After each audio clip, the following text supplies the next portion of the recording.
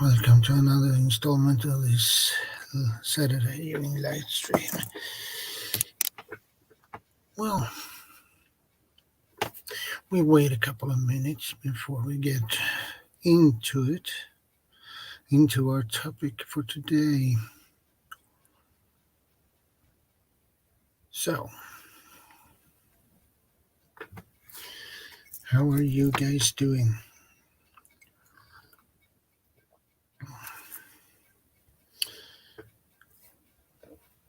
And I need to check that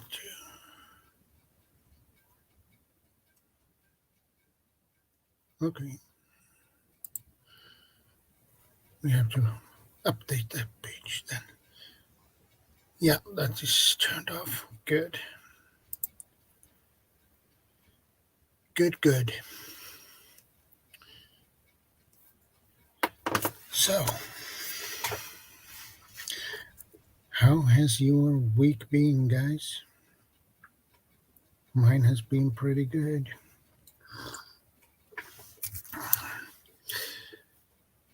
And we have, hey, Sandra, good to see you. How are you doing?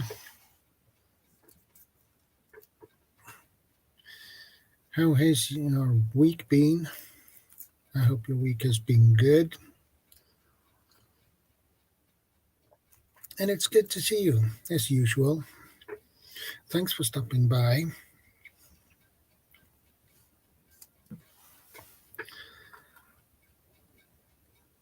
And a triple wave. That's nice.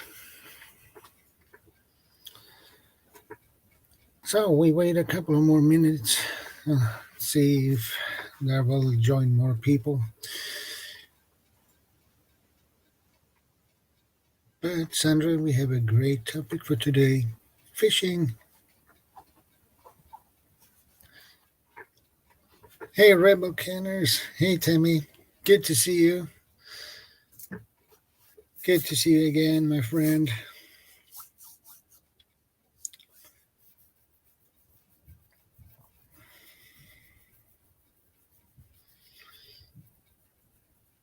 And it's good to see you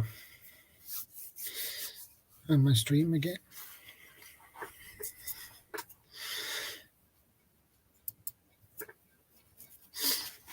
I learned to fish as a child. Yeah, that's good. How old were you when you learned to fish, my friend?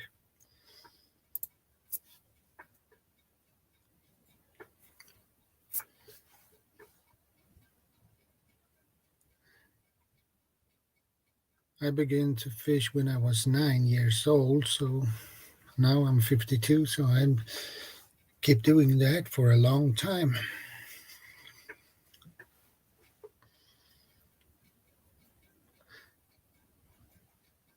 That's good.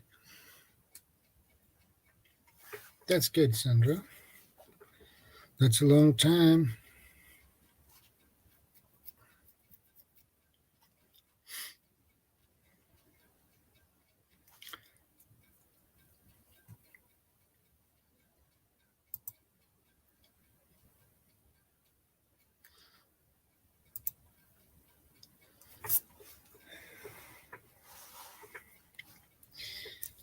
So, how has your week been, Sandra?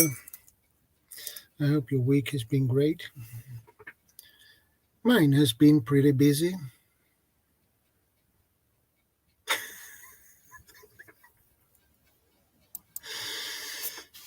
You do not look 52. I was thinking 30. Thank you for that, Sandra.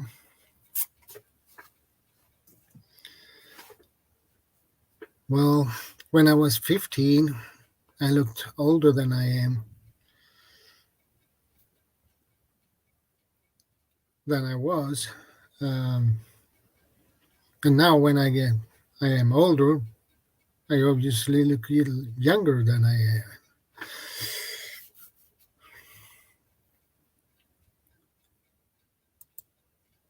I still remember my first fishing pole, little green Sibco with a closed face reel. My first fishing pole was made of bamboo.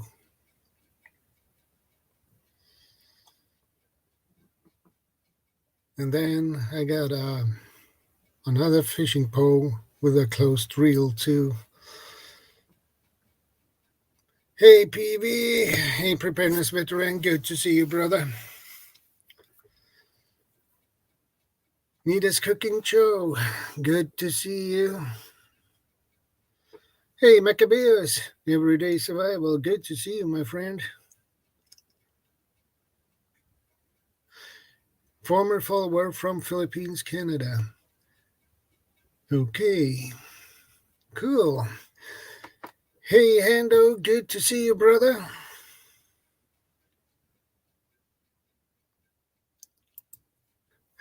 Me too, but it catches up with you in your 60s. Yeah, I guess you're right about that. Hey PV, good to see you. And welcome up. It's always nice to have you on panel. Hey Shadow, you right? Can you hear me? Yeah, I can hear you loud and clear. Good. I've literally I've just 34 seconds left, and I've just uploaded me my fishing video. I thought at the beginning of the week, I thought, right, I'll do a video about fishing, and then literally a couple of minutes later, you announced that the subjects are going to be fishing this week. Yeah. Well, it's a Hey, good topic. Yeah, my favorite. I've been fishing for years. Most of my life, I've been fishing. Live next to the coast and everything. Hey, Rebel Canners, good to see you there. Yeah, fishing, love it, love it. Sea fishing, mind you. I've never really delved into freshwater fishing or coarse fishing or anything like that. That just bores me to tears. It depends on what you are fishing for. Yeah, well, the main reason is in Britain, you've got to have a license for freshwater fishing, any river fishing or inland fishing. Yeah. And I can't see the points, and especially for lakes and stuff like that. I just never see the point of going somewhere, sitting on a lakeside, pay to get there, to catch a fish that someone else has caught 10 times before, and then you got to throw it back. It's a bit of a con, really. No, I've been sea fishing my thing, and I catch, eat what you catch, and it's a good challenge. It's a good challenge. You're out in the elements. You catch some good variable fish. Sometimes you don't know what you're going to catch. Yeah, good stuff. Yeah, for me, it's both seawater and freshwater. So yeah, it's interesting it's fun. that different, not only the different types of fish people you get around the world, but the different names people have for the same fish. Yeah. I mean, we used to go fishing in West Wales off the beaches there. You get a lot of surf there, which is renowned for bass. Sea bass is completely, looks almost the same, but it's different from the bass you get in America. Yeah, it is. It's slightly different, isn't it? Yeah, we have sea bass here too, and that is totally different from the bass in the US. Yeah, you get the. They are. I should imagine your ones are similar to what we have. They're the silvery coloured fish with the spines on top that retract on the dorsal fin. Yeah. Yeah, we used to go. Well, we finished school and then we'd get all our mates together and we'd used to go out fishing on the beach all the way up until midnight and then back home. Yeah, we used to catch everything from this used to be a tidal estuary on the Thames, and we used to catch everything from whiting, pouting, cod, eel, plenty of eels, flounders, plaice, quite a variety really, but not really any of the what we call summer fish, because when you start getting onto the south coast of Britain, you start encountering the Gulf Stream, and the warm waters bring up the quite a different variety of fish all year round, and you get the bass, the garfish, and the mackerel is a big one on the south coast. Mackerel is really fun fish to try to go for. Yeah, they are really good fighters.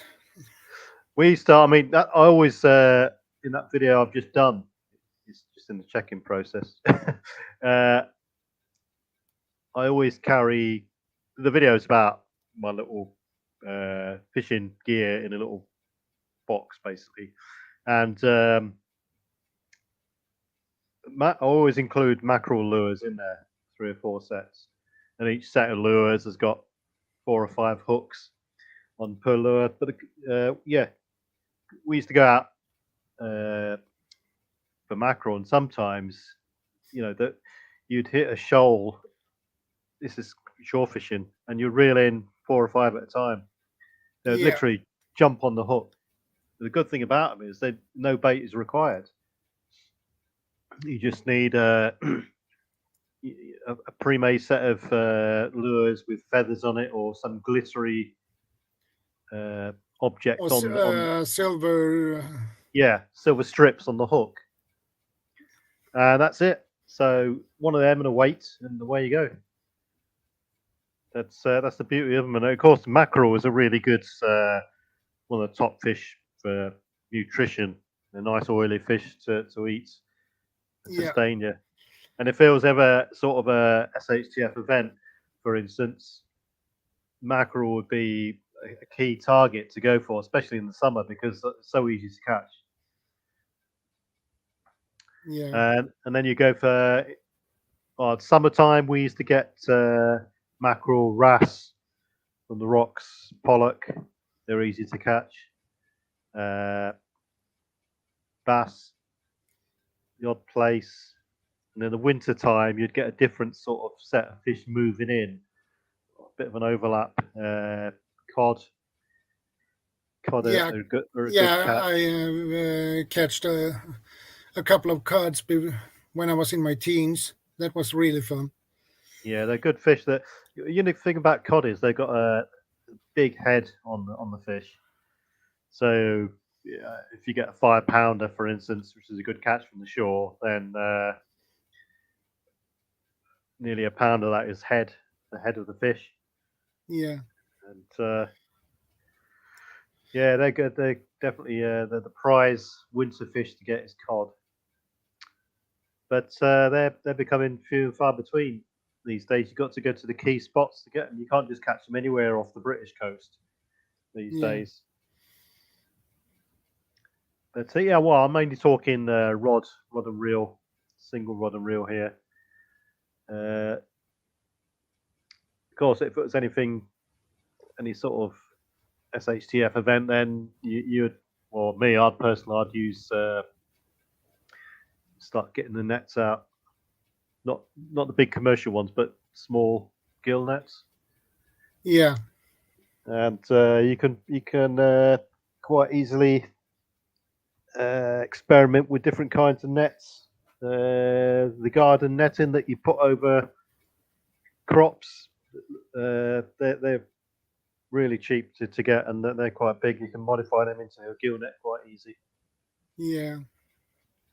Crab pots, you can put them out, because it's not just about the fish, it's about everything else that lives in the sea. Crabs, the mollusks, mussels, limpets, sea urchins, lobsters. You could quite easily make. It's an easy way to catch crab, by the way. You have a string, and you have some bait on the other end, and you just drop it, and then you let the crab grab it with the claws, and then you pull it up. Yeah. We used to go off fishing off a little pier. Yeah, exactly. Crabbing, And we didn't even use any hooks. It was a safety pin, and on the safety pin, a couple of Yeah, winkles. exactly. Like you say, you just pick them off, put them in the bucket, and that's it. Because you're gonna, and if the crab is undersized or not the right crab to eat, because we found that not all crabs are the right crabs to eat. You get the big red ones. I mean, they're the ones to eat. But the other smaller ones, you can still use them as bait, particularly if they're in the peeling stage. And we used to call them peeler crabs. They're brilliant, absolutely one of the top baits you can get. And what we used to do is to determine if a crab is a peeler crab. If it's in its early stages of peeling, you can't really tell. You have to snap off the back leg, twist it, and then pull. And you would see the new skin come away underneath the shell that the joint that you just snapped off. Yeah. So then you just leave it in a bucket for a day or two, and the actual back shell you'll see that starting to come up now and peel off, and the new skin underneath. And the cod absolutely love peeler crabs. It is. People can get very animated about worms and crabs and the live bait people use, but at the end of the day, it's bait. If you know what the fish like, then you've got to get that bait to get your catch. And if you want to eat, that's what you got to do.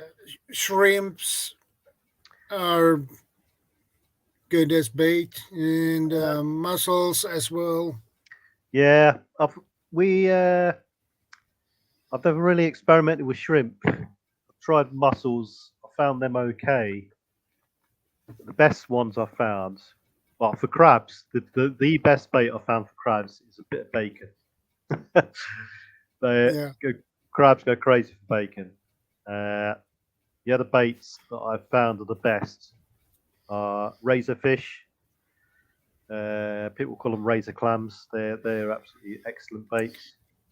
Yeah, sardines works too. All right. Squid. I believe. Yeah, squid. I believe someone used sardines. An oily fish would be a good choice because mackerel is another top bait. The reason mackerel is so good as you cut it in pieces, and the reason for that is it's a very oily fish, so that will release a lot of particles in the water, so it will spread the smell from it very easily. We also used because when we were kids, baits, we didn't really want to spend any money on baits. We used to go get it ourselves. So we used to go digging for worms and razorfish. So the three top baits. If you had mackerel from the previous fishing trip that you'd save, then all the best because that's a good bait. But we used to razorfish or razor clams, people call them, and a bit of salt. So you walk along a sandy beach and you see the razorfish or razor clam hole. Put a bit of salt onto that hole. Literally within 10 seconds, they're at the top shooting out. So you grab them. That was one way. People use pumps as well to suck them out of the hole, but I've never really opted for that method. And ragworms and lugworms. Tinkerbell vlog, good to see him. Good to see you, Tinkerbell. Lugworms and ragworms. Yeah. Adventures with Sog. Good to see you, Adventures with Sog. Lugworms, if anyone isn't aware, are the worms that just look like a standard worm with a big bit of a bulbous end on the end of them. They're fairly easy to get. And ragworms are the most horrific creature you could ever wish to encounter. We used to get king red ragworms. They used to be they can go up to about 2 foot long. And it appears, they look like centipedes to look at. It looks like they've got millions of legs either side of their body. And if you were to touch the head of them, they've got 2 really black, sharp, strong nippers that come out like fangs that come and grab and nip you. They are an excellent bait as well. And the good thing about ragworms is you can cut them in slices because they are long, and each individual slice will keep alive for hours. So it will appear to the fish as if there's a separate worm altogether. Yeah, ragworms are vile creatures, absolutely. But they are a good bait. Aside from that, you can mix and match baits, which is always good. Because the problem with baits I've found is when you cast, sometimes if you haven't secured the bait to the hook properly, the bait will just fly off in one direction, and you'll end up. Yeah, it happens to me. Yeah, you'll end up putting your hook and weight in an opposite direction. That's it. If it's at night, sometimes you can't even see that's happened. So you're literally sat there 15 minutes before your next reel in with nothing on the line. So yeah. But to get around that, what we used to do is we used to have some elasticated cotton, which is good for baits like peeler crab and some fish that you put on. So you'd put the bait on the hook and then you'd wrap it around a couple of times with a small piece of elasticated cotton, and that will keep it on there. Hey, Columbia fan, good to see you. Columbia fan, good to have you here. The other top bait we'd use would be sand eels. Yeah, we're talking about fishing, Tinkerbell. Currently talking about fishing bait. I know, at least here in Sweden, some of my friends from the childhood, they used dough as a bait, actually, right. And it works. Yeah. I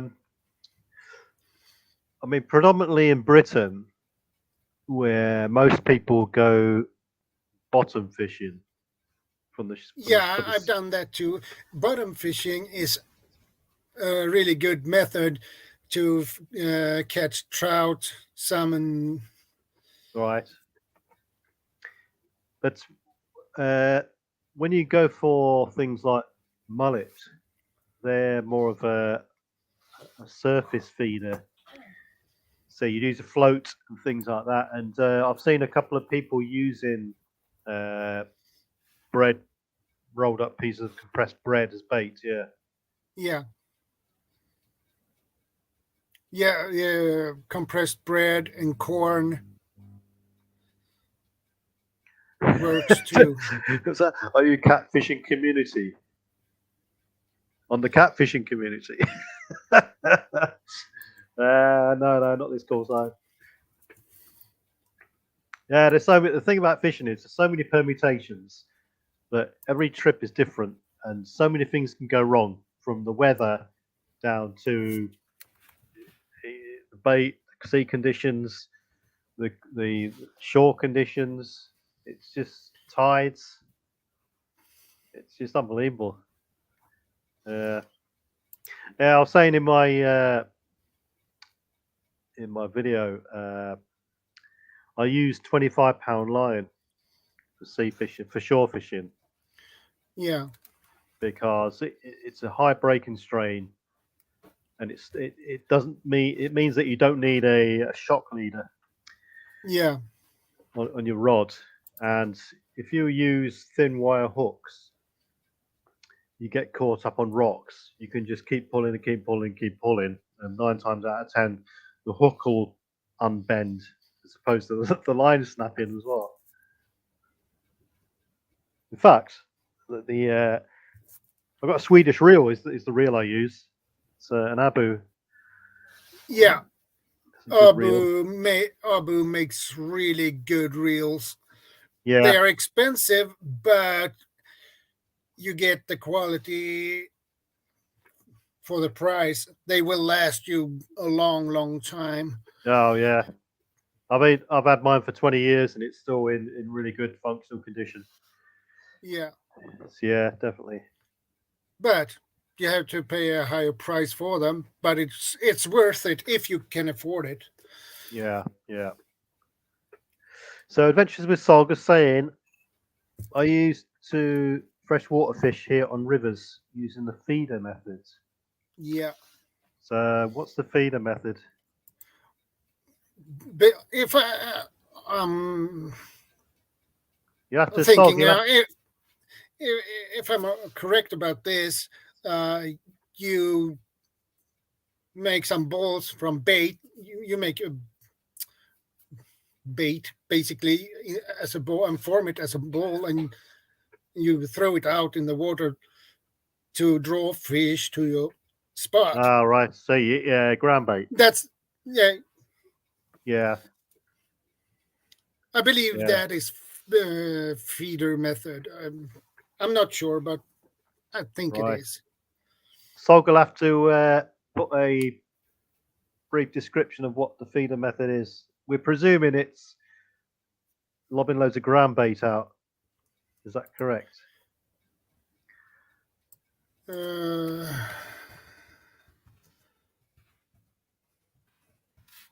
Yeah. So anyway, sea fishing. We soon found out, within a couple of trips, getting to talk to people, that the best fishing is to be had after a storm because it sort of strips and ruffles up disrupts the top layer of the seabed, and it uncovers more food for the fish.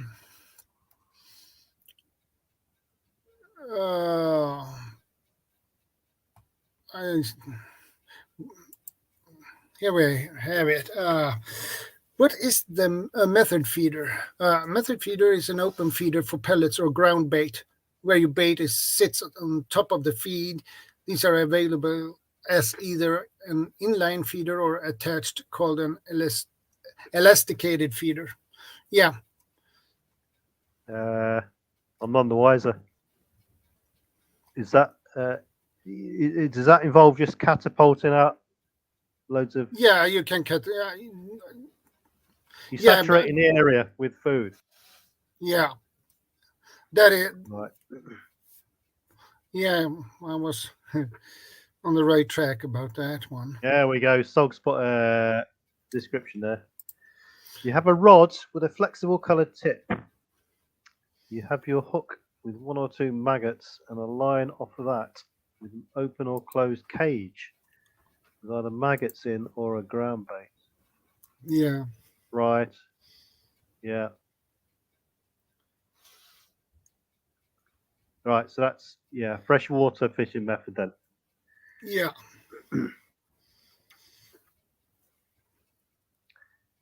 Yeah.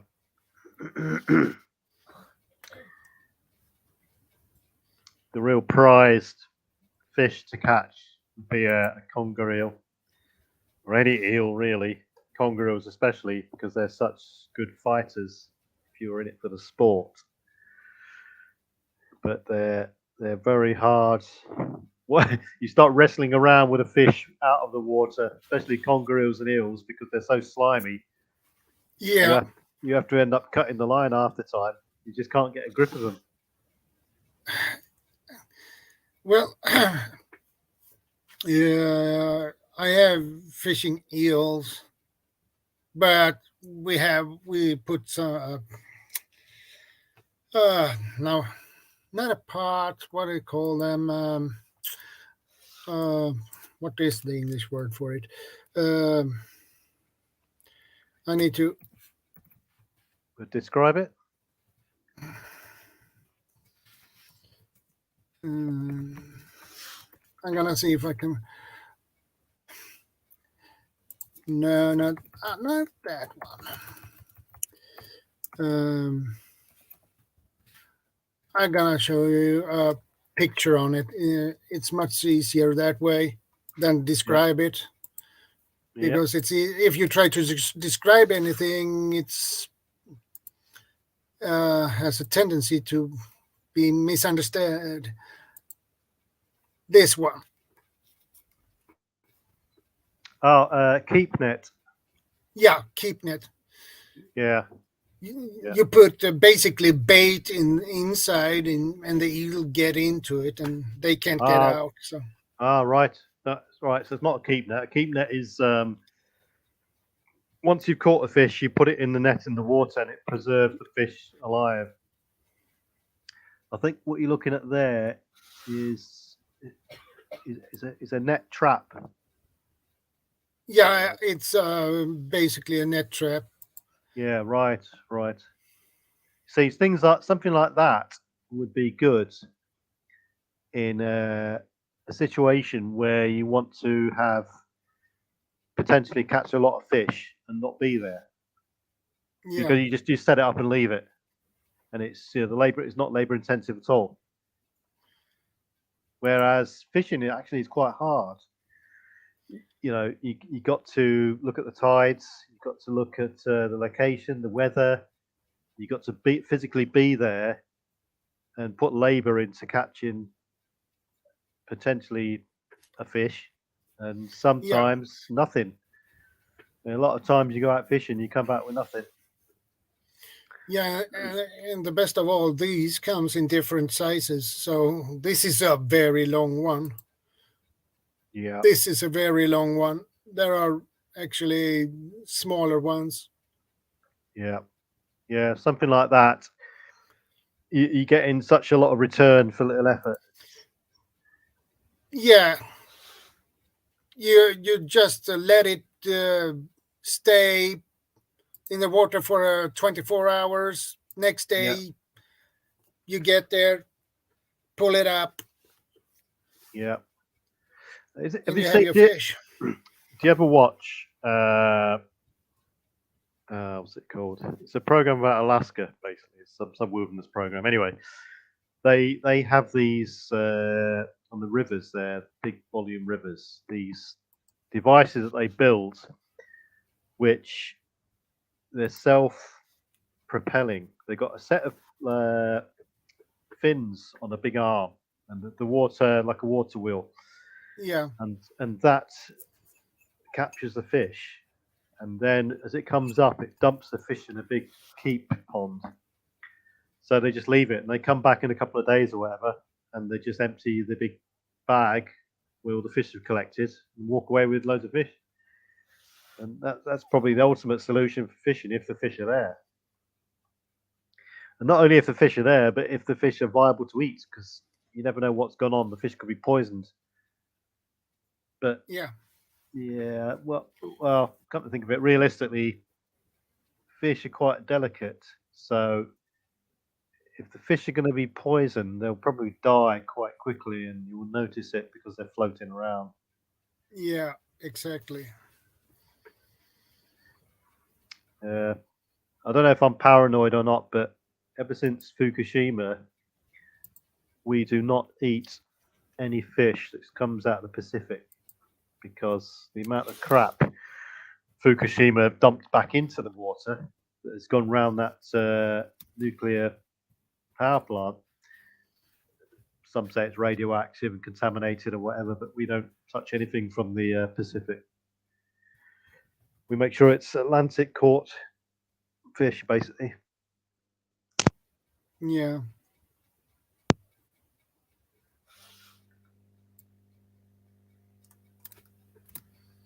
Yeah, Adventure with Sog there saying we use keep nets mainly in fishing matches or competitions to see who catches the most fish during the day. So at the end of the competition, they go around and weigh all the fish from the net, determine who's the winner. Yeah. In Britain, we've got a big problem with sewage being dumped into rivers, and this is from water companies. Yeah. Every couple of weeks, you'll see it'll be in the news, another water company's been fined for dumping illegal sewage into the rivers. Yeah. Yeah, that's a problem with the pollution of the rivers and the lakes and even the sea. So yeah, I mean, I can imagine if any sort of big disaster like the big tsunami in the Indian Ocean, the wave comes in, destroys everything, and drags everything back out, and try going fishing in that scenario. It's going to be, all the inland inshore waters are going to be contaminated with all sorts of detritus. So I mean, yeah, fishing isn't easy. The amount of times we used to go out and come back with nothing. You're talking about 75% of the time we used to come back with nothing. Either that, or I'm just such a bad fisherman that. Yeah, it depends on the weather, the temperature in the water, the time of the day. Yeah. And this is why one of my options for complete SHTF, if we have to bug out anywhere, would be to go to the coast, because it just enables that extra bit of opportunity to eat, basically. If it gets that bad, you've got all the shore foraging opportunities from not only all the mussels, cockles, and everything, limpets that live on the rocks, but you've got all the seashore plants that are unique to the seashore. Let's see. And you have the seaweed as well. So yeah, seaweed, sea buckthorn plants, all that sort of stuff. And on top of that, you've got the fish. But if it ever gets that bad, people got to consider the contamination in the water. There might not be any fish left at all. Depends where you are, I suppose. Yeah.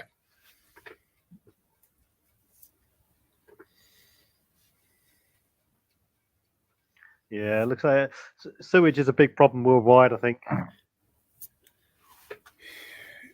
Yeah. Here in Sweden,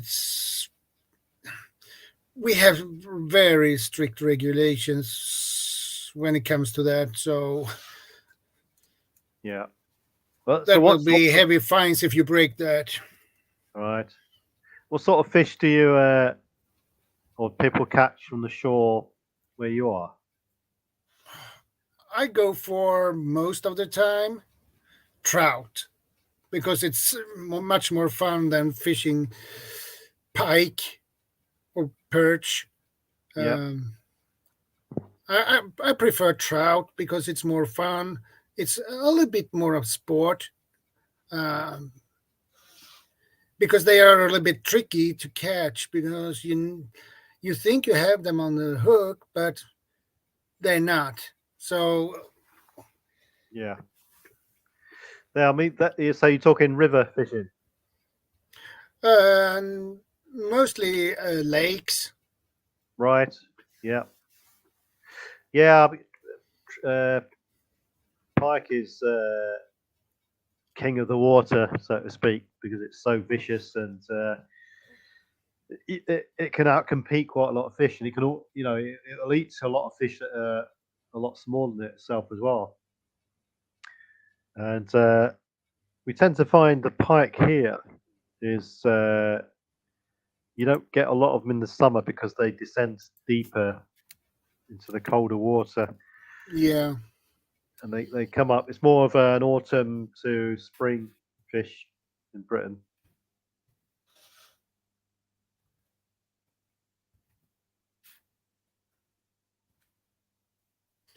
Are you familiar with pike perch? Pike perch? Yeah. No. What's that one then? I'm gonna find you a picture on it.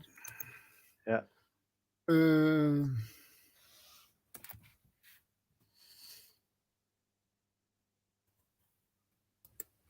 Not that one.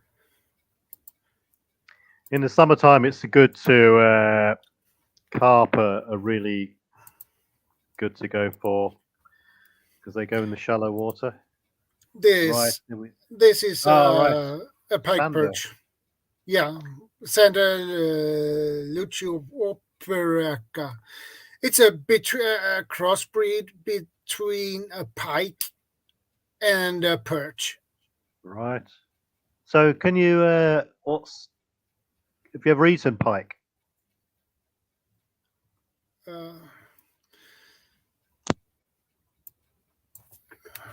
Our pikes.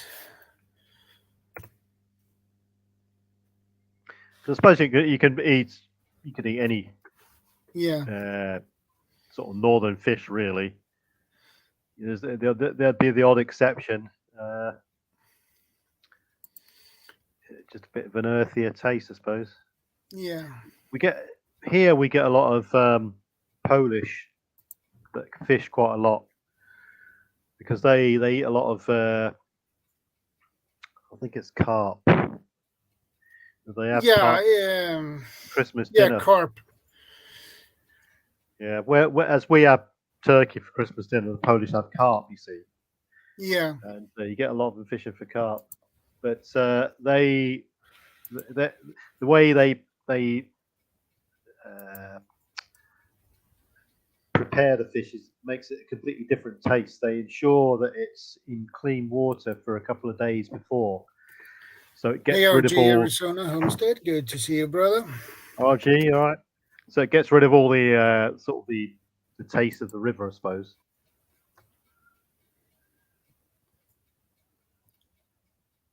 Pike is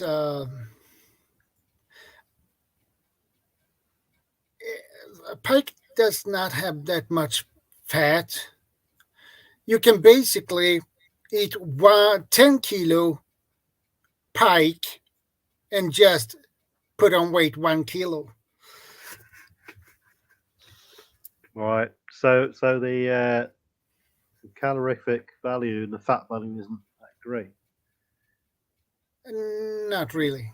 But then again, if you caught a pike because you need to eat it, then you've got the morale factor that you've caught something for a start off. Yeah, so it's a morale boost, and it does add some sort of calorific value. So any fish is good fish if you're that hungry, you know. Yeah, Adventures with Sug. Yeah, pike is a very bony fish. I know that, but if you fillet the fish, you get away with all the bones, basically. But you will still have some bones in the fillet.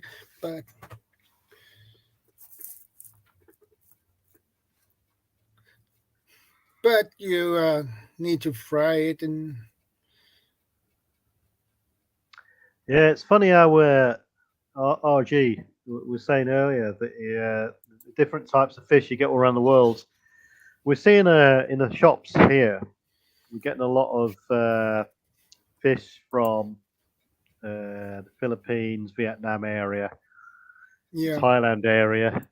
Panga is one of them because it grows so quick and so big that they just have loads of panga farms and ship them across to Britain, and it tastes just like the fish we get over here normally, cod and, well, not quite, but it's a good tasting fish, put it that way. Panga. Yeah.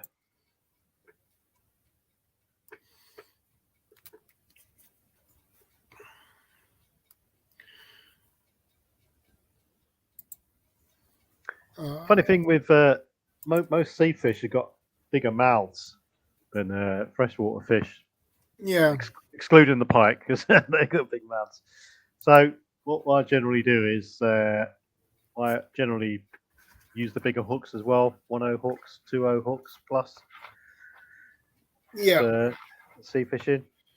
It amazes me how small some of the hooks you have for freshwater fishing. Yeah. Actually are.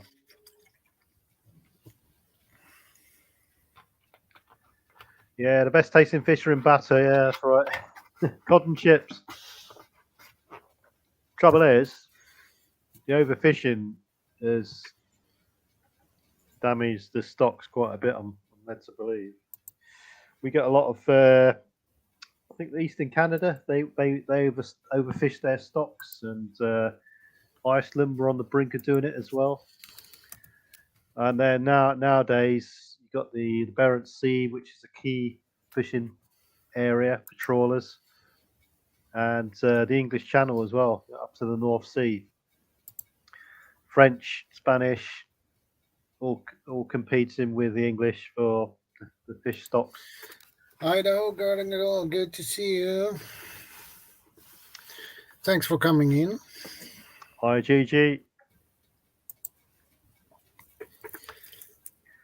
Yeah, the problem I found with commercial fishing, you see, the drag nets they use just destroy. They suck up the complete volume of fish in the area. Yeah, and the problem is they don't release the smaller ones. They just take everything. So that's right. And they destroy the bottom of the sea too. Yeah, because that's what these I say. Big, I don't know the English word for it, but big wooden things they attach to the dragnet, and that's well, they move on the bottom and they turn up a lot of dust. Soil from the. That's right. Yeah, they basically strip the surface of the seabed. Yeah. And it takes years and years and years for the plants to recover. Yeah.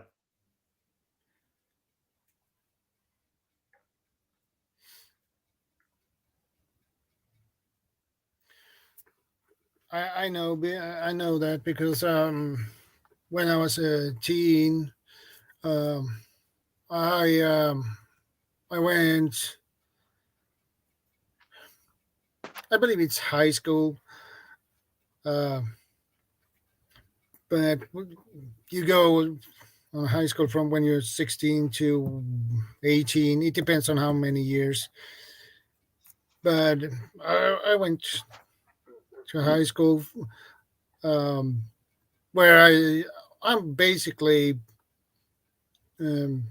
trained professional fisherman, and I'm also I also learned to mussel farming and fish farming and things like that. So right, yeah, mussels are quite a good source of protein and other sorts of minerals and vitamins, and they're quite easy to get because you find them a lot of them at low tide on the shore as well. Yeah, definitely an opportunity there.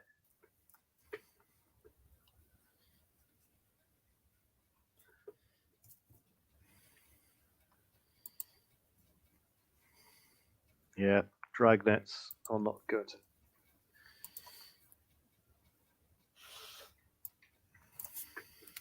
So I suppose the other thing people got to consider when they go fishing, especially in any sort of post-disaster, post-SHTF event, is injuries, because it's so easy to cut your fingers, get a hook into your finger, or hook somewhere else in the back of your head, in your eye. I got actually a hook. Yeah. Just here. Yep. And the hook just broke. So I had that much of the hook sticking out from my temple. Right. Yeah, so lucky. Was it barbed? Yeah. Yeah, and when I get to the hospital to get rid of it, the doctor who got the job to take it out, she had some problems to get it out. I think she worked on it for at least 30, 40 minutes before she could get it out. Yeah. And that was with local anaesthetic then as well. Yeah. So yeah, see, if that's not available and you get that same sort of injury, then it's going to be painful. It's either really painful. Yeah, like I said, the amount of times if you go fishing in pairs, I mean, which you should do anyway, if you're fishing off the rocks or from the sea, then quite often you cast out and the weight on the end of it with the hook attached to your rig can quite easily hit the person you're with. If you both got to be aware that someone's casting and this sort of thing. Yeah.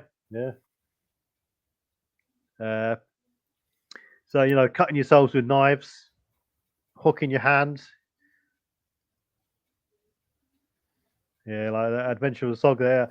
I've had a size 20 hook in my hand, and that was bad enough. Lord knows what it's like to get a sea hook in you. Yeah.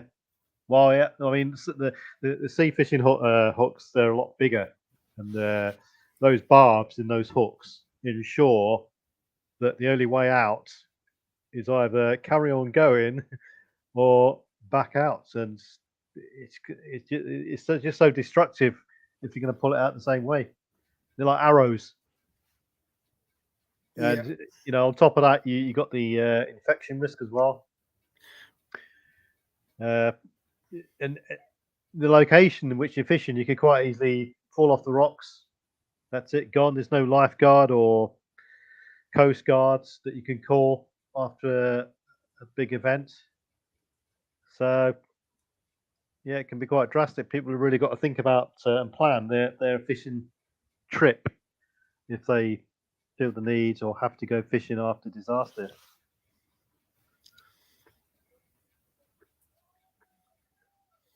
The problem is when you get a hook in your hand or finger or anything, you need a plier. Yeah. To pull that hook through, and then you need to cut that barb so you can get the hook out. And yeah, I mean, if you could probably, it depends where it is, I suppose. You could probably, if it's in a finger, I don't know, you could attempt to cut the eye off the hook and then push it straight through. Yeah. Hey, CR. Hey, CR, good to see you. And the other problem with the hooks is those hooks contains a lot of bacteria and other things. Yeah. You never know what, and you need to clean that wound. Yeah. Otherwise, you will have a bad, serious infection in that finger or your hand or wherever you get that hook. Yeah.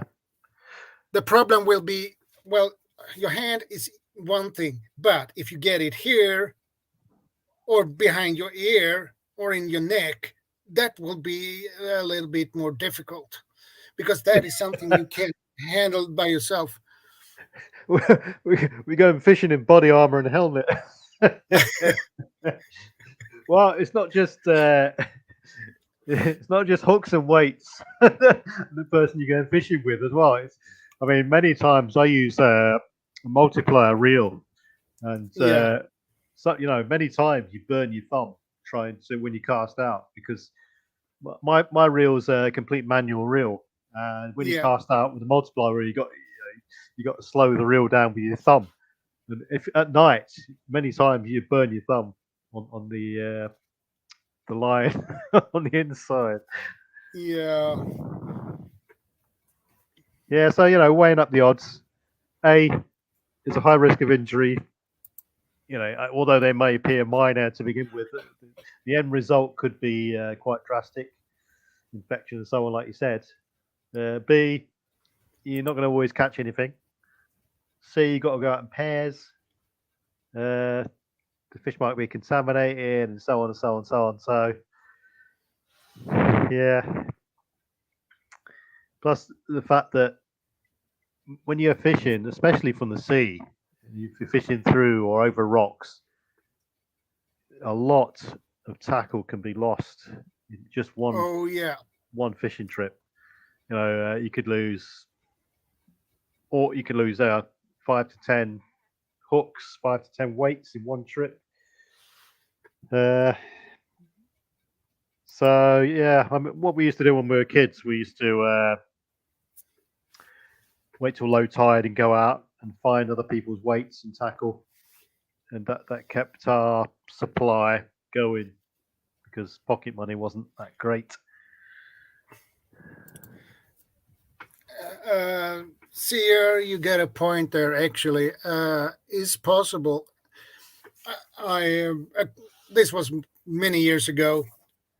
There were 2 guys who went out in a boat and just they cast out and they row the boat to catch the fish.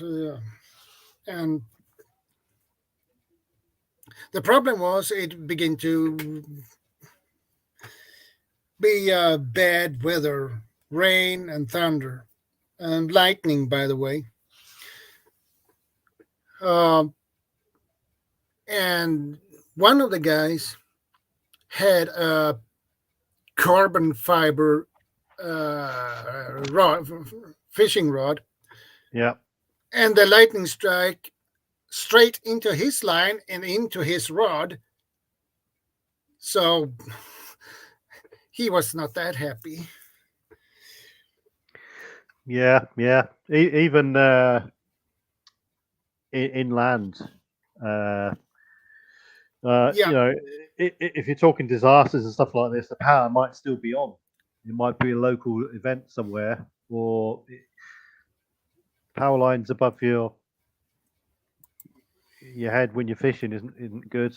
Most times here you've got warning signs out. So after that, they recommended not using carbon fiber fishing rods if it was a thunderstorm or anything like that, because the risk was too high. Yeah. If the lightning would strike, so that is very possible. You can get hit by the lightning. So a good option for people near the sea is to go boat fishing. Either if you got a small rowing boat or access to a small craft that you can go out to the middle of the channel or whatever there, because boat fishing is a lot easier than fishing from the shore. Fishing from the shore, you can almost class it as a skill. Boat fishing is really easy compared to sea shore fishing. Yeah, I have boat fishing a lot, especially when I was in a kid in my teens. I was most of the time in a boat and fishing that way. Yeah.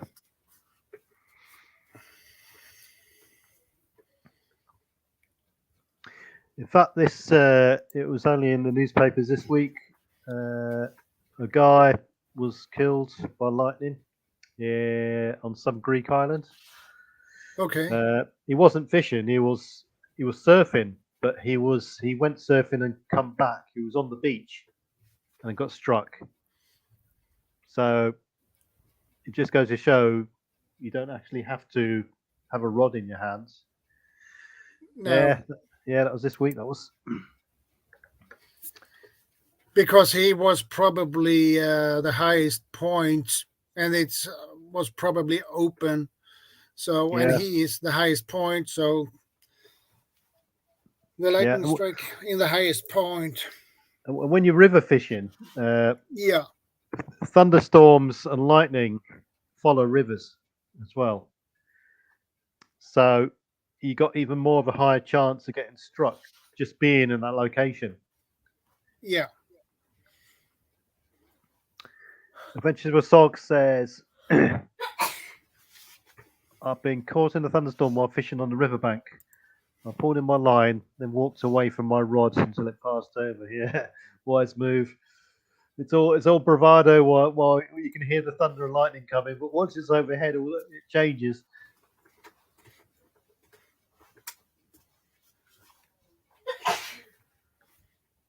Is that the cat? Gesundheit. Yeah.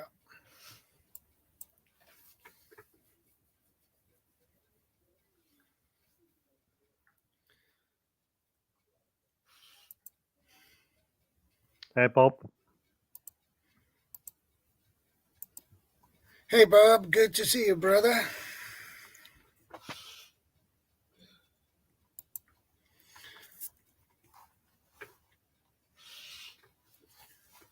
I have been fishing when it has been a thunderstorm in a rowboat. It was pretty scary, but I managed. Hey, Bob, you all right? Hey, Bob. Yep. Mm-hmm. We went fishing down in Cornwall once. There's about 15 of us. The lads' boat trip. And it was all laughing and joking. You know, the beer got packed onto the boat. That was the first thing that got put on. Then the fishing rods. And the guy took us out into the sea, and it was all laughing and joking on the way out. As soon as the boat stopped, people started to slowly turn green. They got seasick, huh? Oh. And then no one caught anything until the first person started hoiking over the edge. And then the people were catching things. That does. You know, after a couple of hours fishing, about 3/4 of the people on the trip were green. And it wasn't until the boat started its engines and started to turn back, everyone felt all right again. But then, I'll tell you, there is nothing worse than buddy feeling seasick. That is got to be the worst thing I've ever experienced. It is miserable, isn't it? Oh, Yeah, Lord. yeah, Oh, yeah. You know, you literally, when you say someone turns green, they literally turn green. I've been there, and thank God for those little Dramamine patches you can put on behind your ear. You know, oh my God, Mrs. and I take a Dramamine tablet before we fly, also, just to be sure. You know. Yeah. Right. Yeah. From Seattle to Korea is one long damn flight to be airsick. So it's just better to take a little tablet before you go, just to make sure. Yeah, the last thing you want to hear is the pilot come on the air saying, "We're about to experience turbulence." Yeah. In fact, Bob, we were saying earlier that we're getting more and more fish from the Far East now coming to our supermarkets. Panga. Have you heard of Panga? I'll have to. It might not be the common name it's known by. I'll have to Google it. Hang on. Panga fish. Yeah, I'm not familiar with that one. Well, you can get some fish from east in specialized grocery stores here. Mm-hmm. Right. I stand corrected. It is called Panga, but it's this is from Wikipedia. Panga or Panga sea bream is the common South African name for Pterogymnus lanarius, a small ocean-dwelling fish native to the southeast Atlantic Ocean, sometimes called torpedo scads. Hey, Idaho Garden Girl. It might it might not be the one I'm thinking of.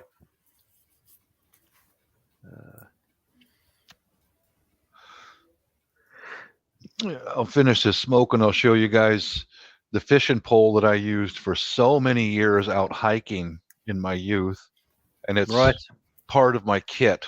I've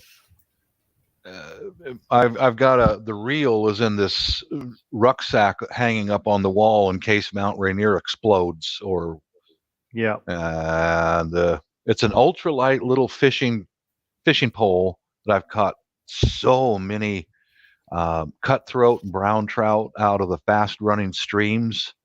Yeah. A lot of folks don't go to the narrow little streams, but that's where your fish are at. They're not very big, but there's lots of them in the little mountain streams. Yeah, Most if guys you catch it 15, 20, you're good. You're good. Uh-huh. you're doing good with that. Yeah. Mm-hmm. Many years I used a combination rod, and it came in 5 pieces. And you can swap the pieces around. So if you go boat fishing, you just get the bottom piece and the top piece. There's your 6-foot boat rod. If you go beach fishing, you put them all together, and you got a 12-foot beach caster. If you go rock fishing, you put 3 pieces together, and you've got like a 9-foot rock fishing rod. That was a very, very good rod, and it's because it's quite modular. You can adapt it to all sorts of conditions. Nowadays, I've just got a telescopic rod, 12-foot beach casting telescopic rod. In fact, I got that from Lidl. It's quite a good rod. Yeah, very light, efficient, and it works. Rods are the cheap thing, I think. It's all the other things. The biggest outlay has got to be the reel, good quality reel. Right. Followed by the rods, and then weights, I suppose. Yeah. I used to make my own weights. I used to get a good mold. So this is your long-term rod, is it? Yeah, it's a ultralight for streams where you're going to catch the little cutthroat trout. I bought this in about 1980, something like that. It's kind of fragile. That's why I kept the case with it. Yeah, I was going to say it's a good option. I've never seen a fishing rod in a solid case actually, because that's you could just put it down and someone could just walk on it and step on it, and the ends broke. That's I've seen more than one guy loading their fishing poles into the trunk of the car and slam the car lid on the tip, snap it right off. But this is very sensitive. Right, light tip. Very sensitive. Yeah. So what sort of length is that then? It's only probably 7 feet, I think. It's just 2 pieces only. Right. So it's because there's no real need to cast a long way. Yeah. Right. Yeah, you're just going to be casting. I've had the best luck catching trout. As soon as you approach the stream, throw we used worms back in those days. Throw it right in a little bit of a shallow, calm spot. And if you're going to catch a fish, that's when you're going to catch it. As soon as that bait hits the water, bang! So we did a lot of traveling. We would walk the streams, walk down and hit another little place and just cast for just a few feet. And I tell you, you will catch fish if you're real patient and you practice with something like this. You've really got to practice. Yeah. You see, that's an example that, to me, if you show us the bit of a closer up of the bottom eye. Okay. That's an example of how. Yeah, right. So the bottom eye there is just all steel or metal. Yeah. These days you'd get a ceramic inner core or a plastic inner core to stop the line getting frayed and so on and so on. And to me, that's a bit of an over marketing gimmick, really, to have all these. Yeah, this is 1980s. Things. Yeah. It just goes to show that works, and it's worked for all those years. Yeah, this is the brand name is called Fenwick. Right. I'm not sure. It was made in the States way back then. I'm not sure if they're even still in business, but at the same time I bought an open face reel made by Ryobi. Yeah. It was this Fenwick rod and a Ryobi MX10 open face reel. Cost me $100 for the two of them in 1980. Now, that was a lot of money. Yeah. But I caught at least $100 worth of cutthroat trout and all that right out of the streams. But that's my. If we got to run out from Mount Rainier or a major flood or fire, this is going to go with me because this will feed you. You know. Yeah. I've just done a video and I was just saying, it was just showing my fishing gear basically. How you can condense all this gear into such a small space. You've just got the rod and a small tackle box, and that will sustain you, and that's all you need, really. Yeah. And the benefits it can herald is just unbelievable, really. So, what sort of technique did you use with that rod? I mean, did you is it surface fishing with a fly or? No, worms with no split shot weights, nothing. Just a nice big fat worm.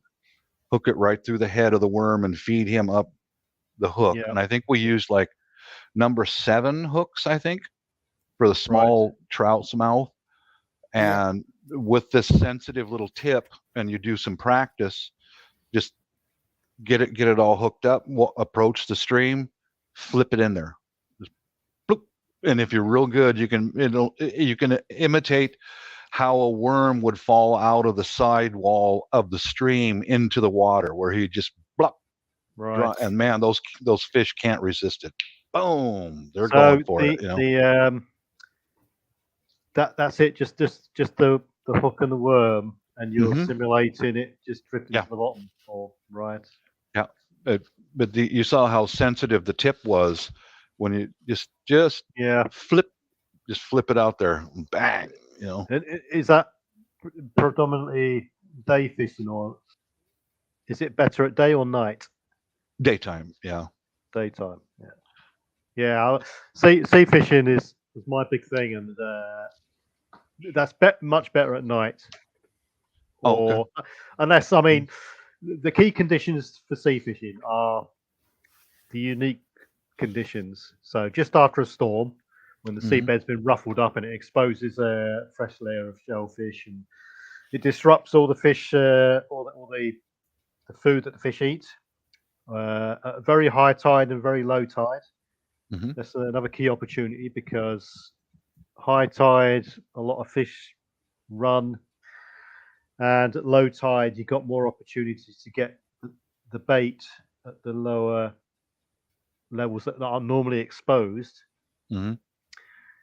Nighttime fishing, of course, and so for some fish, it's on a moonlit night. They're the sort of key times to go sea fishing. I've done a little bit of fishing in saltwater out in Puget Sound.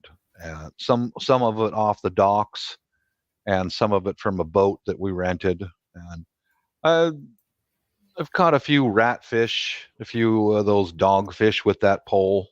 And dogfish. Yeah. Right. Okay. Dogfish. Problem with dogfish, if anyone ever goes fishing and they've just set up, they just cast out, and they catch the dogfish, they might as well pack up and go home, because dogfish will outcompete every other fish in that area, and all you will catch will be dogfish.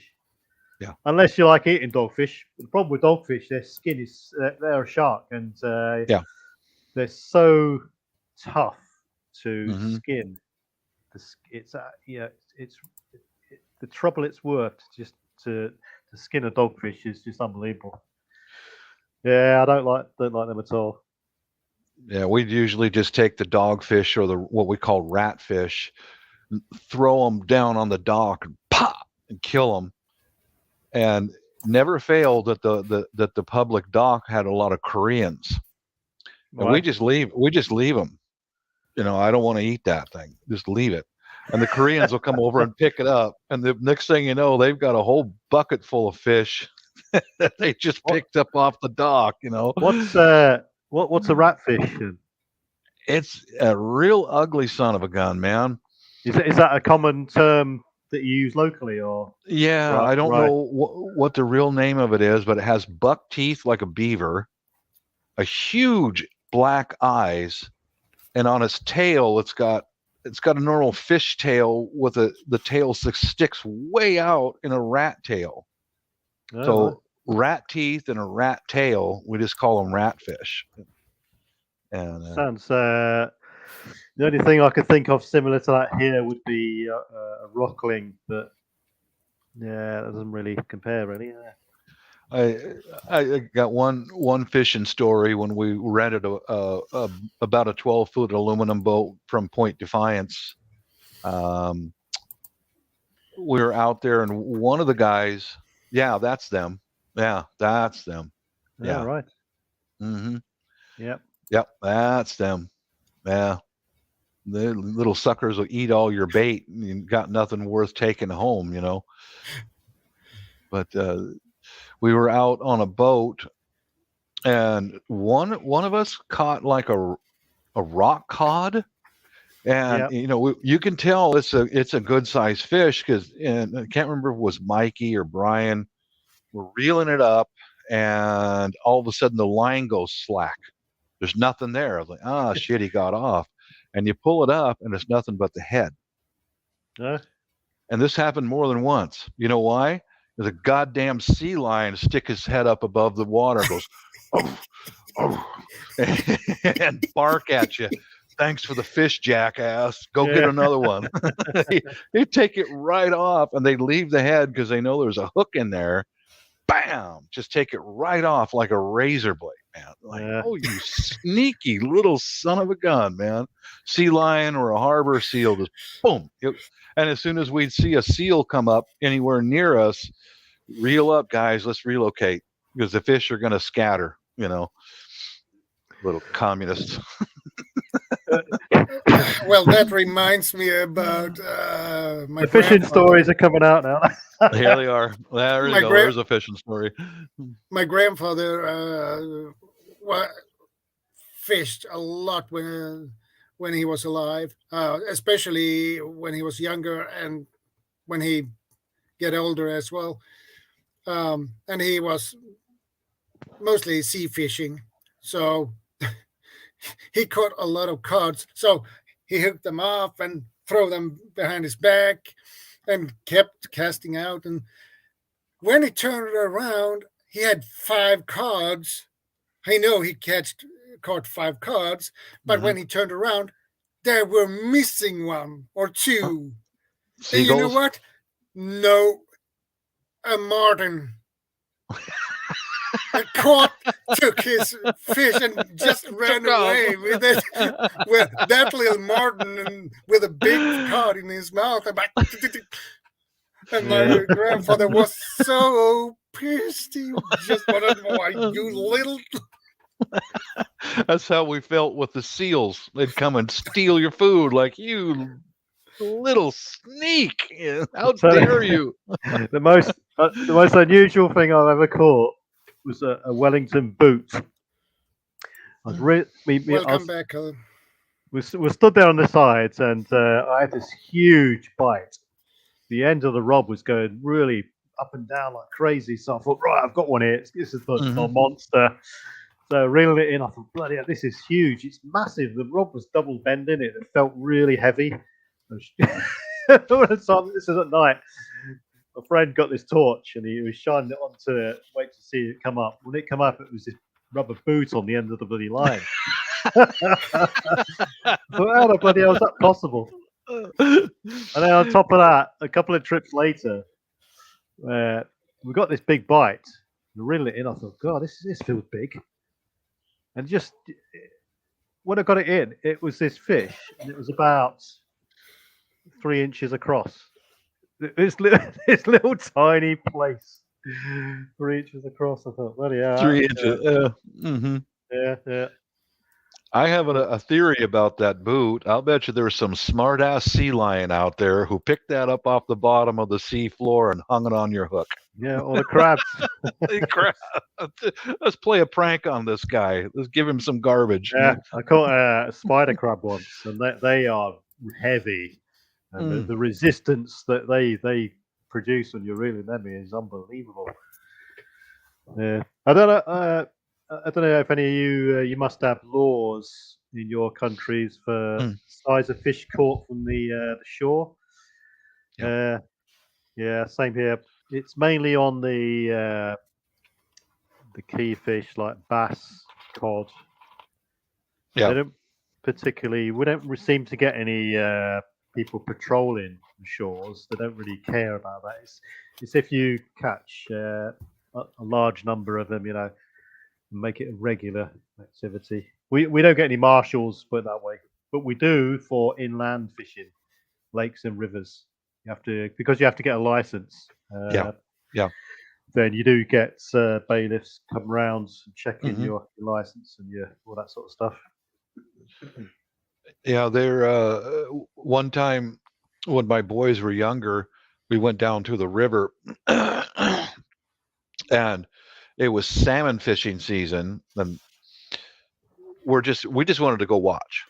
So we approach and we see some guys come out with some nice silver salmon out of the river, and then one fellow approached us in plain clothes with a clipboard and plain clothes.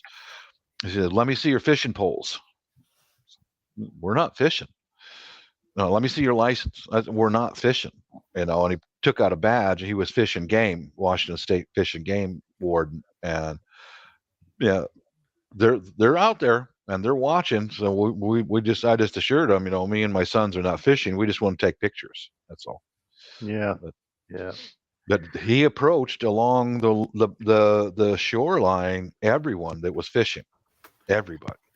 Yeah, he did. He just did his job. So that's all. Yeah, he wasn't being too much of a prick, but well, I can remember on a canoeing expedition in British Columbia, and I was amazed at the fine you can get for interfering with the trout, the salmon. Sorry. Yeah, something like $500,000 fine it can be, or something like that.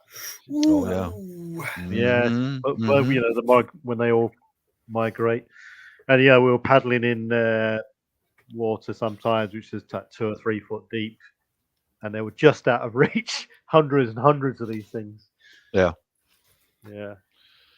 In Washington State, if you're caught fishing illegally, same with hunting without a license and all that, you could put yourself into a lot of trouble if you smart off to the Fish and Game Warden, because they can even seize your vehicle and your hunting rifle or your fishing poles.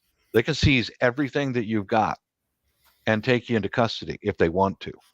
So if you get caught, you better just go, okay, you got me, or smarter, buy a license and go out there, and comply, because they're out there looking. Yeah. If you get caught here with, let's say, wrong fishing equipment, wrong gear, and it's equipment that is illegal here, and these wardens come and see you might have the license to fish, but you use the illegal gear for it. Yeah, they guarantee take your gear straight away. Yeah, you lose your gear. lost. You lose your gear. Mm-hmm.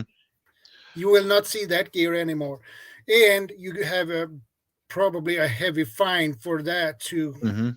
So that's one of the reasons why I stopped fishing. Was they changed the laws here that like one section of the river you can use lures only, artificial bait, and only specific types, and then another section of the river you can use live bait like a worm, and if you're in the wrong section of the river with the wrong tackle, just exactly as Swede described, you're in trouble. And so that's when I went, I think I'm just going to hang up the fishing pole. I don't want to take the risk of getting hey Hendo. Yeah. Hendo. I think I'll just won't take the risk, and hung it up, because you don't risk losing your gear, and fine, you risk to getting into the court for that too. Yes. Do you have a quota for fish that you can catch? Yeah. You do? Oh, right. Yeah. Mm-hmm. And you can take them home as well, eat them? Yeah, the last I knew, before I stopped freshwater fishing and fishing altogether, there's just so many trout a day, and they have to be a minimum length. And now that I don't have any problem with, because I can do that as long as I could use worms or whatever kind of tackle that I wanted to. Yeah. And as soon as they switched it from, the length, the time of the year, the time, and I remember I was going through the Fish and Game regulations, and it was so confusing. If you make a mistake, it's going to really cost you. That's when I just hung it up. Right. I'm not gonna risk it.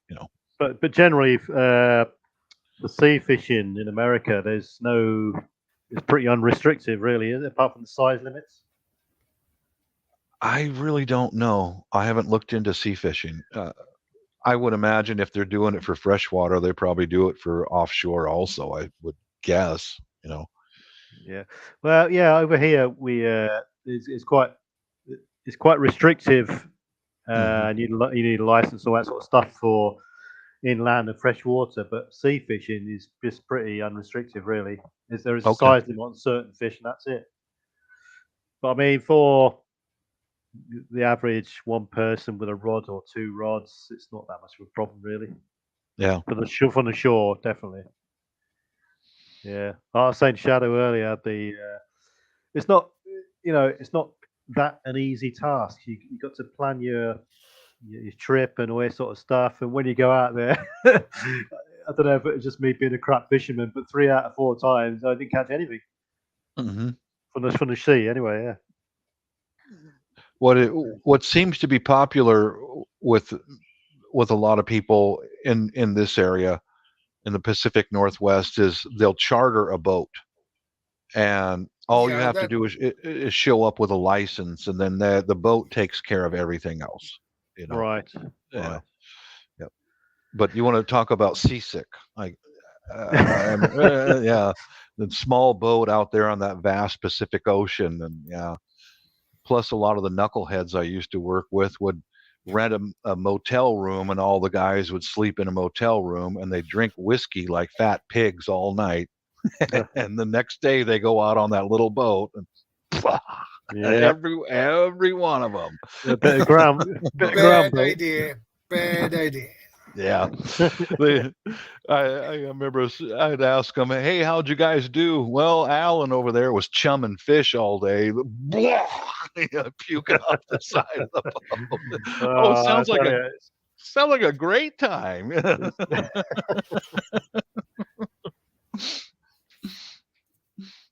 just going to switch headsets. Fishing regulations differ from state to state in the USA. They certainly do. Yeah, they sure do. Yeah. But I have no idea which state is best for fishing. Yeah, at times even county to county, river by river. The Washington State puts out like a booklet every year about freshwater fishing. You better do your research and be spot on with your gear and the time of year. Yeah, and the right gear. Yes, exactly. So don't come with a big fishing net and think you can fish with your license when you are allowed to have 1 or 2 rods. Yeah. Yeah, in Britain, there's most of the rivers are obviously owned by someone, and you got to also seek the landowner's permission to fish from that particular place. And 9 times out of 10, you have to pay a lot just for the privilege of being there, on top of your license fee as well. Oh, really? That's different than here in the state. The rivers belong to the state, and same with the shoreline. That all belongs to the state. And if you have the right license or whatever else, you can just go right in there and go fishing. But this is mainly for places, particularly in Scotland. People pay a lot of money to go up there fly fishing, just for the experience. And it's like I said, you're paying the landowner a lot of money just for the privilege of being there. Yeah, that is a rich man's sport. That is. It's just like game hunting. My dad bought me a fly fishing rod and pole for my 18th birthday, but he also took the time to teach me how to tie flies. All right. Yeah, and I caught a lot of fish fly fishing, but once all the regulations got so restrictive, it's like, I'm just not going to risk it. Funnily enough, in the Army survival kit, you get a fishing pack. The Army survival fishing pack has got more freshwater gear in it than seawater gear. And it's predominantly flies. And the flies they actually have in these packs are such a good quality. To get a comparative civilian equivalent, they cost a lot of money. So if anyone can get hold of a British Army survival fishing kit, get it, because they're absolutely top quality gear in that. I've got elements of one, but I haven't got the complete pack. But they're really good gear. Do they issue that out to like pilots? Yeah, pilots get it. Prone to capture troops. Depends what job you're doing, really.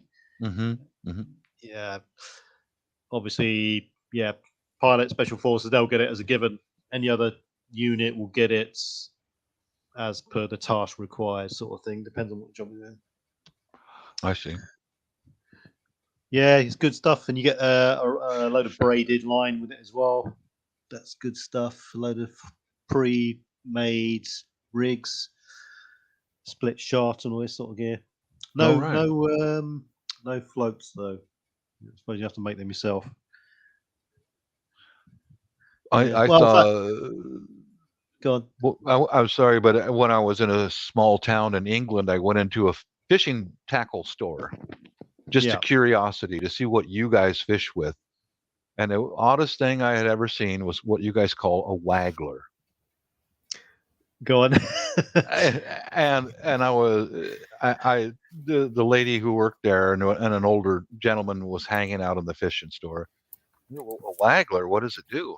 Well, it's made of a porcupine quill, and it's waterproof, and it's very sensitive. You drop it into the little streams, and it stands up straight, and it waggles when the fish hit your line. And what kind of bait do you use in the streams here? And they use maggots.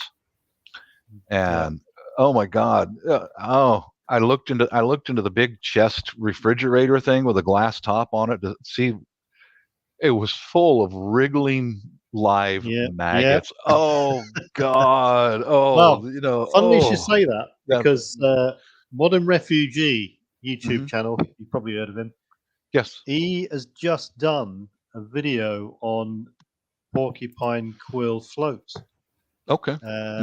It was literally this last couple of weeks, and it was the first time I've ever seen it. But like you said there, it was he was explaining because it's so sensitive and lightweight, you can detect the lightest of movements. Yeah, well, you go in some of these fishing shops now, and everything you can think of, it's been made. It's there. Yeah. Someone's thought about it, and so on. Yeah. But let me just finish this, if you would, please.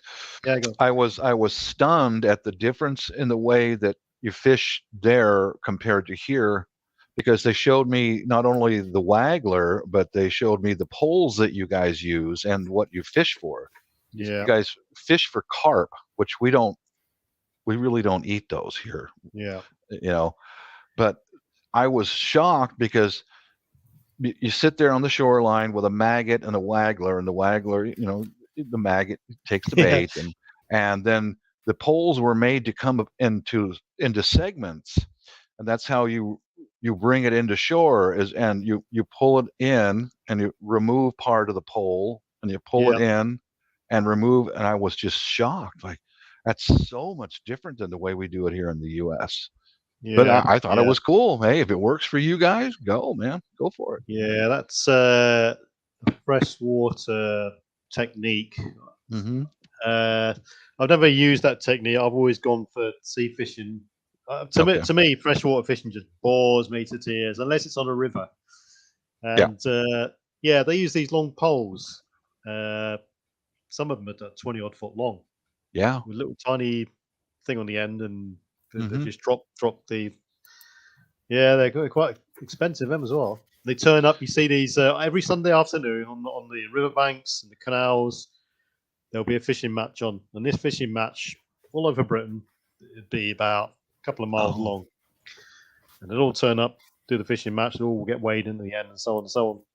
All but right. The carp, we don't eat them over here, but it's a prized fish because it's so big in places. They are. Oh yeah. So they catch them and just pull them back. Really. Okay. That's it. That was going to be my next question to you. Do you guys eat them? And because no, I've seen them. I've seen carp when they're spawning in some of the lakes here. Oh my Lord, those fish are huge. Yep. Lord, they're big. Yep. And my buddy's little brother, he had a frog gig, and he was trying to spearfish those carp, and it's kind of deceiving because they're big. I mean, they look like a piece of driftwood laying in the shallows, So he was smart ass, and he stabbed one of them with a frog spear. Thing, this huge fish came splashing out of the water, and it shook the spear right off, and he had a couple of scales on it, and we're all standing there with our mouths hanging open. Some of them are really big. Yeah. The only people who catch carp in Britain are the Polish, because they eat them. Well, they do. To them, I mean, to Polish, they have carp for Christmas dinner instead of turkey.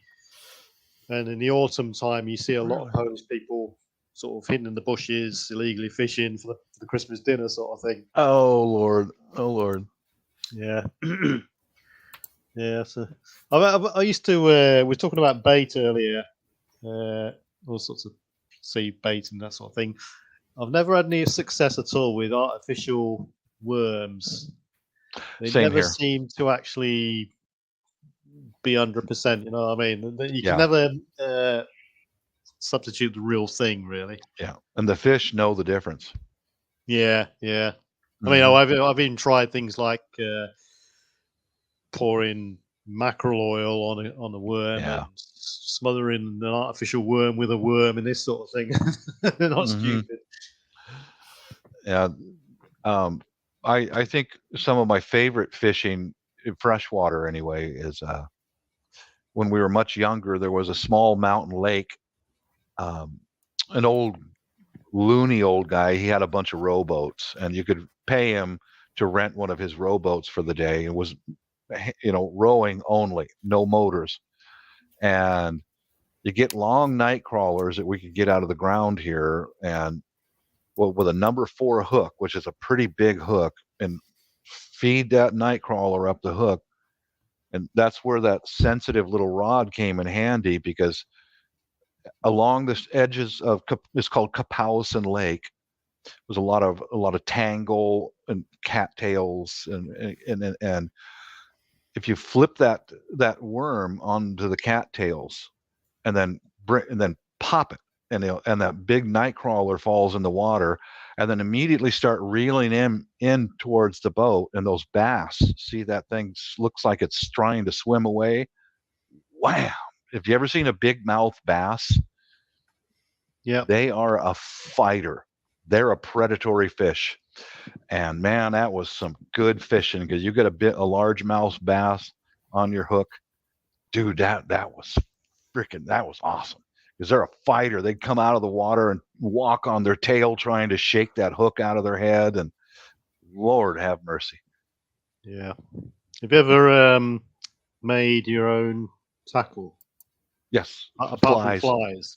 Flies. No, right. that's all I have. That's all I have made. It's just flies. We used to make our own fishing weights. You get a spoon, a tablespoon, pour some lead into it, and then you get like a paper clip, push it into it, and then you got your own weight then done. Oh, okay.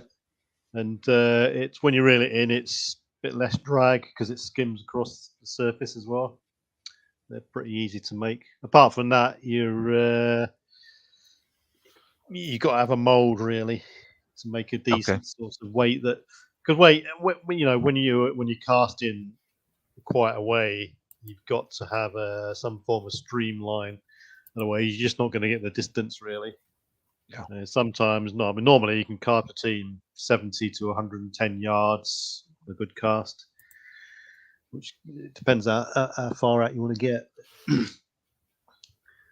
Yeah. Just get some older, when it comes to some austere sort of environment or situation, you can quite easily get some lead from somewhere and make your own weights quite quickly. Mm-hmm. Yeah. And you got to worry about then getting some hooks. You can quite easily make some makeshift hooks and all sorts of bent metal, I suppose. Even hawthorn needles and things like that. You've seen people do that. Mm-hmm. Yeah. Yeah. I watched on a couple of years ago on Discovery Channel. Yeah. They were fishing in Amazonas. Yeah. And they fishing for piranhas. And they used a fly in this size, big, and the only color they used were blood red, basically. And they caught a lot of piranhas because you can eat piranhas. Yeah. And you get the volume as well. Yeah, the amount of fish you can get potentially was pretty good. Just don't go swimming after them. No. That's a bad idea. Yeah, that's a real bad idea. Has anyone been, Shadow, have you ever been ice hole fishing? Yeah, I have. When I was younger. Right. Is that a common practice in winter? Yeah. I have seen here in Sweden, I have seen people on the ice fishing. So yeah, that seems to be a common thing back in like Minnesota, Wisconsin, the colder states in the north here in the U.S. ice fishing. Right. Yeah. But in the Pacific Northwest, our weather is more like England. It's just rainy and it doesn't get that cold, Yeah. In the Northeast, that seems to be very popular, especially when they get a nice little shed with a heater in it or whatever, and then they pass the whiskey bottle around. It sounds to me more like it's an excuse for the guys to get together and pass a bottle around and have a few drinks and yeah. Yeah, I was saying earlier in Britain, the west side of Britain is exposed to the Gulf Stream a lot more, so you get a different variety of fish all year round. You get the warmer waters, where the east side of Britain is a lot more murkier, and you get more of the cold water. What I call the cold water fish: the cod, the pollock, the whiting, the pouting, stuff like that. You can't beat casting into a shoal of mackerel. That's definitely a good, easy way to fish. No bait required. 4 or 5 at a time. You could quite easily stock up and feed yourself for a week on a good mackerel day. Yeah, I have fishing mackerel from boat, and I had 5 hooks on, and I got 5 mackerels on in one. Yeah, definitely. And mackerel, they are good fighters, and when you can imagine when you have 5 of them on 5 hooks, Oh boy. you have to work pretty hard before you get them up. That's why I like using 25-pound line, because no matter what, that fish is coming to me. And by the end of it, if half the time you reel it in, there's just a pair of lips on the end because you pulled it in that hard.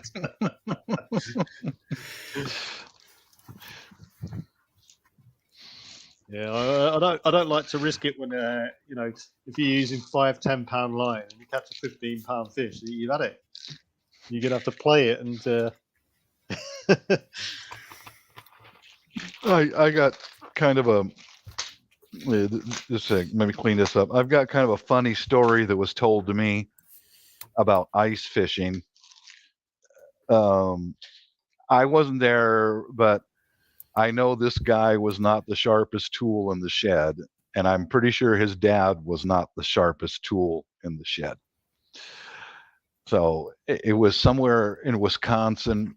There was ice fishing season, and his dad wanted to clear some of the rock away from the bank of the lake that was on their property. It was a funny story, but I don't know if it's true. So I guess his dad got some dynamite and he drilled into the rock along the shoreline and packed dynamite in, because this guy was a dumbass, and I'm sure his dad was a dumbass too. So it's very possible. So he packed dynamite into the shoreline, touched it off, boom, and he said all you could hear was that ice cracking and whining as a shock wave went through the water, and every one of those ice fishing sheds water came blasting out of the lake, and all he saw was the ice fishing shed just push, water all over the place, and then you see these pissed off fishermen come crawling out of these. I guess him and his dad just ran for their lives. I looked at him. I said, "Jess, you're full of crap, aren't you? Are you telling me you're lying?" He goes, "No, it's true." I was like, "Oh my God." In the news that night, 15 people were reporting trout. Well, I can now see why you and your family left the state of Wisconsin. You had to escape. When I was fishing mackerel, I used this type of tool. Right. Only this. Yeah. I don't know what the English word for this is, but hand spool. Yeah. Hand spool. Okay. Hand line or a hand spool. Yeah. Yeah, those kinds of things, like that one with the red handle on the left, they're quite common for people who are just opportunistic backpacking places like that. I've seen quite a few of them with people in Australia, the red handle ones. Yeah, easy to cast out. You throw it, yeah. The thing is with that, you hold the line, you drop it, you let it drop until you reach the bottom, and then you wind up, and then you hold the line like this. Yeah. Jig it around. Okay. And when you fish mackerel like that way, you know when you get them, because will be just a suck, and then when you pull up, they fight immediately. So what you can imagine, 5 mackerel, and you have to pull it with your hand, hold the line, and pull it up like this. Oh Lord, that must be exciting. Yeah, it is, and fun. Mm-hmm. Some gloves on. Yeah, I used no gloves, and the line diameter was 0.50, I believe. Mm. Nylon. How big do mackerel? I've never fished for them. In Britain, they get to about 30 centimeters is the average size mackerel. Yeah, a big one would be a really big one would be sort of a foot to 18 inches, but they're quite few and far between, really. I see. Let's see. Yeah, so average about 30 centimeter. Here it says it can be from 30 centimeter up to 60 centimeter, way up to 3 kilo. So. Oh yeah. That's a big one. This is a beautiful one. Oh yeah, that is a big one. Boy, that on a bare piece of oh man, that would be a heck of a fight. Oh yeah. You have to work a lot with that one. Definitely.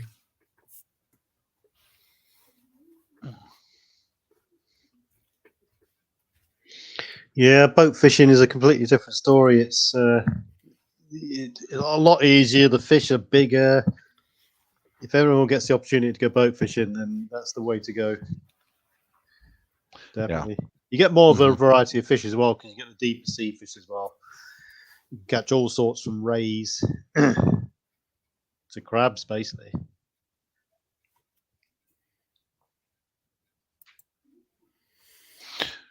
Yeah. Well, guys, I've got some gardening to do. There's a good topic today. Got to share some old fishing stories. I'm skeptical about that ice fishing and the dynamite. I don't know if that's true or not, but it wasn't my story. But I guarantee someone's tried dynamite fishing before. But that is illegal. Here you're gonna get cuffed and stuffed, if you do that. Definitely. Same here. Chuck a grenade in there. All right, fellas. Good talking to you all. So yeah. Peace and God bless. You soon, Bob. Yeah, I'll be around. Take care, everybody. Yeah, take care. I'm going for a quick bathroom break. I will be back. So. Yeah, no worries. We'll have a look at the comments, see if anyone's got anything to say. So we've got Nightbot says, "Welcome everyone. Thanks for your support."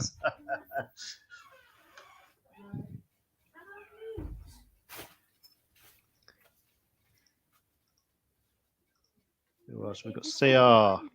No comment.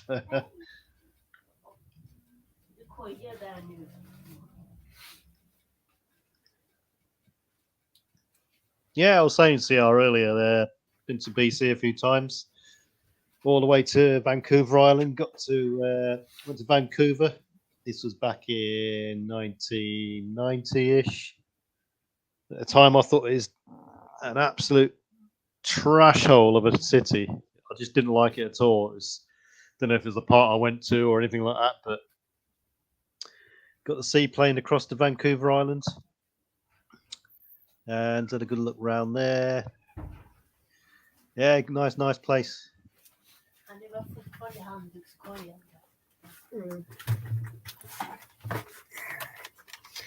Idaho, good to see you. Yeah, CR. So then we went back working our way east. We were on a canoeing expedition. One time we went to back through east to Vancouver, Kelowna, back to Calgary, Lethbridge, up to Edmonton, West Edmonton Mall, top spot, bit of a unique place. Down to Medat, on to Head Smashed In Buffalo Jump, a couple of the Native American museums down there. We had a month there on that particular trip. We did about 5 trips in total. Buffalo, Niagara, around there. So yeah.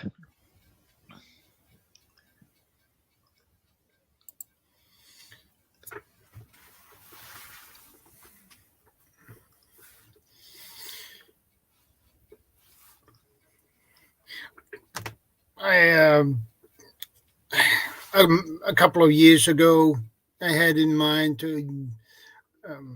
I have seen on Discovery people who went to U.S. to fish and made some fishing trips to UK as well, and even Scotland. So Yeah. that looks so fun. So I just would go for a trip like that. But yeah, it's good to go to places that gets the unique fish you never normally see. I went to. I don't know if you must be similar to Norway, where the Scandinavian countries they eat quite a lot of more fish than the rest of Europe. Is that right? yeah, I have been in Norway and fishing. It was fun. What's the most common fish you catch where you are then? From the sea? Well, it has been cod, haddock, mackerel, herring. Right. You get herring here quite a few times, but they're a couple of 100 meters out normally, and they're just out of casting distance from the shore.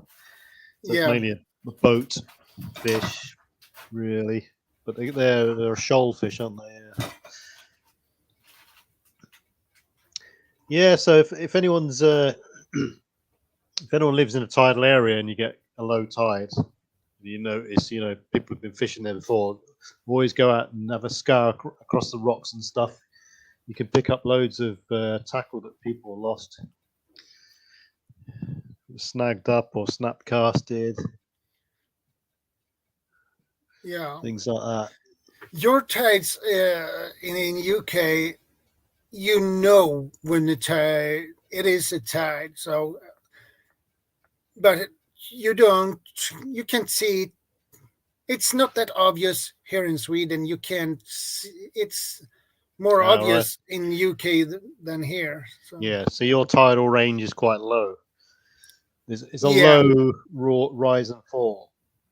Yeah. Yeah.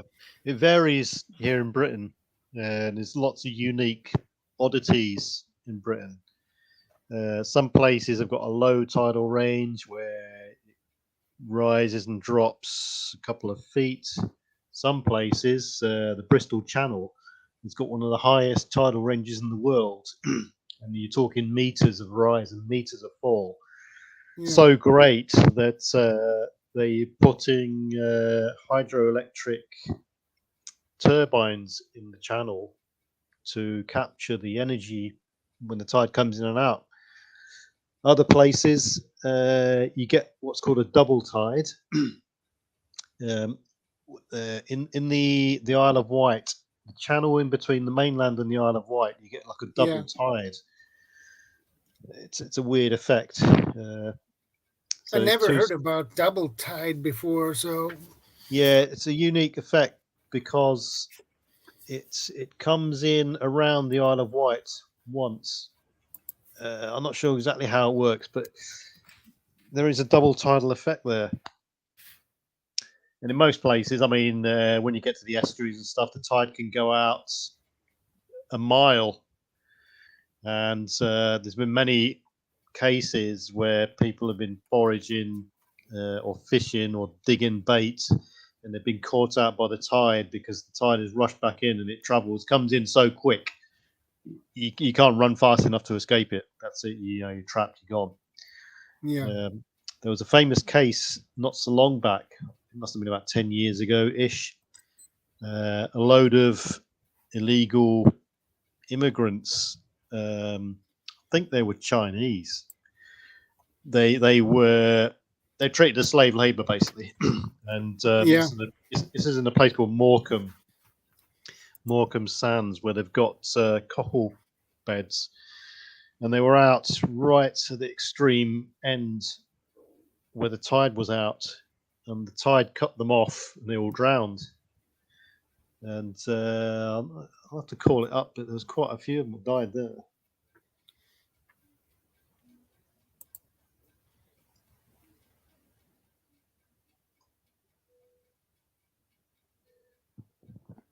Let's have a look.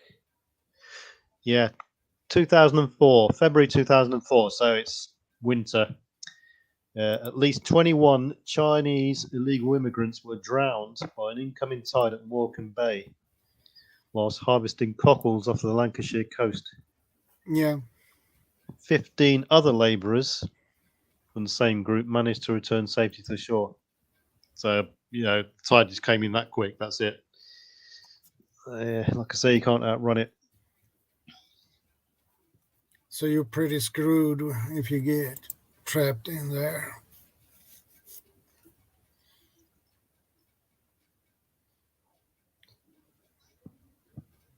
Yeah, so each place has got its unique sort of situations, and because the tides go in and out quite a lot, as in the range, the rise and fall, everywhere around Britain has got a set of tide tables allocated to an area, so you can look up the tide table and you can see how high the tide's going to be. It's normally in meters and feet, when it's coming out, when it's coming in, high tide, low tide times, all the relevant information, full moon, and all that sort of stuff. Because it's so clockwork-like, they're so predictable. You can predict the tide years in advance. So, okay, that's cool. Yeah, these tide tables come out, and you can then plan your trip around the tide. So if you want to fish the tide coming in, to turn up at the exact time, or you fish the tide going out, or vice versa. Or if you want to go bait digging, when the tide's out and stuff. Right, here we go. Southampton weather. Double tides. Just reading off here. One further tidal feature inside the Isle of Wight waters occurs because the western end of the Solent is nearest to the mid-length or axis of the English Channel, so that the tidal range is only about half that of the eastern end. Okay. You get a double tidal effect. The double high water curve produces the ultimate Southampton tidal curve embodying the local tidal features. Anyway, yeah, people have got to read it, really. But the Isle of Wight and the Solent, which is the body of water in between the Isle of Wight and the mainland Britain, they experience a double high tide. It's a unique feature from there. Yeah. Another danger, of course, of estuaries is getting stuck in the mud. Yeah, a lot of bait diggers get caught out that way, and people who are unaware of the dangers, they get caught out that way, because you can be walking perfectly all right 1 minute, and next minute you're in like a quicksand situation. You're just sinking and sinking and sinking. The more you struggle, the quicker you sink in. And people have been caught out that way because they can't get out, and the tide comes in and drowns them. Yeah. So yeah, the Coast Guard, the Royal National Lifeboat Institution, and various rescue charities along the coast and various places, they've got dedicated special equipment to rescue people who get stuck in mud around these estuaries. Yeah, I guess I need specialized equipment for that. Yeah. The CR says there, boats breaking down. All too often, the boat will go out. It hasn't got a secondary means of propulsion, standby, and that's it. They're at the mercy of the elements, especially if they haven't got an anchor. Yeah. And then it's the lifeboat will come out and get you. We're lucky here in Britain. We've got the lifeboats, which is the RNLI, the Royal National Lifeboat Institution, and they're volunteers, and they just do normal work throughout the village or the area they're in. And if they get a call out, they'll either get a text sent to them or a pager will ping them, or in the smaller remote villages, they'll send up a flare. It's called a maroon, and the flare will go up.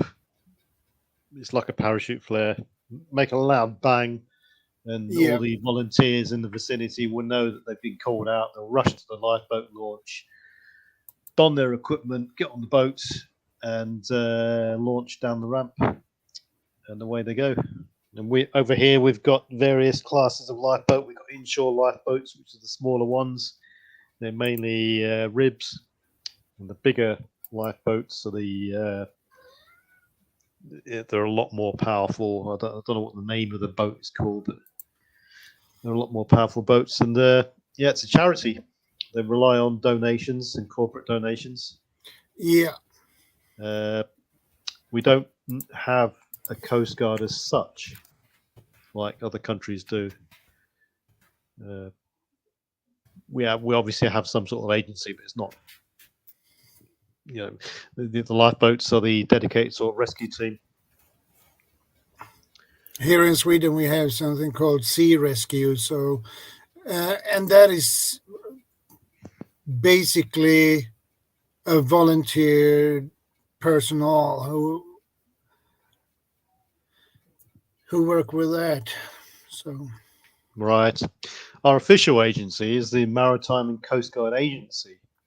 Yeah. But they don't really get involved in single boat rescues. They more or less get involved in large rescues, aerial searches, and things like that. Yeah. Oh, right. So I didn't know you had a. Is that a volunteer thing as well? You say? Yeah, it's a sea rescue is a volunteer organization, but the Coast Guard does sea rescue as well. But yeah, it's amazing the amount of people who get into difficulty. I mean, I've been rescued. Well, we were rescued in a boat once. We were the only idiots who were brave enough to sail a boat across from Portsmouth, Southampton to the Isle of Wight for a race called Cows Week, which is a big sailing race what they have on the Isle of Wight. And we got across, and we're hugging the land to go up to this place called Cows. And we hit a sandbank 400 meters offshore, and we just stopped dead. And that was it. We couldn't go anywhere. We were stuck, and that was in 12 foot of water. And all of a sudden, it just stopped and went from 12 feet to 2 meters instantly. And we sat there. We thought, oh well, there's 3 of us on the boat. We thought, oh well, we just have to wait for the tide to come back in. We looked across and said, oh, someone's called the lifeboat. The lifeboat came out because someone from the shore saw us. They called it in, and they towed us back a couple of 100 meters into deeper water and out a bit more, and set us on our way. Yeah, so it's notorious around there for sandbanks. Some people in Britain, they go digging for worms and they sell them to local fishing shops. yeah, So the fishing shops can then sell them on as bait. And over here, we can buy. You go into a tackle shop and you can buy 100 worms for a price, and it's all dug up locally. yeah.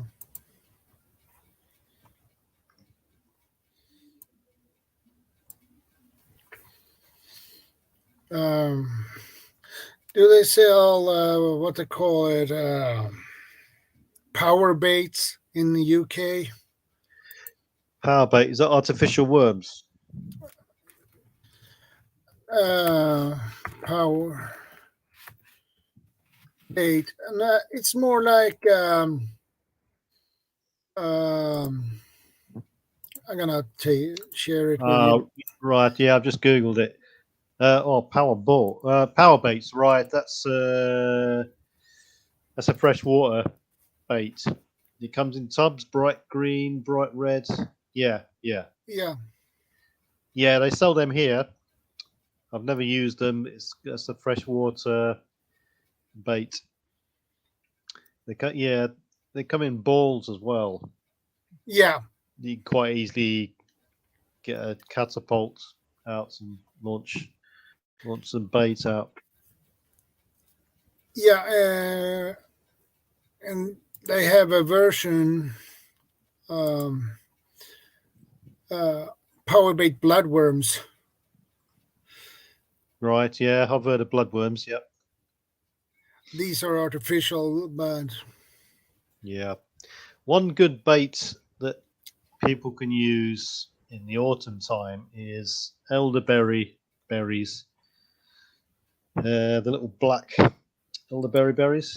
They make good baits. Fish, because elderberries, well, the elderberry bushes grow on riverbanks quite frequent, and in the autumn time when the berries have just gone ripe, a lot of them drop into the water, and the fish congregate around those spots and eat all the berries as they drop off the tree.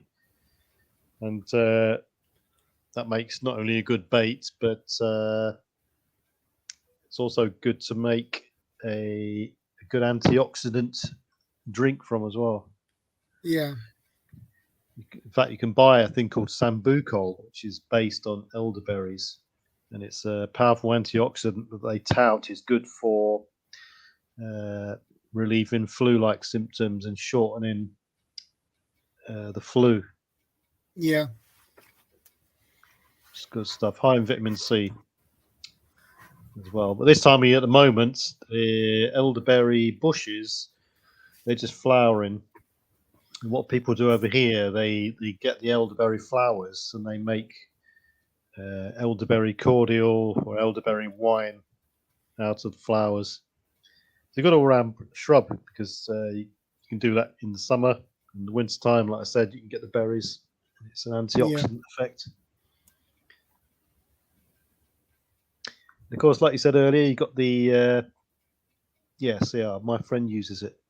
I don't know what he's talking about there. Yeah, along around the coast, you got seaweeds as well, like you said earlier. Yeah. High in iodine and other vitamins and minerals, and it makes a good fertilizer. Yeah, and you can eat them raw as well, so that is really nice. In the northern latitudes, Britain and all around your area, you should all seaweed should be edible. Yeah. All right, power baits. So CR's mate uses power bait. Yeah.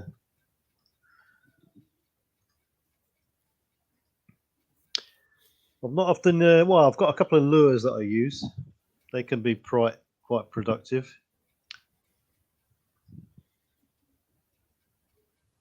Yeah. Yeah, but I prefer night fishing. Definitely the way ahead from the shore.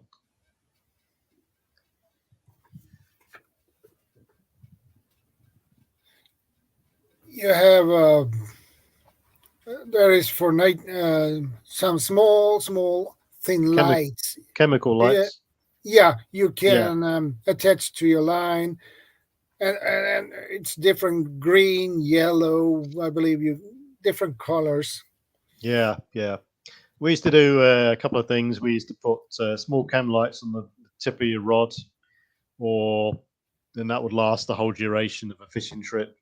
Yeah. Or you'd put some reflective tape on the rod tip and just shine a little torch onto it, so you can see if you got a bite. The They're the two. Or the other thing we used to do is put a bell on the rod tip, so you don't have to keep using your battery as your torch. So when you got a bite, the bell would ring basically. That's for sea fishing. For freshwater fishing and coarse fishing and lake fishing, they got things that people use over here, bite detectors, and it surrounds your line and detects the movement in your line, and the little alarm goes off if you got a bite. But the foolproof method, I suppose, would be the little bells. You can buy them now. They come on a little peg. You just peg it to the tip of your rod. But make sure you get it off before you reel it in. Yeah. Thing over here, it's fishing here is such a massive industry now. It's unbelievable. And you got some big money-making brands. You got Daiwa, Shakespeare. They're the two big ones I can think of. Yeah. And like I say, they're a multi-million-pound industry, and everything you can think of that can be made has been made, and it will be in a shop. You go in some of the fishing tackle shops here, and they're like superstores. You got hundreds and hundreds of selections of different weights, or hundreds and hundreds of selections of different hooks, floats. That's a completely different story. You got big bait section. You got the clothing section. You got tents. You got sleeping bags. You got cots that you can set up and lie in. Because people over here sometimes they make a weekend out of a fishing trip, and they go to they pay to go to a lake. And they take their RV with them, or their car and the tent. They set a tent up there, or windbreak, and that's it. That's it then for the weekend, and they're done. And it's like a mini camping trip basically. So these shops will sell everything from barbecues to hooks and beads.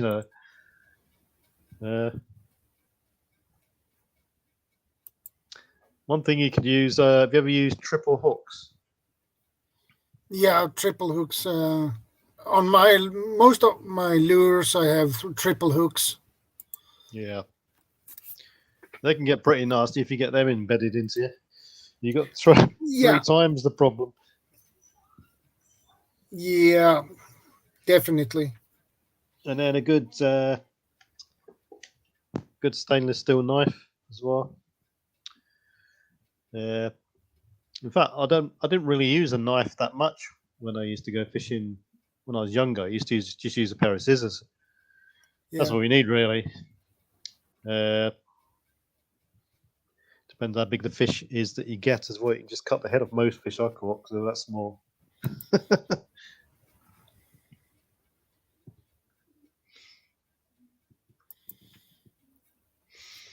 Treble hooks, yep.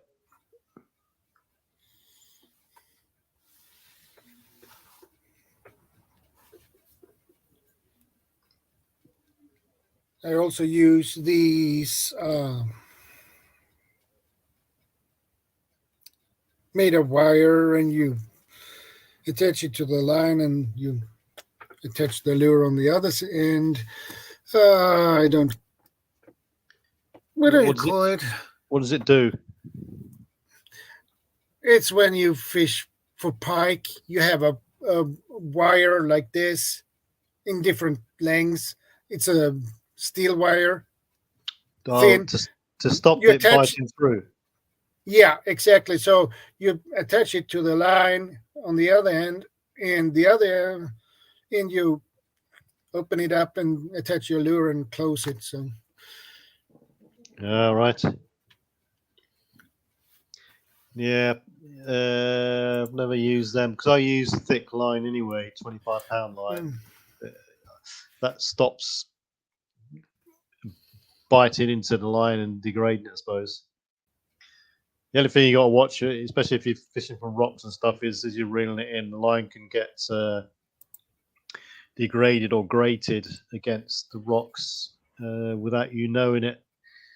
Especially if you've got a reel that automatically feeds the line onto your reel. Yeah. Another reason why I like a multiplier is because your thumb guides the line on the reel as you're reeling in as well, so you can feel any inconsistencies or minor breaks in the line before it actually snaps and you lose everything. Yeah. But like someone said earlier, the worst thing that can happen with a multiplier is you get a big bird's nest. You spend 3 hours trying to unpick it. Yeah. This is what I meant. So, right. These comes in different lengths. No, I've not seen them before. These are made of steel wire, basically. And you attach the lure here, and you down here you tie it in these loops, and in this loop. Right, so the lure end is straight onto the wire. There's no line in between. No, it's no line. The line goes from Down the bottom, here. right? Yeah. And the lure is on that end, so you have no line between. This is steel wire. Yeah. Right. See. I use them frequently. No, never come across them. That's mainly for pike. Yeah.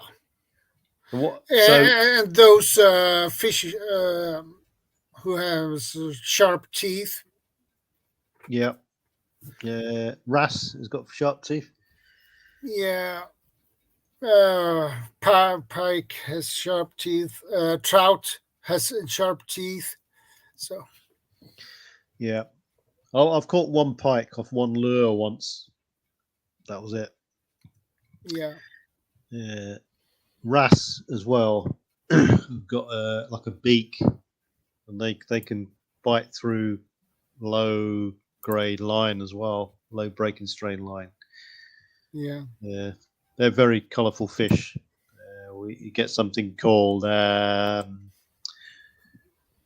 Ballan wrasse, and quite small, not very big fish, but they're like a parrot-shaped face, and they got quite multicoloured bodies. They're quite fun to catch, I suppose. You can't really eat them. Yeah.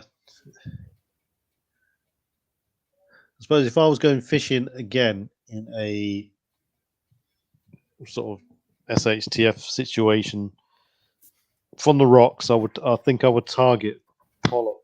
Would be my main sort of thing. Aside from mackerel, would be pollock. Yeah. Because they're easy to catch, quick to catch, and they can get quite big.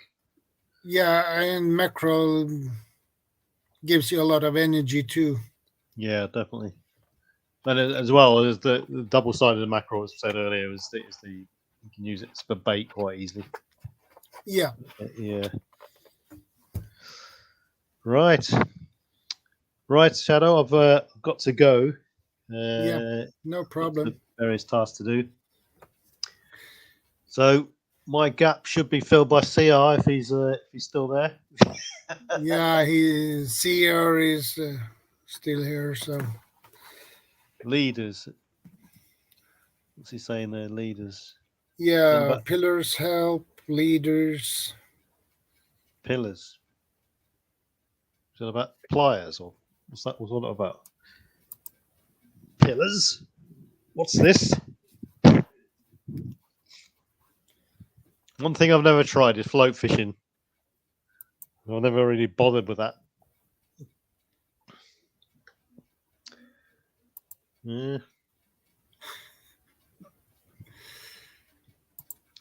Yeah, I'm gonna do a couple of more future videos on some fishing gear. I'm gonna make some of my own spoon weights. I'll put them on, and I'll put some pictures up of the army fishing kit flies because they're quite good stuff. Yeah, can you get? Do they sell these army fishing? Yeah. Just go on to eBay. Someone will sell them. In fact, let's have a quick look before I go. So eBay, under the. Let's have a look. Amazon. Hang on. eBay will do. Army fishing kit.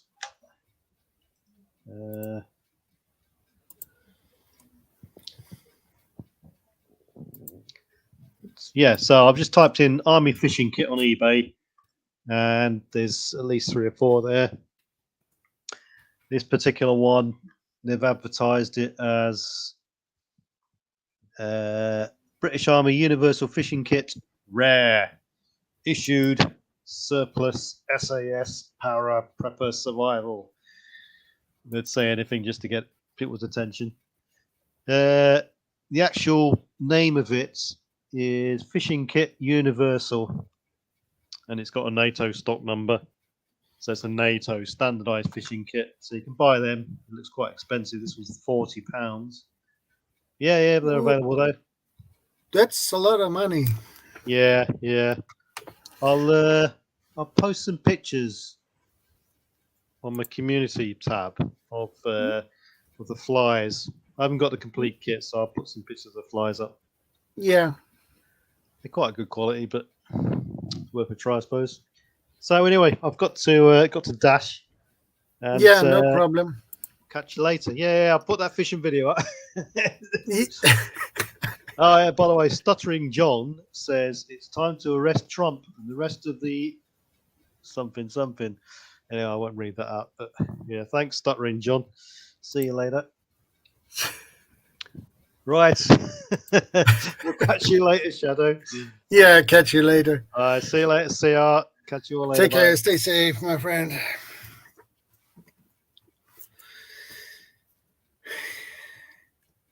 CR, are you up for it? You know the drill.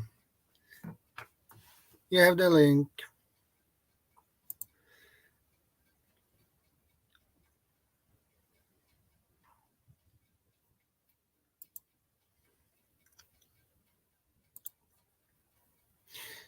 Interesting.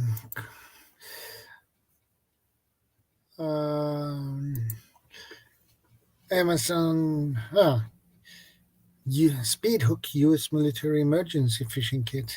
Okay.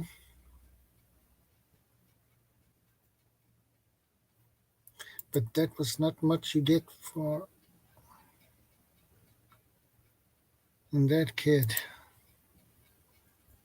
Nope.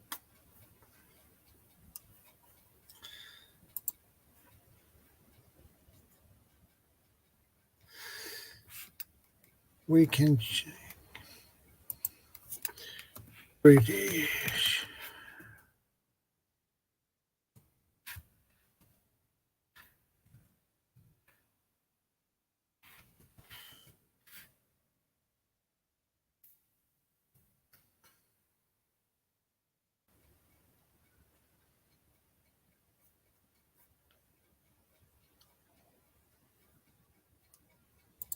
Yeah.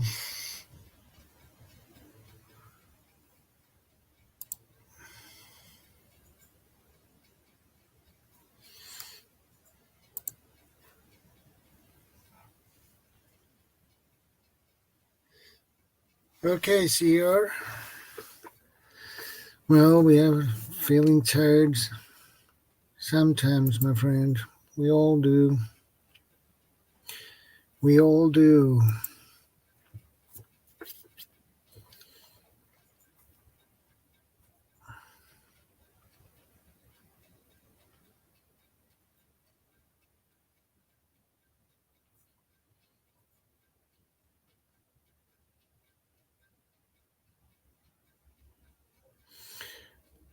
Okay, survival fishing. Okay, that was cool.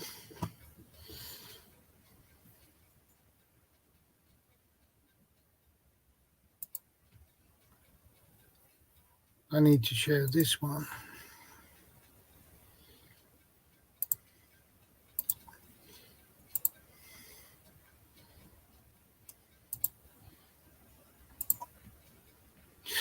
This one, 20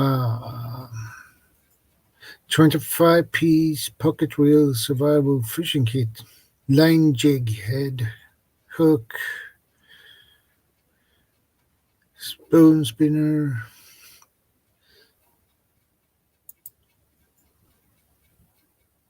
Aberdeen hooks. Okay, 9 pieces, 4, 6, and 8.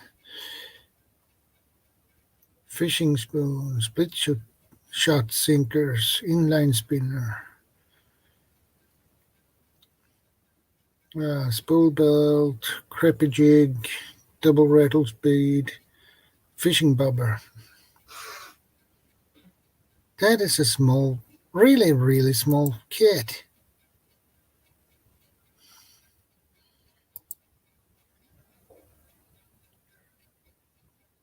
Really cool, actually.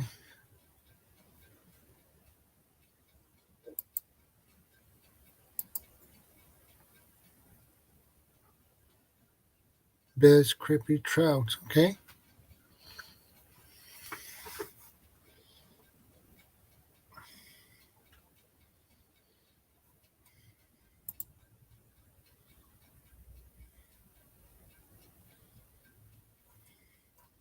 PVC ones that people make. Yeah.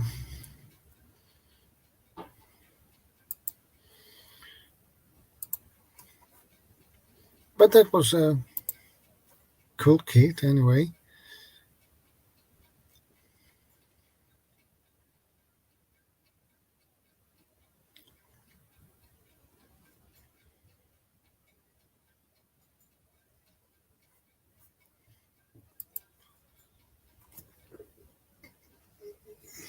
Yeah, I have seen people do these PVC ones before.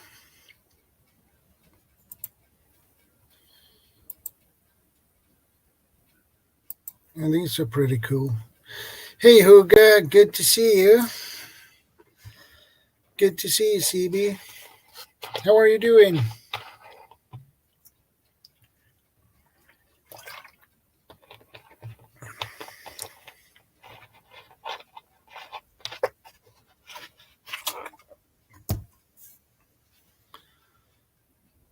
Yeah, I bet it is hot for you.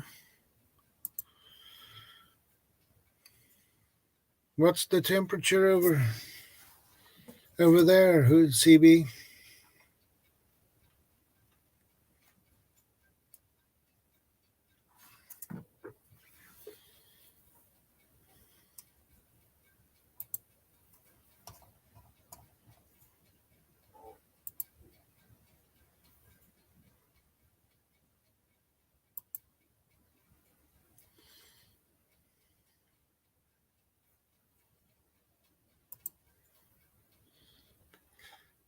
Ooh, that is really hot.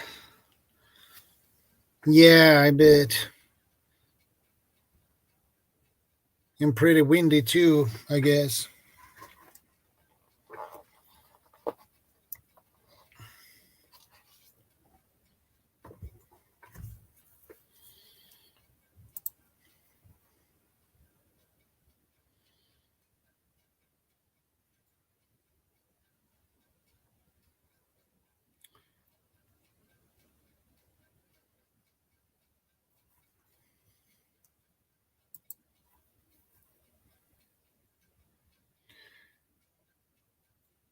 Square table degenerates. Welcome. Good to see you.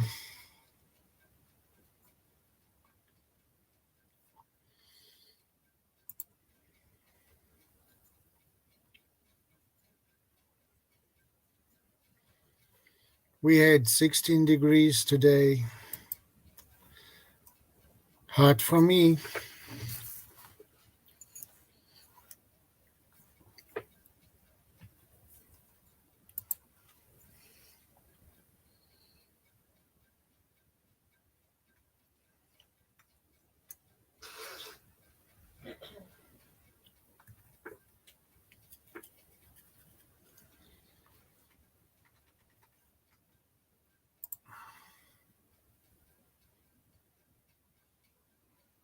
Oh, so you have 74 Fahrenheit, huh? CR.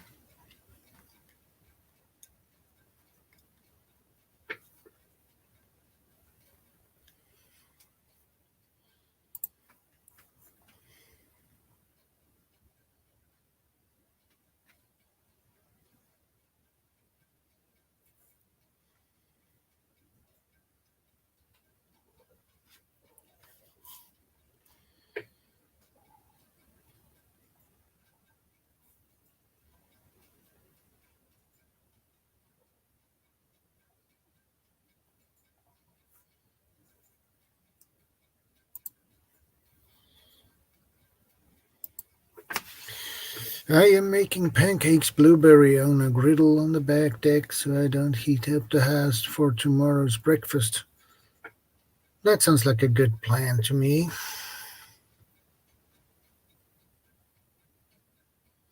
Blueberry pancakes, huh?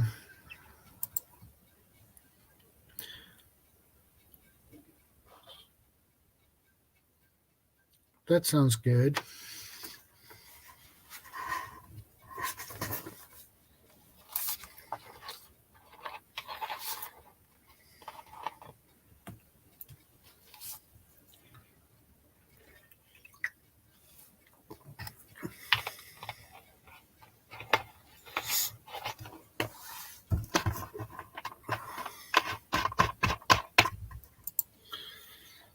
Uh,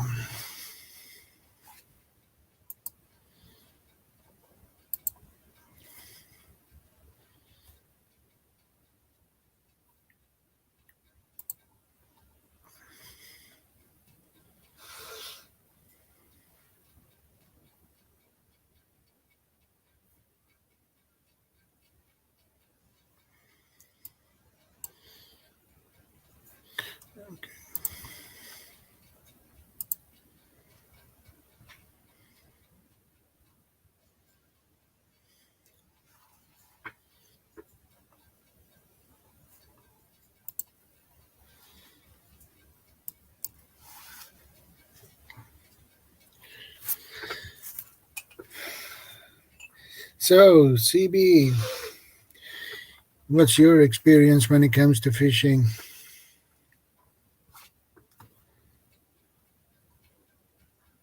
Okay, that's cool. That's cool, CB.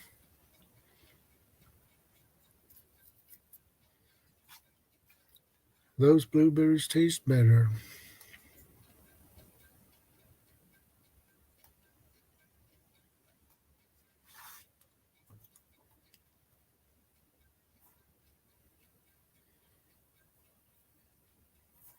So, how much interest do you have in fishing, CB?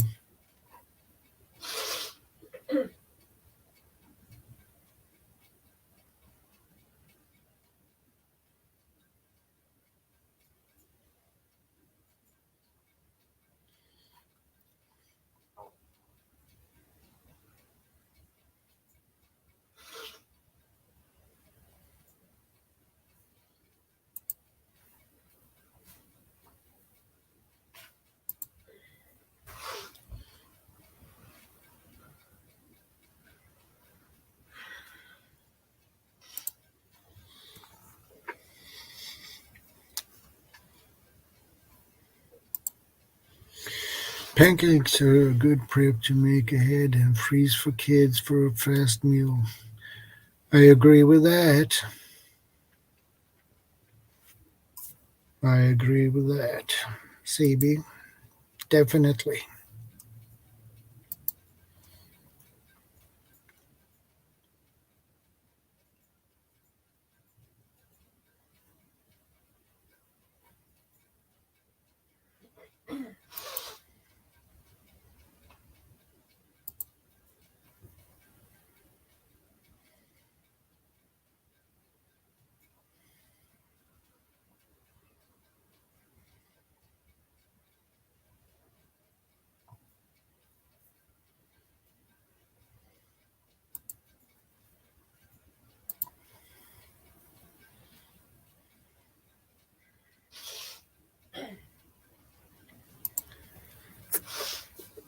I haven't had time to fish. I had my tackle box stolen, and I am rebuilding my kit. Oh man, that sucks really.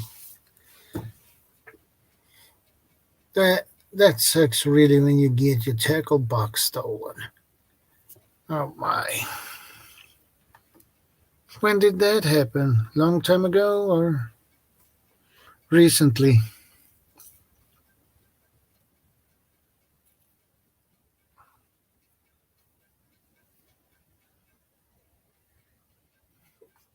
And I don't get it. Why people want to steal other people's tackle boxes. I don't get it.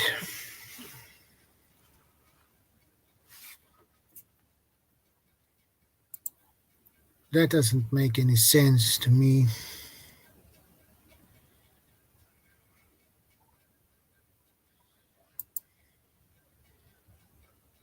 I do bacon on the griddle outside too. Okay, that works too.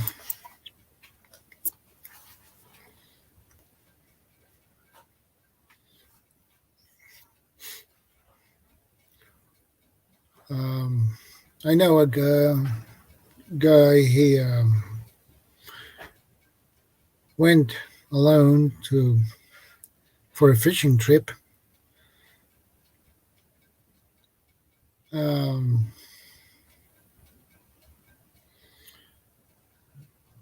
and he was basically alone on the spot where he was fishing.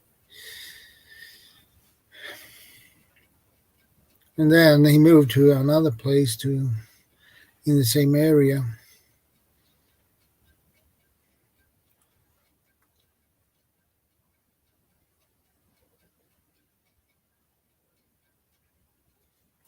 Okay, Huga. Okay. A year ago, okay. And when he left his fishing equipment, and when he get back, somebody has stole his rods, tackle box. That sucked. So I don't get it.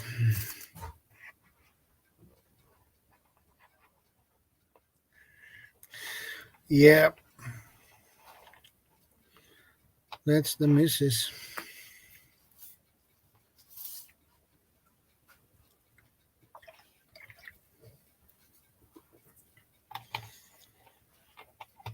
And see your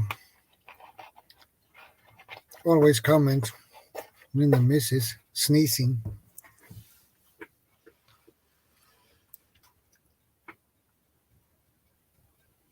But still,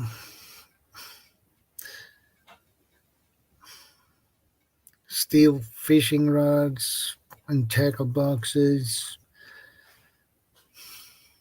I don't get it.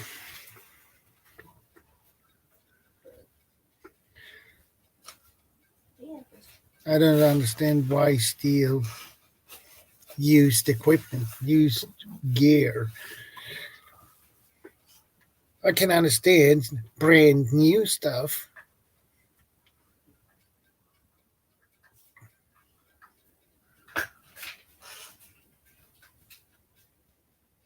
But used stuff, used gear, I don't get it. It's okay, CR. No problem. Are you going for a snack, CR?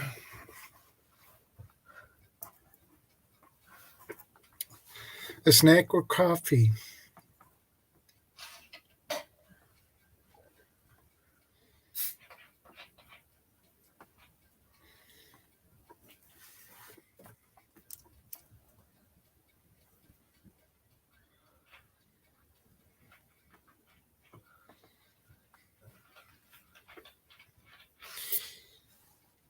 So I hope you get your coffee, snack, or food, or whatever you are going to get, CR.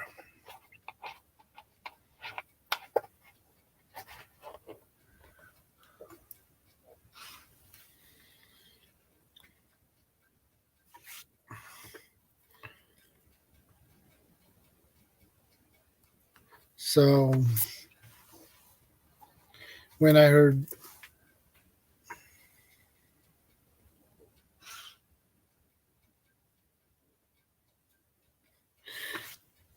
well,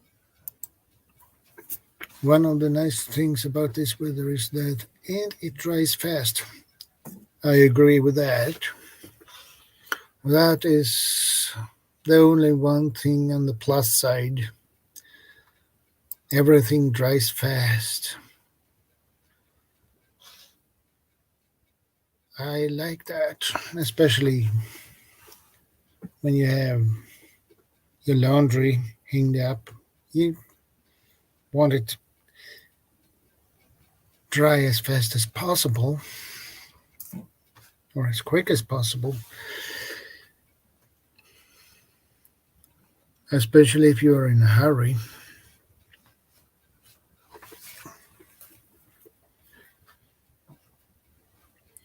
So that's the only positive thing I can think of when it comes to higher temperatures.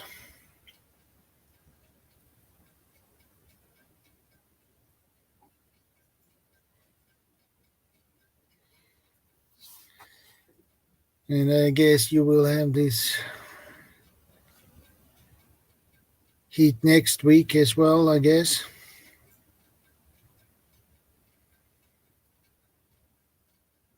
And week after that.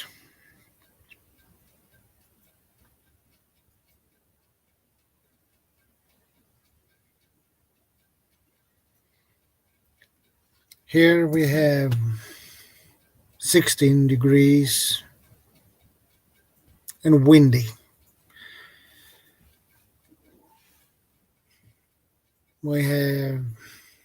It has been windy. Yeah, a kayak to fish, yeah.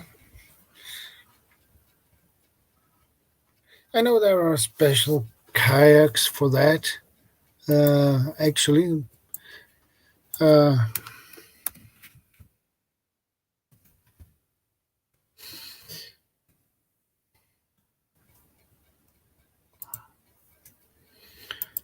uh,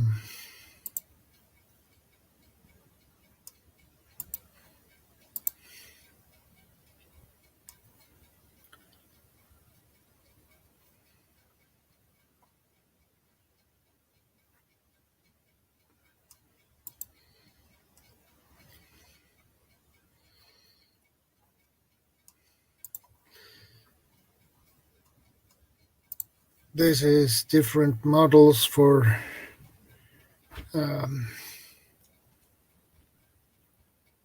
fishing, like this one.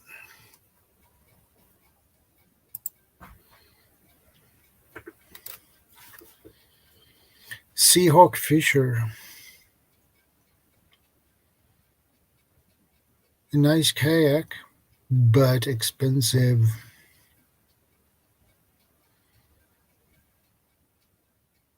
And I like the color on that one.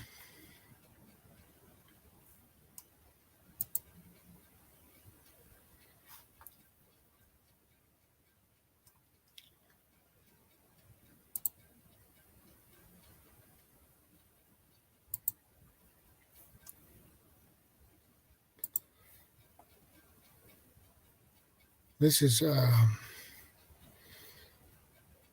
really nice kayak, actually. Um,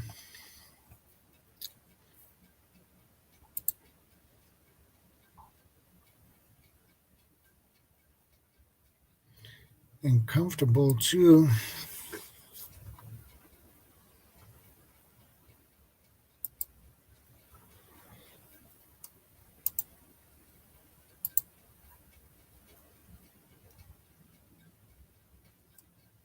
Haven't had rain for 2 weeks.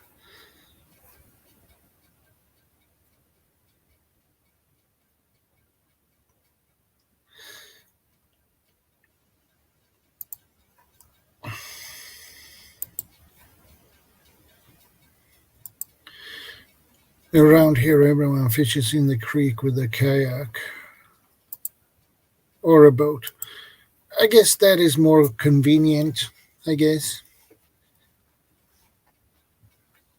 It's a nice way if you want to go for fishing, for a fishing trip.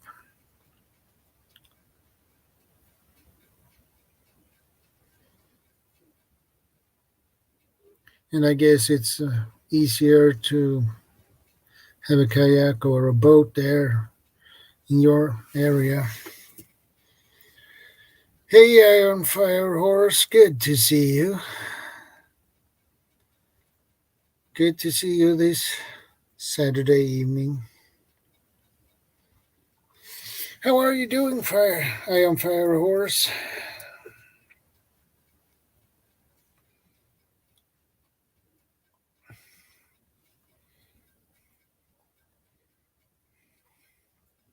I hope you had a great week.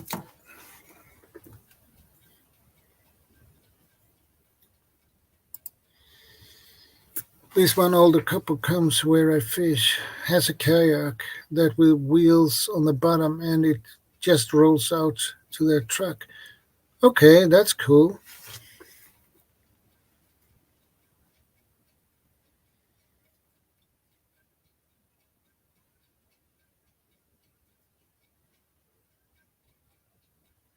That is really okay. With wheels on the bottom, and it just rolls out of the truck. Yeah, that's easy. Easy way to get it out of your truck. It's always good to see you, Iron Fire Horse.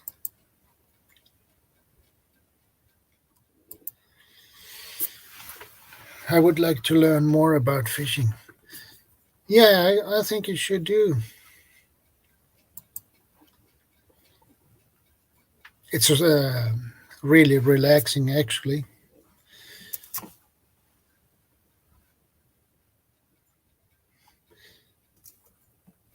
You can take some coffee, sandwiches with you, and just fishing. You can bring some lunch or dinner. And when you take a break from the fishing, start a fire, have your coffee and sandwiches or lunch or dinner. It depends on. It's really relaxing. So I suggest you learn more about it. My youngest daughter is great at fishing and filleting. She disappeared for 3 months a couple of years ago and lived in the bush with some natives who taught her. Oh, okay, that's cool. But as a parent, I would be probably worried when kids just disappear for 3 months.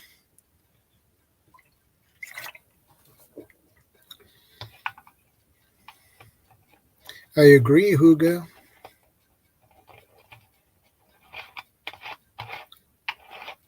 Well, I think you should learn from your daughter, Iron Fire Horse. I was worried. She was 21, but still.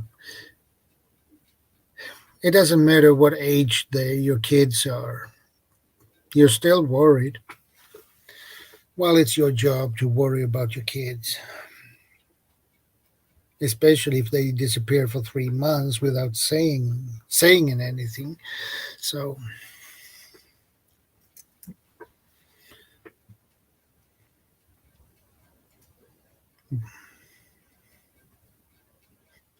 Yeah, I agree, CB. I agree.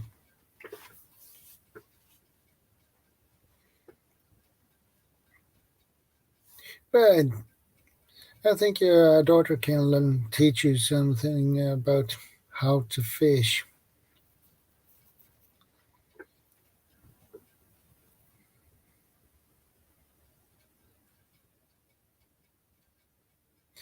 I booked another trip to Killarney in September and told her she was welcome to come. Well, that sounds like an awesome thing. Hey, CR, good to see you, brother.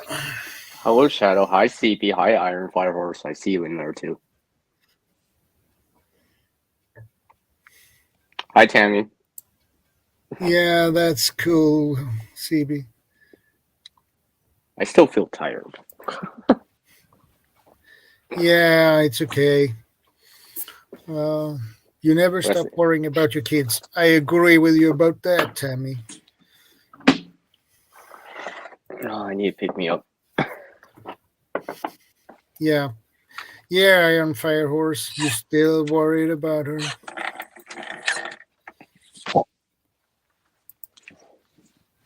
Hey, Mary Bernie. Good to see you, miss. Hello, hello. How are you doing, Mary?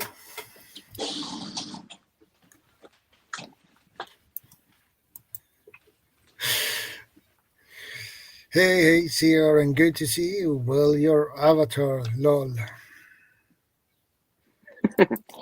Splash.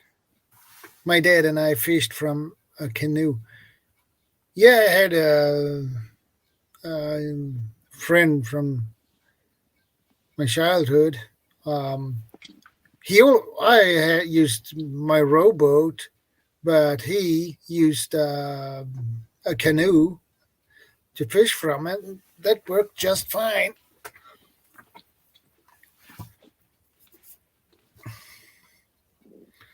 So that's really cool, actually. Actually, speaking of canoes, I would like to have one. A good canoe.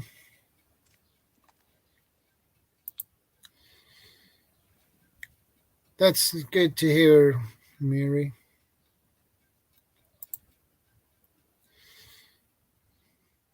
Hi, Mary.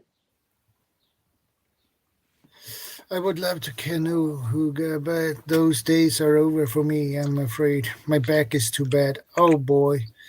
Yeah, that could be a problem if your back is not good.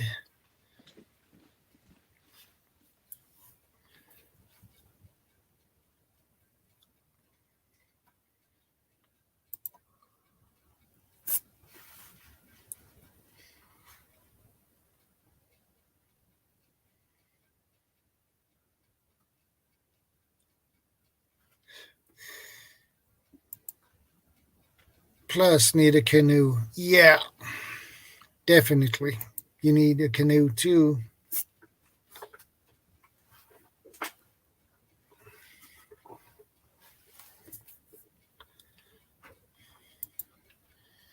I'm always solo. Yeah, it's nice to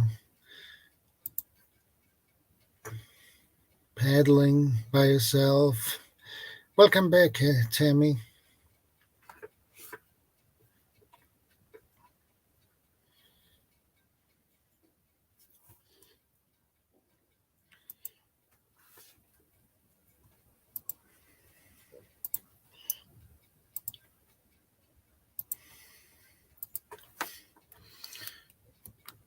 Canoes.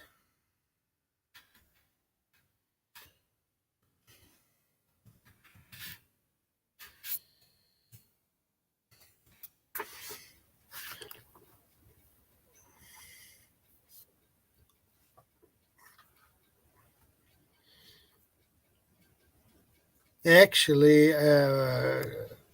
canoe is not that bad in price, actually. So, well, there are cheaper versions and more expensive.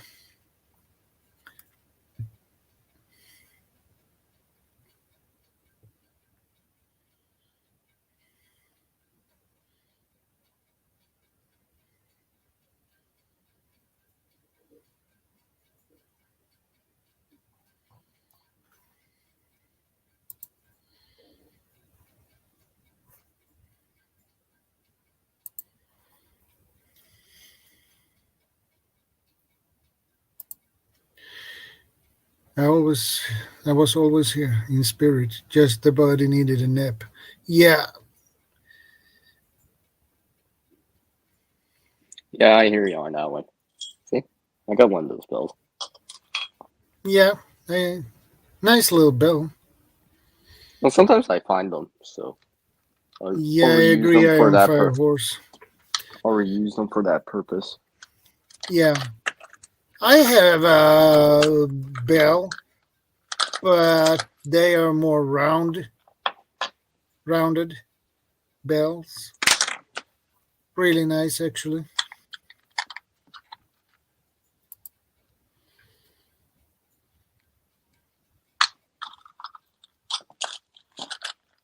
Actually, I haven't checked the prices. Lol. I just know paying for the campsite breaks me, so no extras. Lol. Yeah.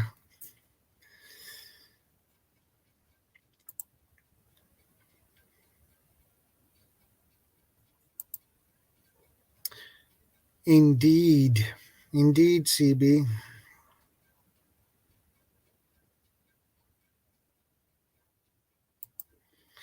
Just buying some wet wood for a 2-hour fire was $20. What?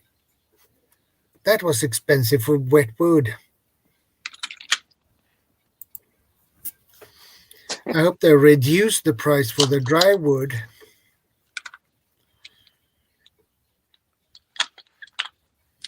There is a place to camp on a park here that you can hitch your horse and at your campsite.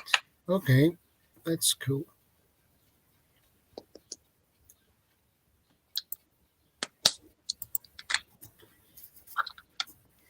Okay.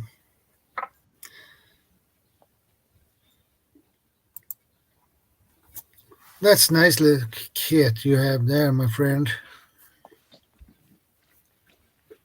I haven't been in it for a while. I haven't fished for a while. It's been a while. That black line you have there. Our backpack line. Yeah, line. that looks like a really strong line. Yeah, it's card bank line. Number 8. It's bank line. Okay. Yeah. I figured. Trout line, whatever you want to call it. So bank line is pretty expensive. I know. I received it as gifts, so yeah, I've never actually seen it here personally.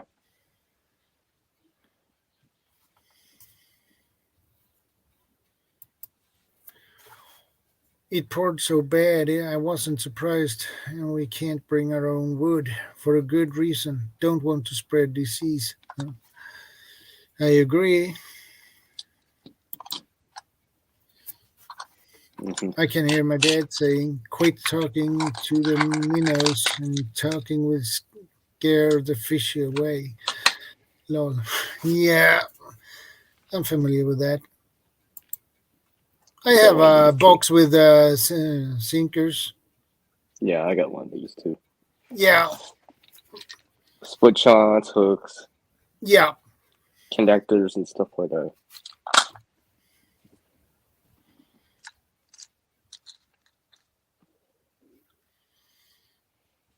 Those boxes with sinkers in different sizes. These are really convenient to have. Yeah. Actually, I think I have at least maybe two or three of those. I have the regular sized boxes with sinkers, and I think I have one very smaller box with sinkers, but with fewer.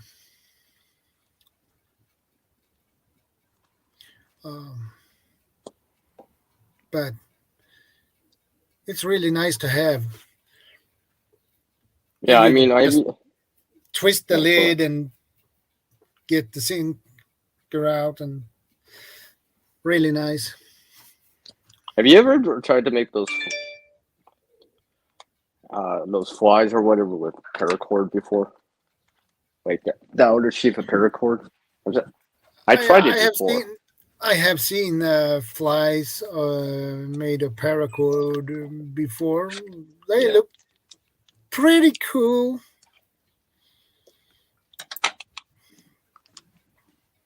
Yeah, I keep the extra little pieces of paracord laying around just for that. Right, the odds and ends, the 1 centimeter, 2 centimeter, 1 inch, right? Because you can't really use it for anything else, really. Yeah. So. Can't have fires now with the wildfires. It's really bad out here. Fires west, north, and east. Oh boy. That sounds really bad. Yeah. Yes, Are these fires still going? Well, I know there's still air quality advisories out west here. Yeah. Hold on.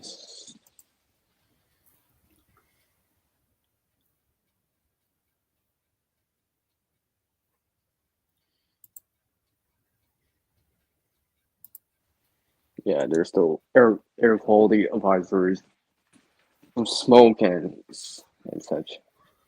It's hanging around still. Yeah. Do you notice or smell anything from the wildfires, from the smoke or anything? Are you asking me? Yeah. Well, it's gotten a little bit better because it's rained, but it's probably less out of control. I wouldn't say in control, but less out of control. Yeah.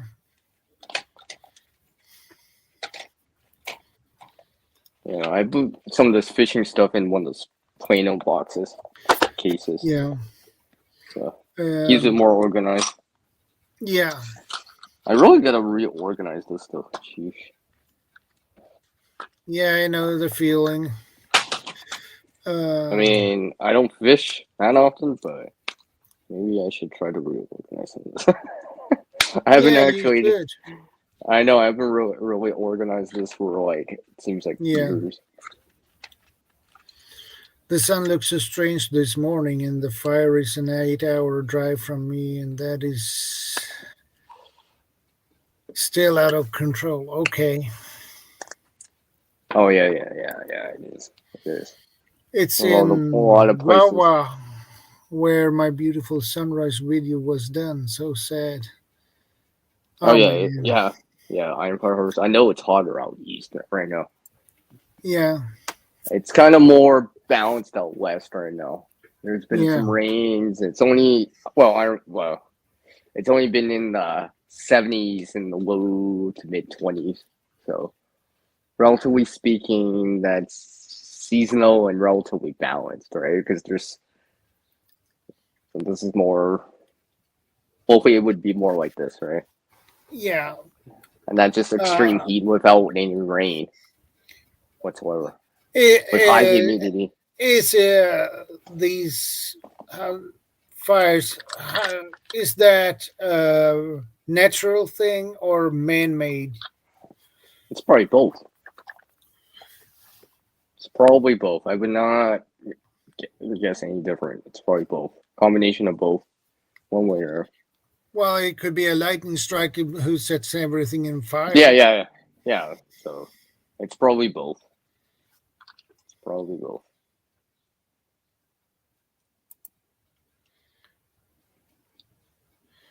I have life jackets for my 2 little dogs and goggles, but not for my big dog. Okay. I see. We're in a heat wave up in the 80s, but 78 today, but no rain. It's dusty out there. Yeah, I bet it is. Yeah, that's why I've been glad that we've gotten rain out west. Not just for the forest fires and such, for the air quality, but for the plants and all that stuff. All man-made at this point. Okay. Yeah, exactly. That is not good, actually. Yeah, I always make sure I put out my campfires. Yeah. I always make sure, right? We haven't mean, hit you know, the lightning season yet. We are in the very early stages of fire season. Okay. yeah. I mean, I always make sure you know, if you have water nearby, let's say you're fishing and cooking up the fish or whatever, Yeah. for example, right? You know, you use the water from the river, right? You use the water nearby, even if you have to walk 100 feet with it. Yeah. It's just so much easier. Yeah, when I'm going fishing, and if I make a fire, I always take the water from the lake and Yeah, and pull you it out. stir it. Make sure the coals Yeah, are saturated. I really soak it with water to be sure. Spread.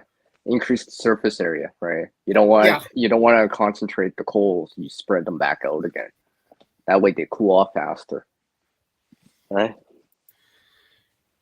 People burning leaves and other stupid stuff. Yeah. Yeah. I wouldn't even use a propane stove out there right now. Well, I think that is a good idea not to do. I know. Yeah, there's different degrees of fire bans. There's, Yeah, it is. So, like closed pits, open pits, then only barbecues. Then then there's all the way up to the top where everything's restricted. Yeah. Pretty much the only thing you can use is propane. No natural stuff, right? No wood burning stuff. Anything that can develop on embers and stuff like that, right? No coals and nothing like that. I like this. This one is, as Iron Fire Horse says here, is a really good point. I get teased because I always have a fire extinguisher close to the fire, but the park rangers liked it. Lol. Yeah. I'll just change my icon to that. Well, I think you do. I think you do the right thing to have a fire extinguisher close to the fire. I agree with that. I'm not laughing about that because it's not fun. It's common sense. Common sense. Well, on a scout camps, and you have your scouts and we make a fire to cook on. We always have buckets with water nearby if something happens, so you can pull it out fast. And the reason why is you have tents closed into you, so. Well, yeah, that too, right? Just because for the sake of your own safety. And the others' safety as well. So, So, Iron Fire Horse, have your fire extinguisher with you. Keep going with that. I didn't realize how many bells I had. I didn't realize how many bells I had. Well, you can string them up and tie them between two ends around your camp, and if somebody gets into it, your bells will. Well, I know sometimes during the Christmas season, because bells are very common, that I would go out and try to source something out like that. Because every other time of year, it'd be like you wouldn't really find them, like during the spring or summer, unless you go to a fishing spot, obviously, a fishing store that is actually selling it, gear and tackle and all that stuff. But I'm talking about like general, from a dollar store or a pound store or whatever, right? I almost had a heart attack when the wind blew dry leaves onto the flame of my propane stove and back down onto the ground. Fire is really fast. Yeah. I'm used to being teased lol for wearing rubber boots and having an umbrella all the time. I don't care, lol. Well, I think that might be a good idea too. It's nothing wrong with that. You never know.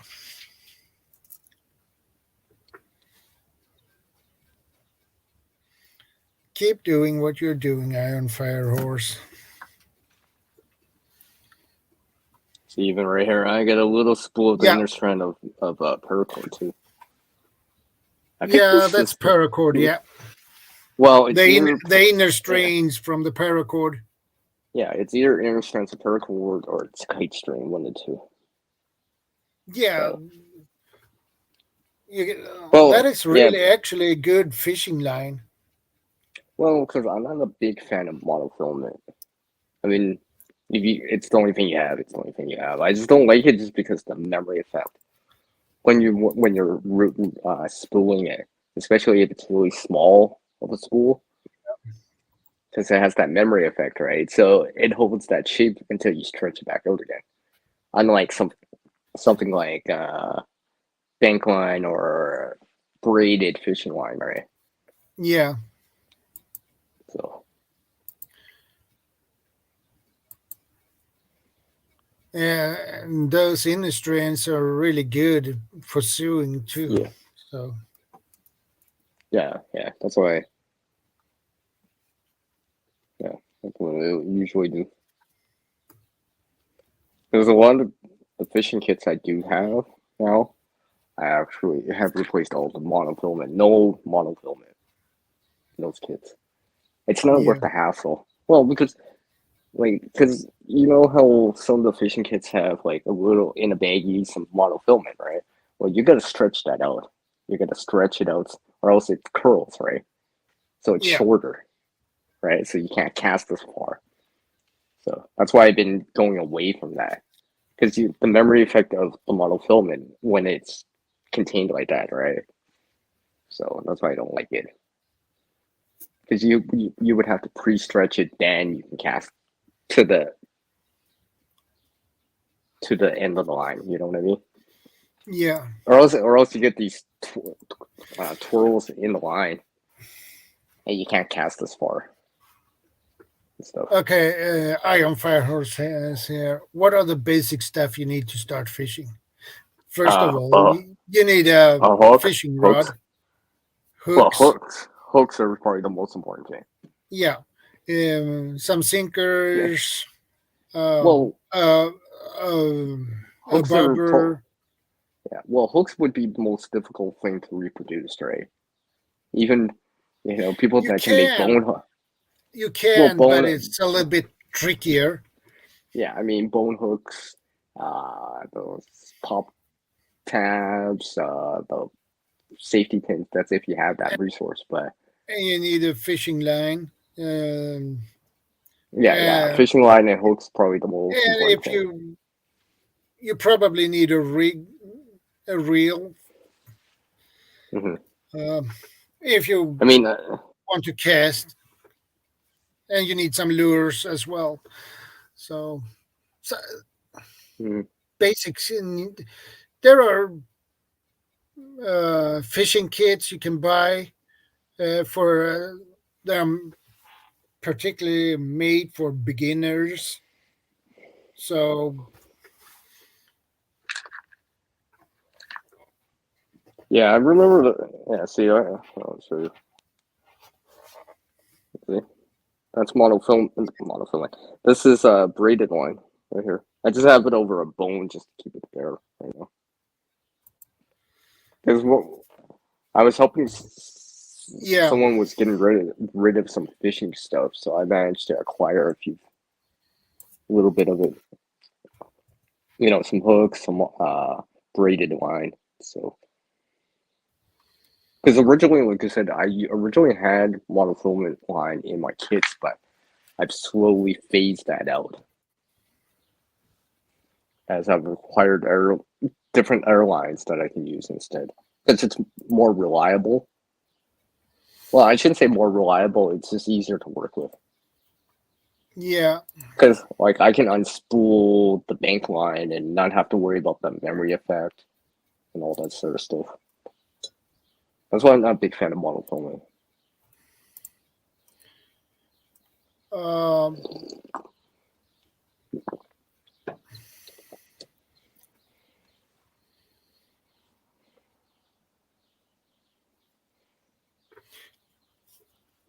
Here you have basically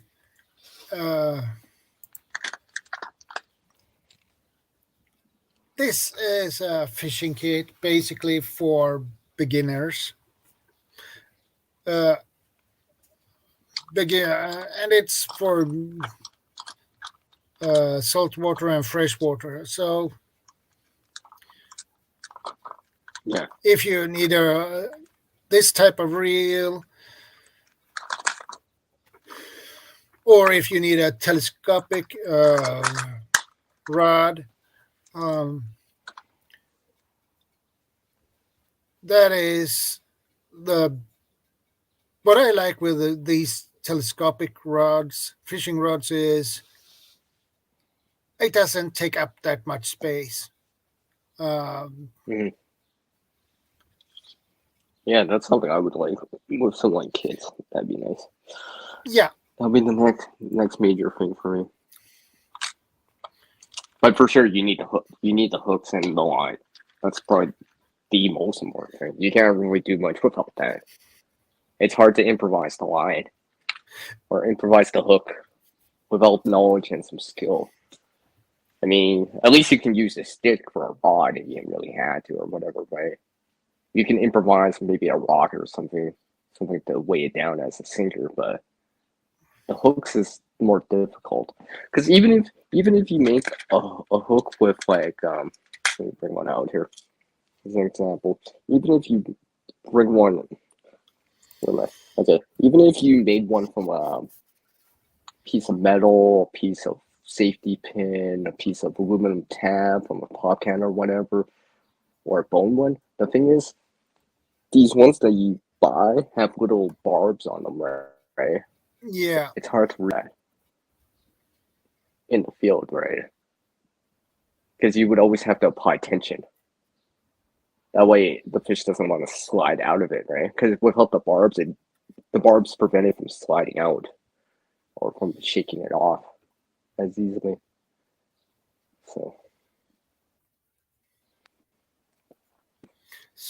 So there are. That's what my friends tell me. Yeah. So you can get really good beginners fishing kits it's not that expensive.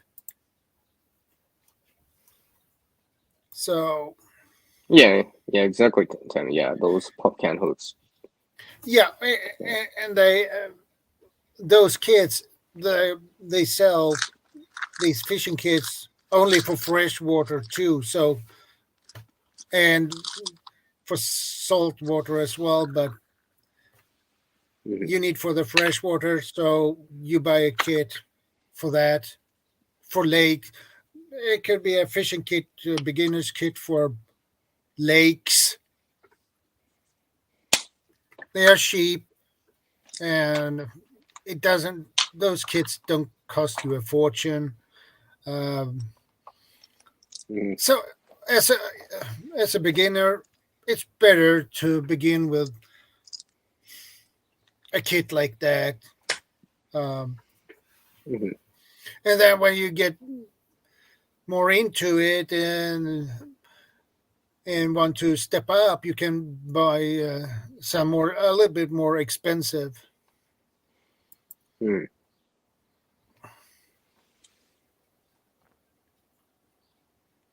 Yeah, I agree. Iron Fire Horse.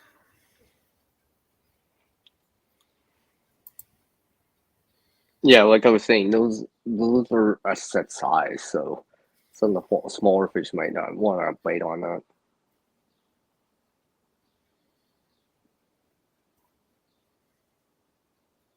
I know it's possible. Don't get me wrong; it's possible to catch a fish with some of these zipper hooks, but sometimes you actually have to finesse it a little bit more, try a little bit more, because usually, like I said, it doesn't have barbs on it. Unless you have something like a chisel or something to make something indentations into that metal or something like that, right? Yeah. Yeah, exactly. Industrial thread. I guess industrial thread is a I pretty strong thread, right? I would assume, but I've never seen it in person. So, because usually what I do know is like in testing the strength of it, I actually hold something with it, right? Just to see, right? I'd be like, okay, it can hold this.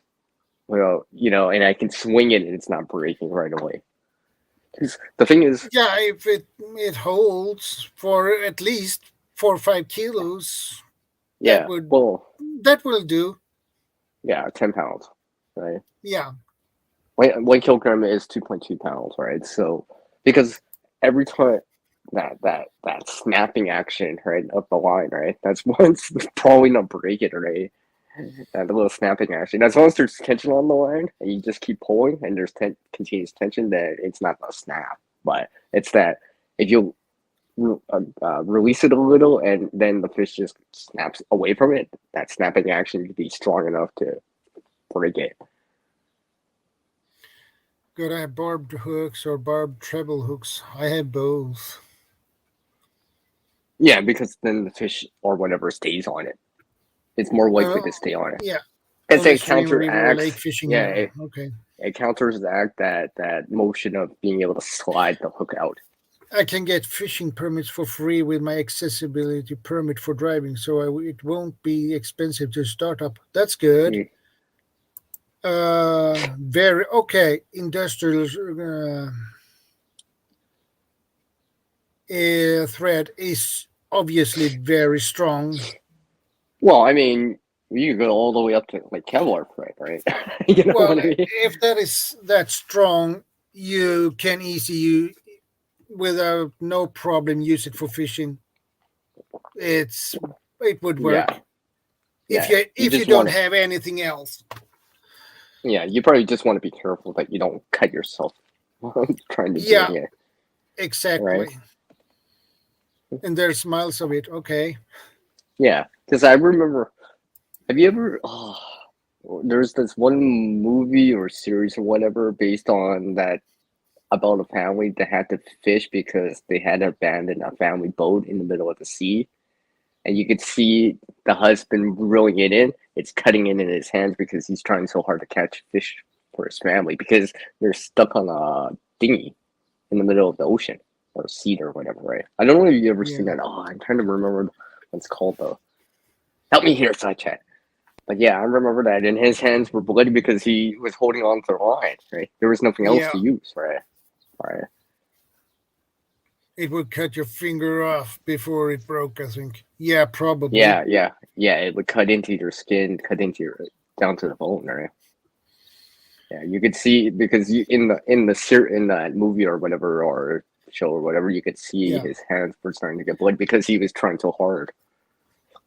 And I agree with you, Idaho Garden. I agree. You need barbed hooks.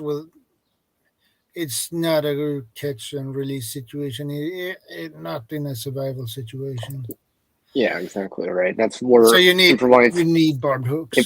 Yeah. Improvised hooks can do it, but you have to more finesse it, do it in a certain way. You gotta keep tension on it.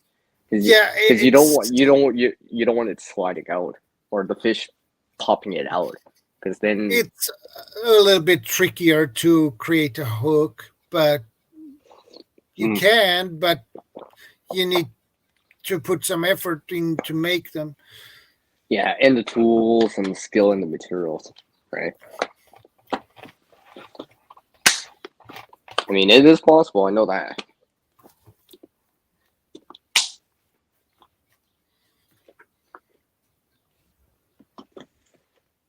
I mean, like I showed earlier, my buddy gave me a couple of these spoon treble hooks. I haven't used them yet. Supposedly, you can make little spoon flashers and stuff like that.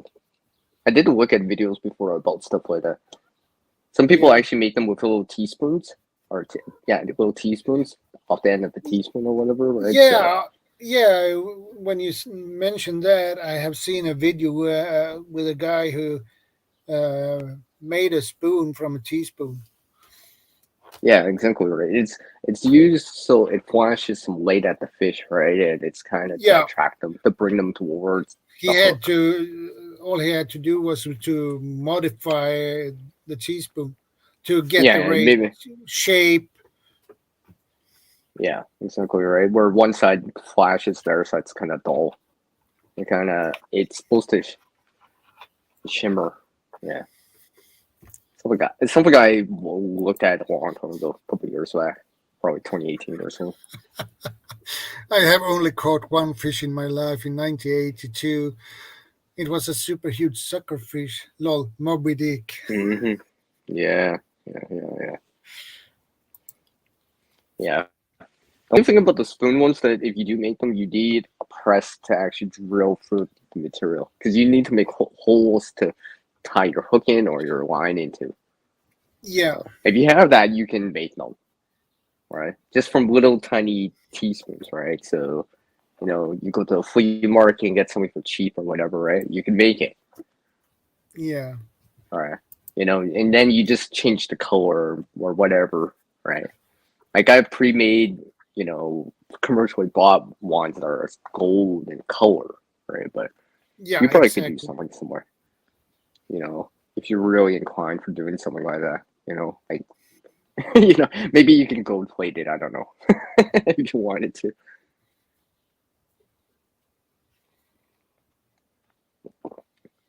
See, I actually do have spoons. I just don't have a way to make the hole. Yeah, I have little corks too, as bobbers and stuff like that. Because even in the little kits that I do make for these, usually it's hooks, lines, sinkers, or weights, and something as a bobber. yeah, At least that much. Because you could still do something with that. exactly. Yeah.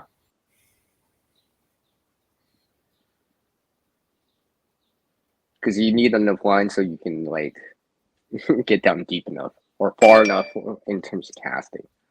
Yeah, and if you only have line Even and without a a fishing bobber reel. and a sinker and a hook, Yeah. but no rod, you can make yourself You a can, power fishing rod. Easy.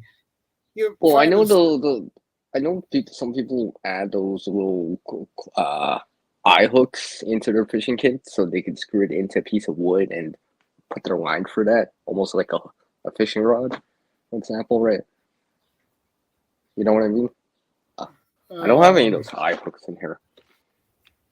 Basically, they're eye hooks that screw in, right? They're usually used for like hanging something, right? But you put your line through it. That way, it channels the line like a fishing rod would. If you look at a fishing Yeah, rod, it has little eyes too that you put your line through, right? It's the same thing. For example, right? Those I actually have to add into the kit. I have yeah. to find something to use, right? Are they easy to come by or? Well, I'm just trying to source it out. I know you can buy anything, but Yeah, I want to see if I can source it out. That'd be nice. yeah. I Well, have because it to might look be into that. because yeah, I could buy it, but it might be something I don't really use until absolutely necessary, right? So it would be nice to know that hey, I didn't spend like an arm and a leg at it for something I may or Yeah, may not use right exactly. now.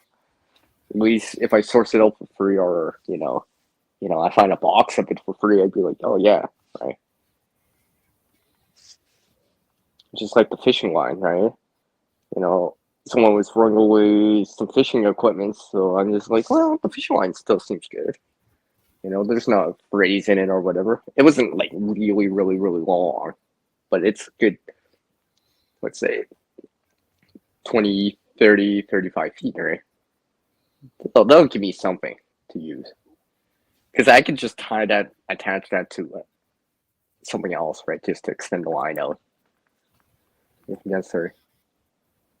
I can put my fishing, my my leaders onto it, and put my hook and blah blah blah.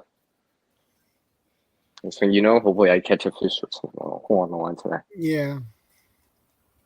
And hoping I catch a rubber boot. Oh yeah, you guys weren't in here when Preparedness Venture mentioned that. And Bob. Yeah. Yeah, exactly. Of course.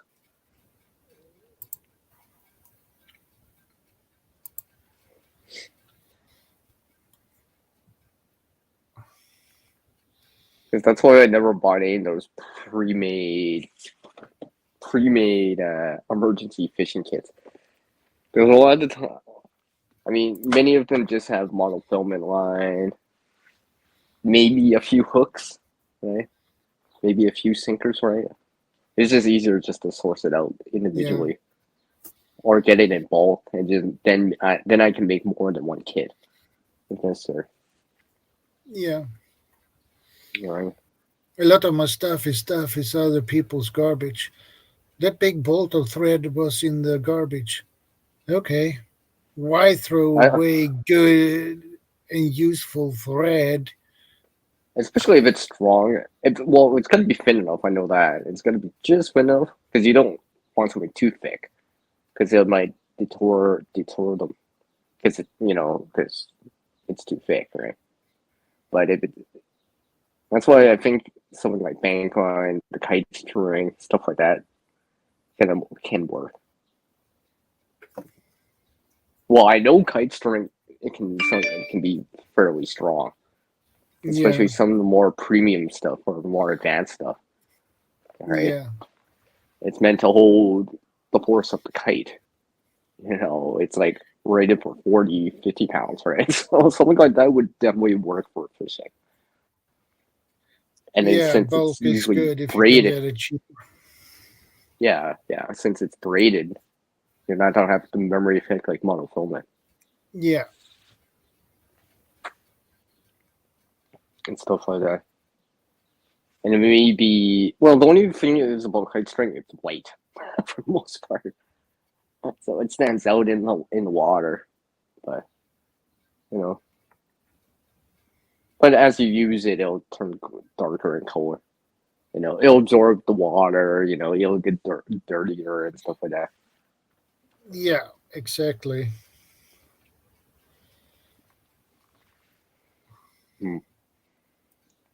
I mean, because when you have the hooks and the line, you can do something.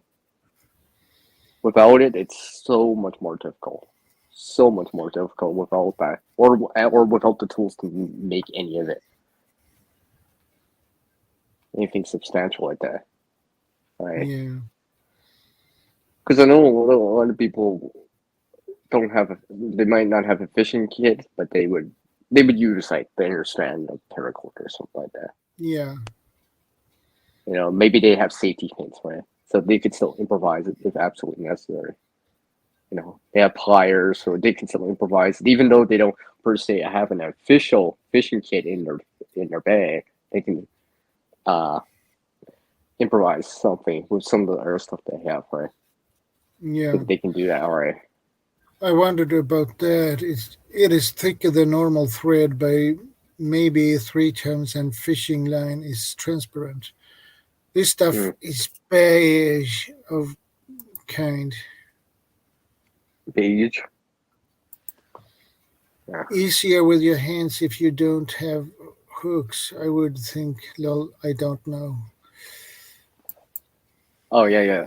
I think because like if you're good about the fishing knots, right? The monofilament can slide out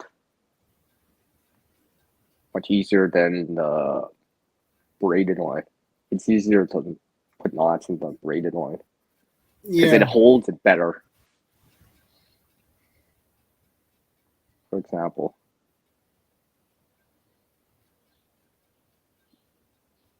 It's not that it's just gonna slide out, because monofilament can slide out, right? Yeah. So, because basically it's just a piece of plastic. Really, monofilament is just a thin piece of plastic that's in the form of line, so it can easily slide out. All right. In a survival situation, you don't want your losing hooks because it might be the only hook you have, right? And you want more than one hook with you. You bring more than one hook. Right? Hopefully, you have more than one hook. Well, you have a set of different hooks, will you? Yeah. Because you will lose one or two hooks. It's possible. It's fairly possible. that is possible. Right. Hence, stuff like fishing leaders help, right? So the fish can't bite through, right? And take your hook away. Yeah. Right. Because fishing line without hook, that doesn't really work here. Much more difficult. So.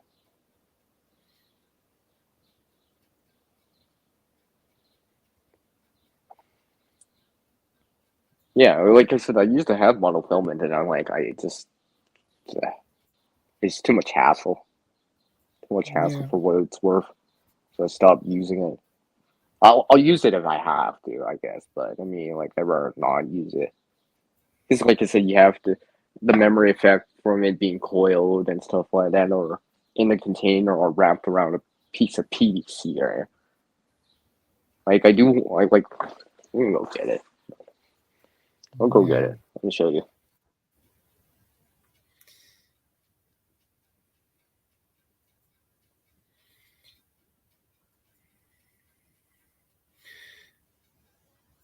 Yeah, see, I go getting his stuff.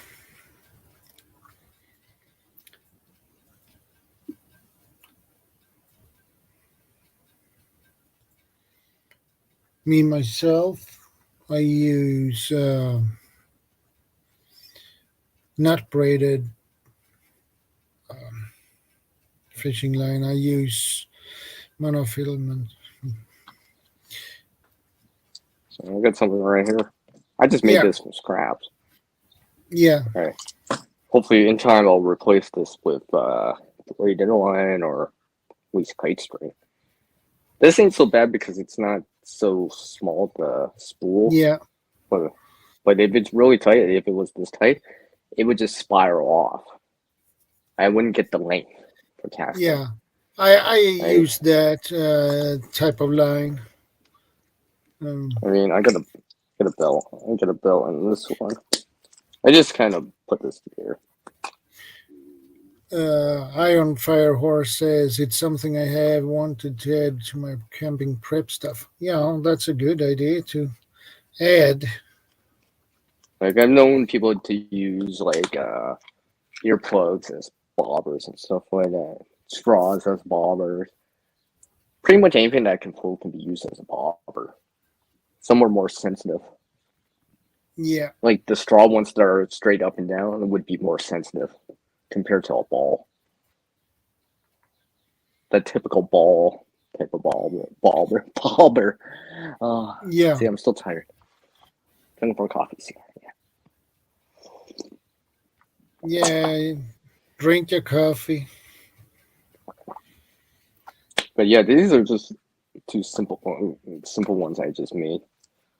And I just realized I was wondering where I put this little pocket knife.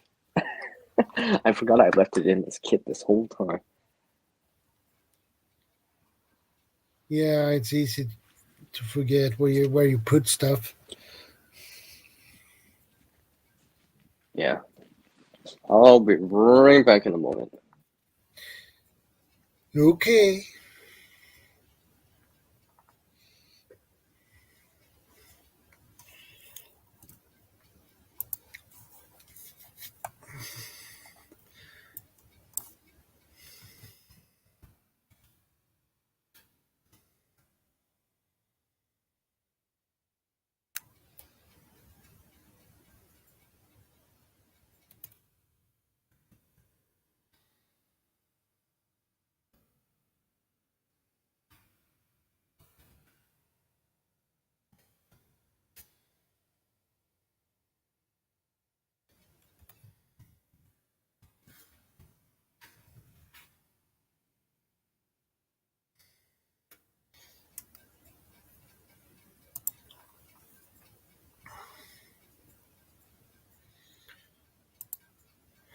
I just keep adding a little at a time. Don't have much cash, so always stuff on sale. Yeah, if you have not that much cash, so get stuff on sale. That's a good idea.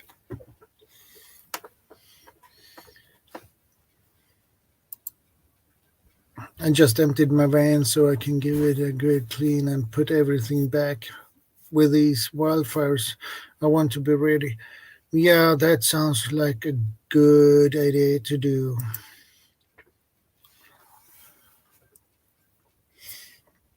You never know when the fires reach you. Yeah, I would agree with that, Iron Horse. Be a good way to stay proactive and kind of do spring cleaning, right? Yeah.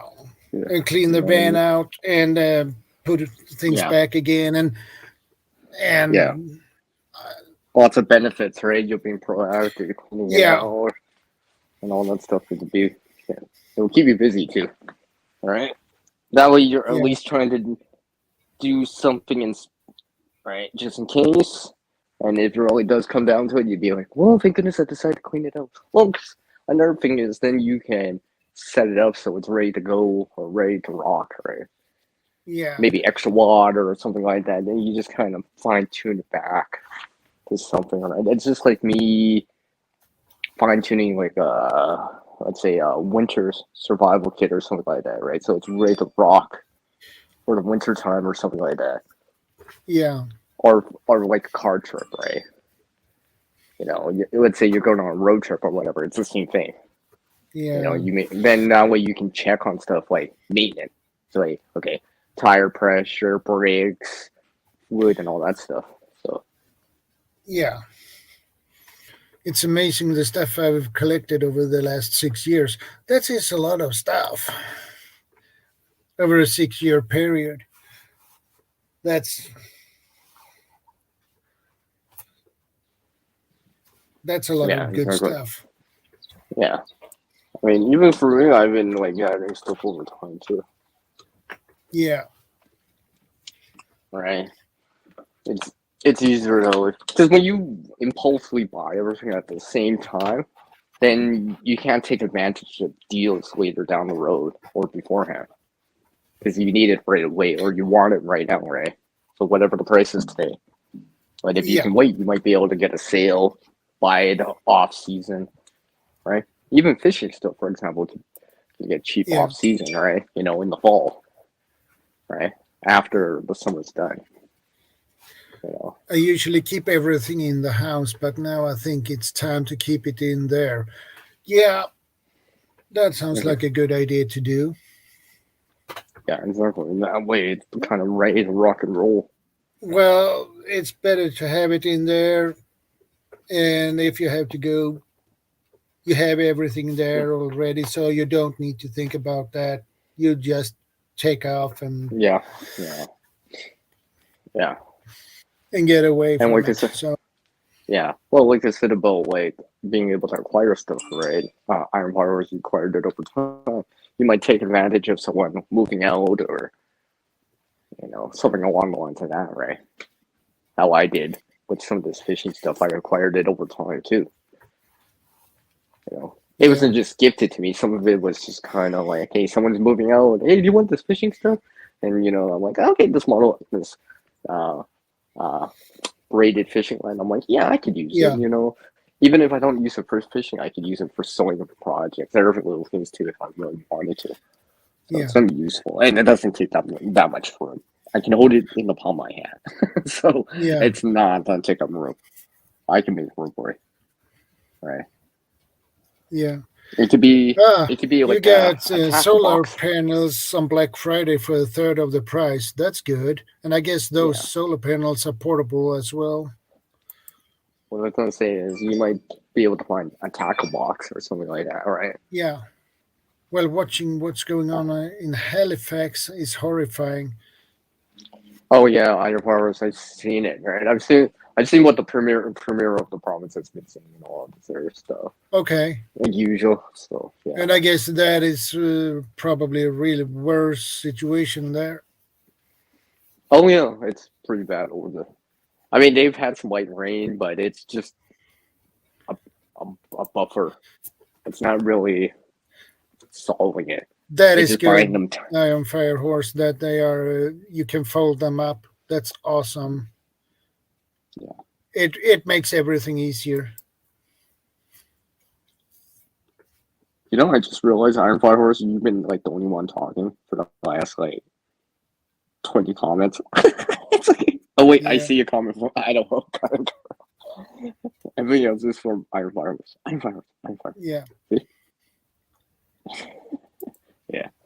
I have 100 watt and a 60 watt one.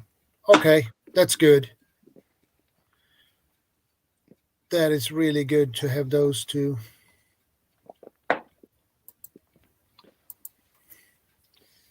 Yeah. No, the fishing stuff I keep is because I don't really dip into it or do it often. I just have small amounts of it or a little kit of it. I don't have a full blown, tackle box of it.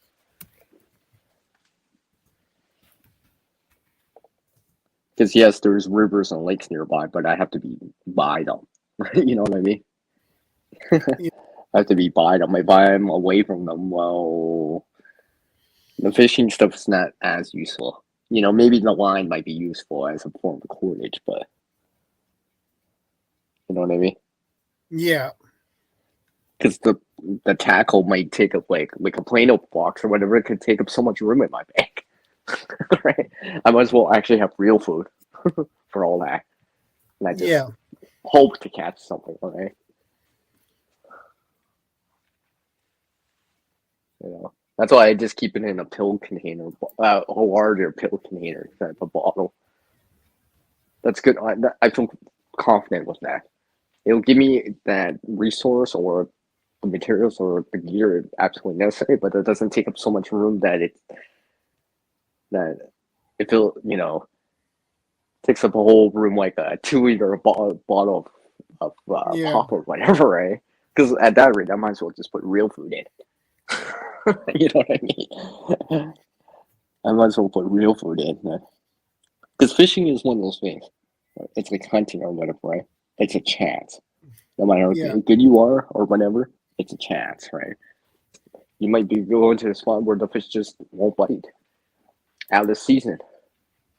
You know what I mean? Yeah. The spot you go to, the river, the lake, it's just, they're not there right now. Right? But if you actually had real food, then you can consume the real food you do actually have for it. So it's that trade-off, right? You know what I mean? Yeah, exactly. Yeah. All right. Because in a survival situation, probably it's better if you actually had real food than taking the chance for hunting or fishing. In my opinion, anyways, because like I said, it's a chance. It's not a guarantee. If you actually have real food, like let's say snacks, etc., even like food rations, that's real food. You don't have to wait for it. You don't have to expend energy in terms of hunting or fishing, right? You can consume it right now. Yeah. You know, I always see that fishing stuff as to supplement what you have in your pack. If, for example, Yeah, you can. You know, It depends on what kind of fishing method you choose to use. But if we take these yo-yo reels you fish with, yeah. Which, by the way, those are illegal outside per se a survival situation. Also, for the most part, those are illegal to use normally, right? Stuff like that is illegal outside of a survival situation, right? Yeah, those are mostly made for survival use. Yeah. The best thing with those is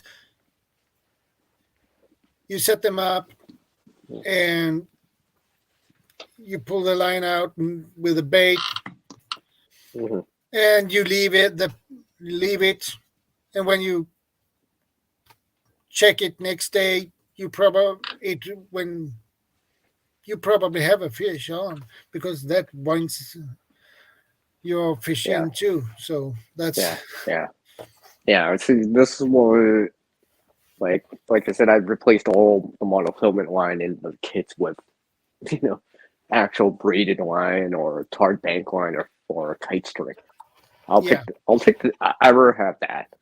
It's because I don't have to worry about that memory effect of the monofilament and kite string, the bank line, the braided fishing line. I can use that for sewing if absolutely necessary. Yeah. You know what I mean? So it's a little bit more multi-purpose, easier to work with. Holds the knots and stuff like that if I really had to, and other little things like that. The only thing about monofilament that's nice is because it's transparent, so it's hard to be, it can't be seen in the water. That's probably one more beneficial things, right? Because like if I use kite string, it's white in the water, right? So and so a lot of the time braided fishing line is usually more camel, earth tone colors, right? So it blends in a little bit more, so the fish doesn't notice it. You know what I mean?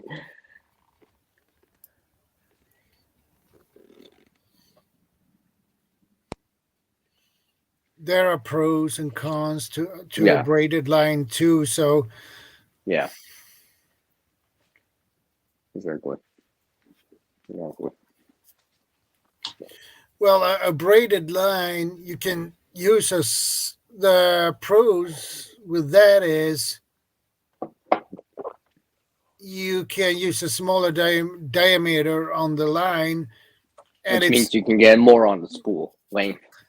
Yeah, and it's strong, and it can take more weight on it, so before it breaks. So yeah, usually the main benefits is because it's thinner, you get more line, so you get more distance.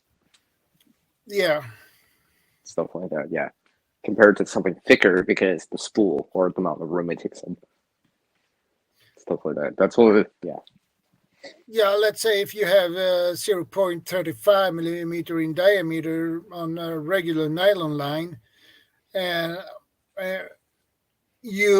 it takes 4 or 5 kilo of fish.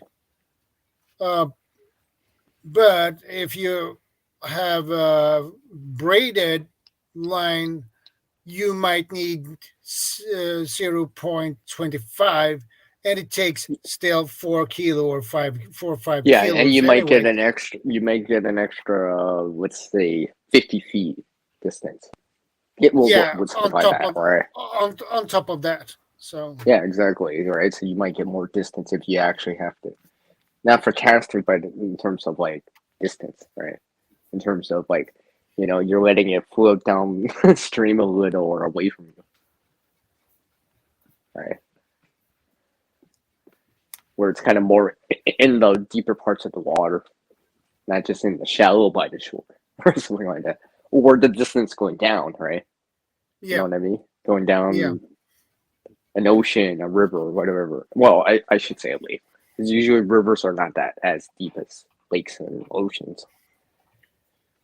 Usually lakes are pretty deep, right? So, you might be able to attract some fish from the bottom or closer to the bottom. And if you had short amount of line, you wouldn't be able to reach. You know what I mean? Yeah.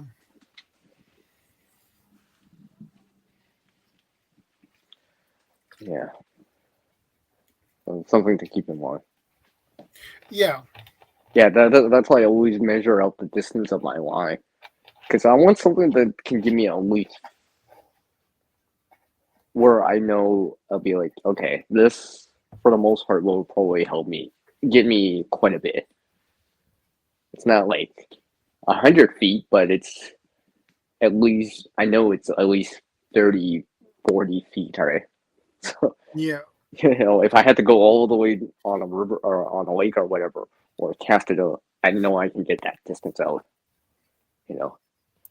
Even if I have to kind of chuck it with a split shot or a sinker out there to get some distance, and really cast it out there by throwing it too.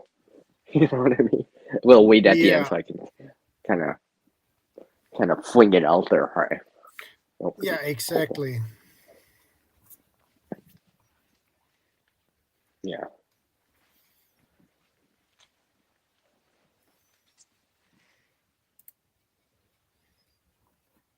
Yeah. See, I don't do much fishing, unlike other people. Some of my friends, they do fishing a lot more than I do. They have way more experience than I am. They have more.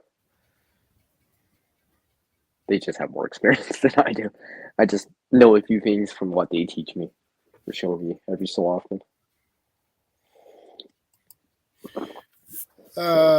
Distance would matter for sure unless you're fishing in a river or creek. Yeah.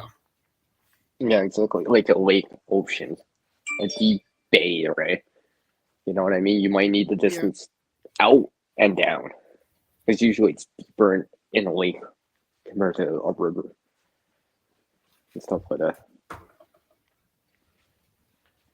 Yeah. Or even in a river, you might or creek, it's a different way to fish. Yeah.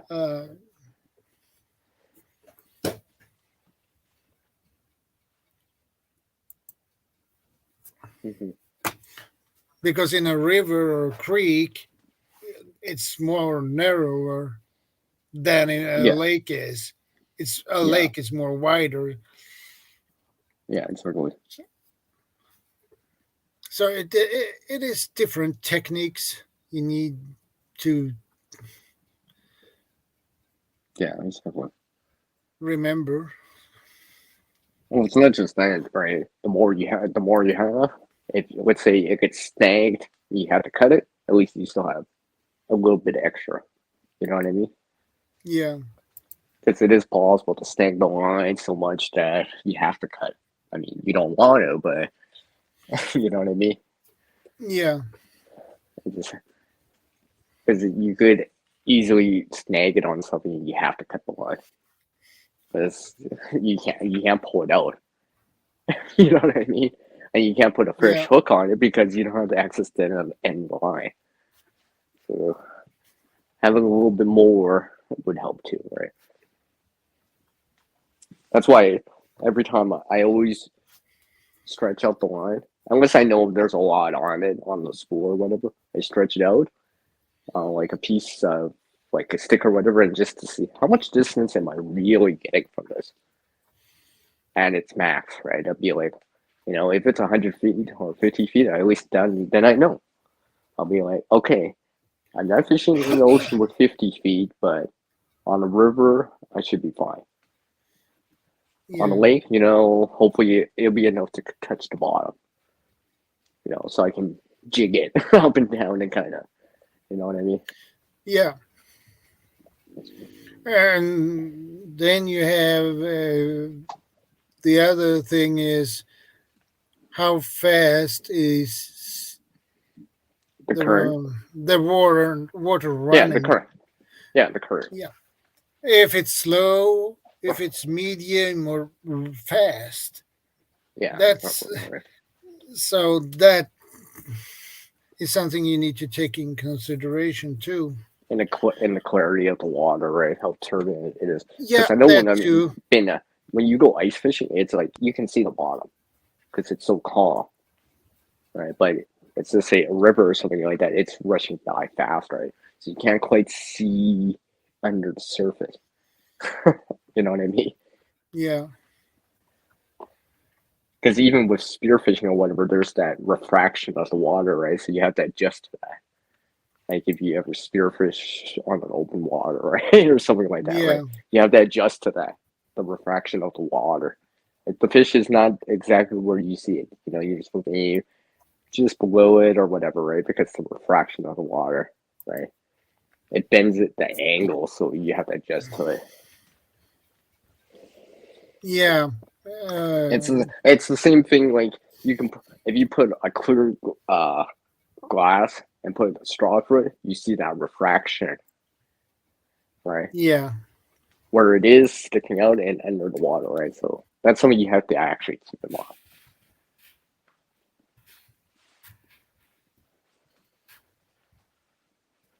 And stuff like that. Yeah. Yes, that's why they fish like those alcoves on the side, so the current bypasses them. Yeah. Mm-hmm. And if you have overhang of tree branches or something that hangs a low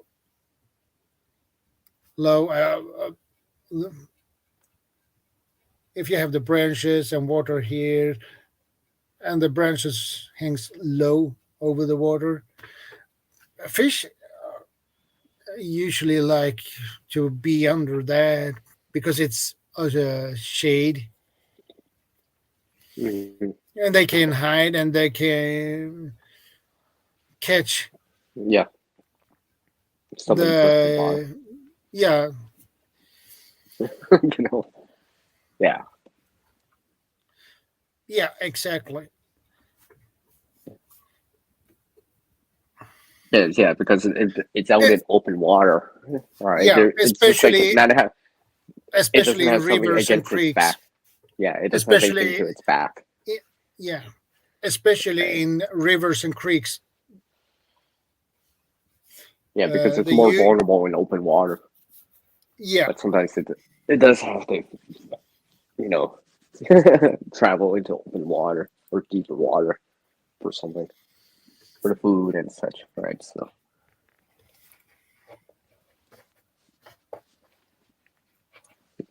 Well, because you got to remember that they're trying to survive too, right? So they're trying to pick up the best spots too for exactly their hunting purposes, right?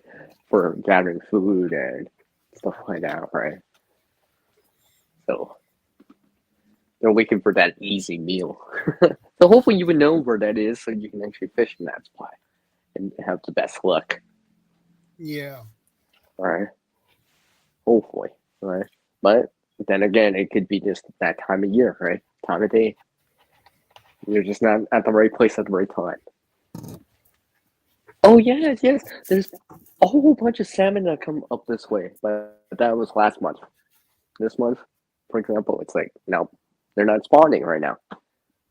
So that's why you don't see them on the water.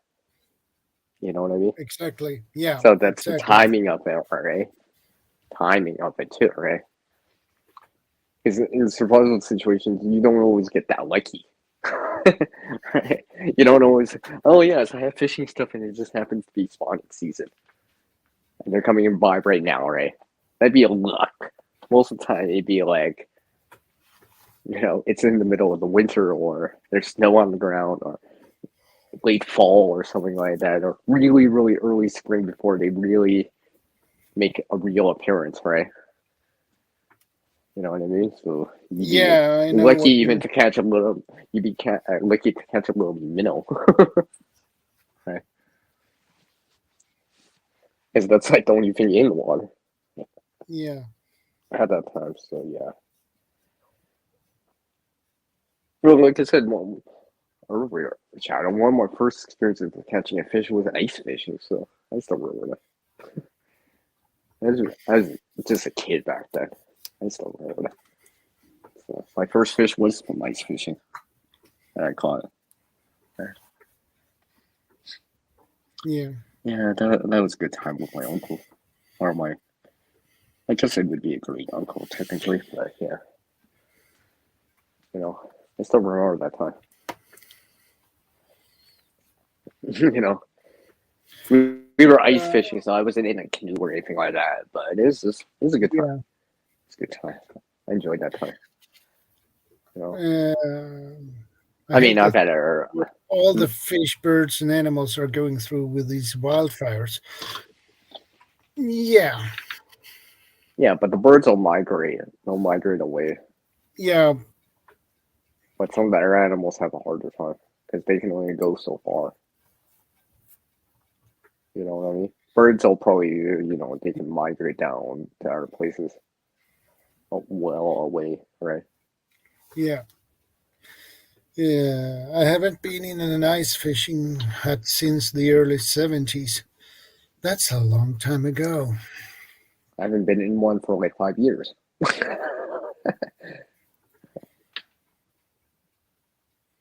I even have a video on it here on YouTube. Somewhere along that. That was so much fun. Yeah, I think I saw that video actually.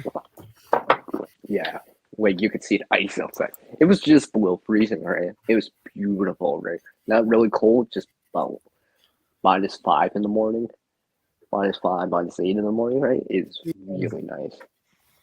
You know what I mean? Wait, like there was slush on the top of the ice. I mean, we were making like snowman on the top of the lake, right? You know what I mean? Sir, I'm going for a bathroom break. I'll be back in a minute. 30 seconds. Okay, I'll do like preparedness veterans did and start reading comments like usual. The fish can't do anything, really. Yeah, exactly.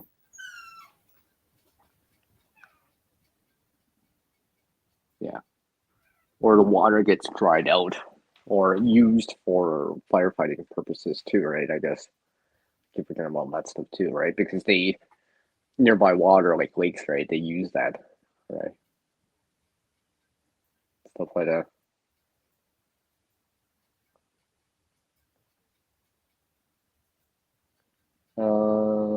I don't know what to say, everybody. I don't have anything to say about this. My knowledge and experience with fishing is like kind of limited, quite limited in comparison to some other stuff that I've done. I mean, I've done it, but not to the extent that some other people have, like preparedness veteran and some other people. I know other people that fishing is definitely what they know way more about, right? You know. And just like that, I wasted enough time for him to return right about now. He's walking back, he's sitting down, he's looking at the screen, he's putting on his headphones, and now he can hear me. I was just saying how great you are, Shadow, while you're gone. But I'm back. He's like, I know, look at this 4 hour and 10-minute mark and be like, I want to see what CR actually said while I was gone. What did he talk about?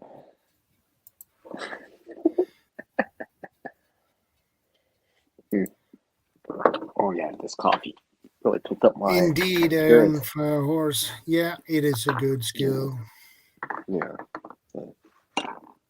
I mean, I've heard about, like I said, fishing line being used for reasons. Yeah. So, have I done it per se? Not really, outside the sewing part. There's other little things which I won't get into. I know it's possible, but you know, that's only even if you don't fish, there may even. That's why I just have a little. Well, it's not a small pill bottle, but a little bit bigger, right? But it fits in the palm of my hand, so I almost have no excuse to bring it with me, and it doesn't take that much room in my bag. Virtually no weight, right? Virtually, right? Because it's fairly lightweight, right? It just has everything except for maybe some bait or a fishing rod. That's about it. I have the hooks, the line, the sinkers, maybe some bobbers or whatever, right? Bunch of hooks, right? So just in case, if absolutely necessary, I can use it for different reasons, right? Yeah. Right. So I just don't have a full blown fishing kit with tackle, right? Like that's so huge. Right? Yeah. Because I've seen people's bags that have way larger fishing kit with tackle, right? But it always seems so big. It's just like, you know, at that rate, I might as well just have actual food. You know what I mean? Because fishing it's a chance. Yes, you can catch, don't get me wrong, but it's still a chance. It's not a guarantee. Not a guarantee, but a chance. Yeah, if you had food rations, even like granola bars and etc., right? That's a guarantee of food, right? Because it's actually with you, and you don't have to cook it or make a fire to consume it, right? For the most part, if you have fish, you probably don't have to cook it or would want to cook it. You know what I mean? Yeah. So It's a little For bit now, flat. I'm working on my gardening project. Fishing will be the next spring. Yeah, that's a good idea. Yeah. I'm not really. Fishing is kind of like on the back order for me on stuff, right? You know, And I don't live that close to the water. If you're going to compare fishing with hunting, hunting is more demanding Yeah, because you than have to chase. fishing is. You have And to you have, chase, yeah, walk more distance, right? and that Fishing is is, kind of you're stationary. Fishing generally is stationary, right? yeah. Hunting, you actually So have to and follow, chase. you have a better chance to get something when you're fishing rather than hunting. Mm-hmm. Mm-hmm. All right. Unless you have put up traps or something. Yeah, but I mean, yeah, That that's will increase your chance, but yeah, that's not a guarantee. That's not 100% guaranteed.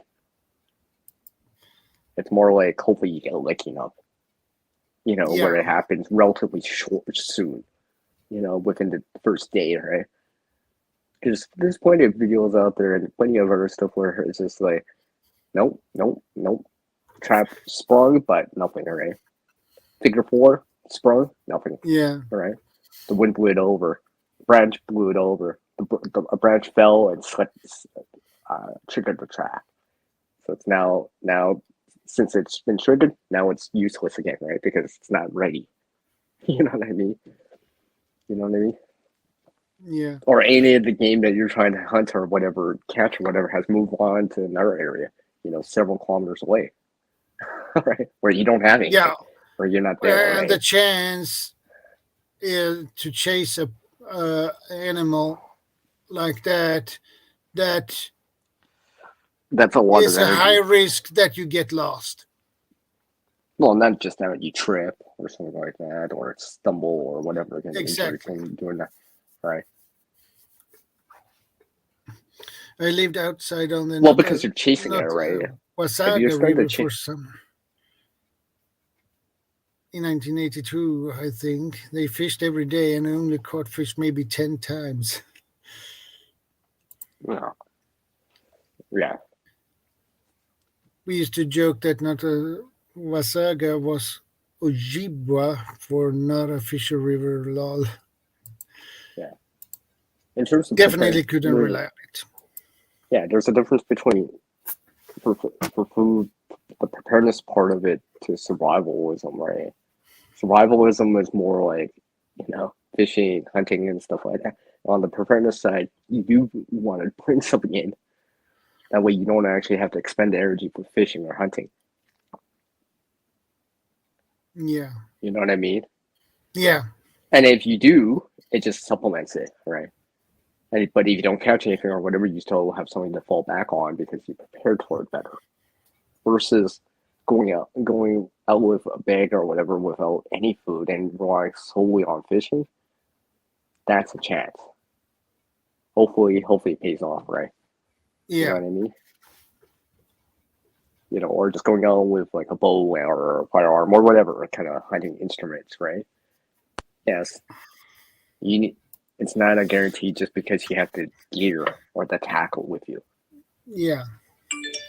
Hey, Miss Hart Kasper. Good to see you, man. Hi. Hello. That's why it's probably better to actually have food with you, right? It's just like, for example, remember how I said earlier about the boating thing when Preparedness Veteran was still here with us, and I said, boats fail, right? Engines break down, no gas or motors break, right? Yeah. I actually had that happen to one of my friend's mom's brother-in-law or something, a relationship with that, right? And they were stuck on a little island, and they were like 5 kilometers away from the next major source of land, right? So it's quite difficult to even swim that distance. And the thing is, it was overnight temperatures were close to the freezing point, and during the day it was probably +7, right? Yeah. No, like don't get me wrong, they're all good and all that stuff, right? But it's something to keep in mind, even with fishing, right? This is what I said about having a boat kit. It's just like having a car kit. Because stuff happens, like, your boat breaks down, right? Without any mode of transportation, you're not getting back to the mainland, right? Exactly. And if it's, you know what I mean? Like, they were cool. They just had, like, they were planning just a day trip, right? They didn't plan to stay overnight, right? I think one of them smoked, so they did have a lighter, right? So they were managed to get a fire going. But even what my friend's mom told me, it's like, yeah, he got back, he got rescued or whatever. He's like, in bed or whatever, and still shivering because being outside so long, right? I mean, this is back in the it was either early spring or late fall, one of the two, right? But because the water was not the warmest, right? I think this is why they didn't want to swim. Make that swim, right? You know what I mean? Because it's 5 kilometers away from like the nearest major land source again, from this island. They were lucky enough to make it drift to this small island, right? You know what I mean? Yeah. So this is why I'm a big proponent of like having stuff with you when you go out on those adventures. Because stuff can happen. Yeah. Because you're out in the middle of nature, right? Right? And it's like, you might be able to be a really good swimmer, but the water is really cold for that time of year. It's not in the middle of summer where the water is probably like 20 Celsius or even like, 60, 70 Fahrenheit. It's like 40, 50. It's starting to feel really cold. And to swim that 5K, let's say 3-4 miles, it's still wear you down. That's if you don't like give out from the exhaustion of swimming, right? And the water's gonna pull the heat away from you too, right? Yeah, exactly. Especially if you don't, even if you have a life jacket or whatever, right? Well, you're still in water for how long, right? I don't know anyone that can swim that much. Even a strong swimmer would probably have a hard time, right? Yeah. You know what I mean? And so it's just like, they were lucky, like I said, Playtime were they had a lighter. Welcome, my friend. Good to see you. Yeah. They had a lighter and stuff like that to kind of give them a hand. Because then that actually does happen, right? Fishing accidents or capsizing or anything like that, right? That's totally 100% possible of happening. Yeah, and those type of accidents happens all the time. Yeah, without your boat, you're at the mercy, right? Because now you don't have a, per se, shelter or transportation. You know what I mean? That's why, because then it becomes from an inconvenience of, the motor's not seizing up or it's only running every 20 minutes to, it's not working at all. And you're in the middle of the lake or something along the lines of that, and it's just, maybe you're not a good swimmer or the water's way too cold. You know what I mean? Let's say 47, 10, 50 Fahrenheit, right? Something like that. Even a good swimmer would have a hard time with that. Because the water's sucking the heat away from you so much, right? You'd be exerting so much energy, and if you don't decide to do it right away, if you wanted to, you're probably not going to do it later because you'll just get more and more tired. The lack of energy and stuff like that. Hi, playtime.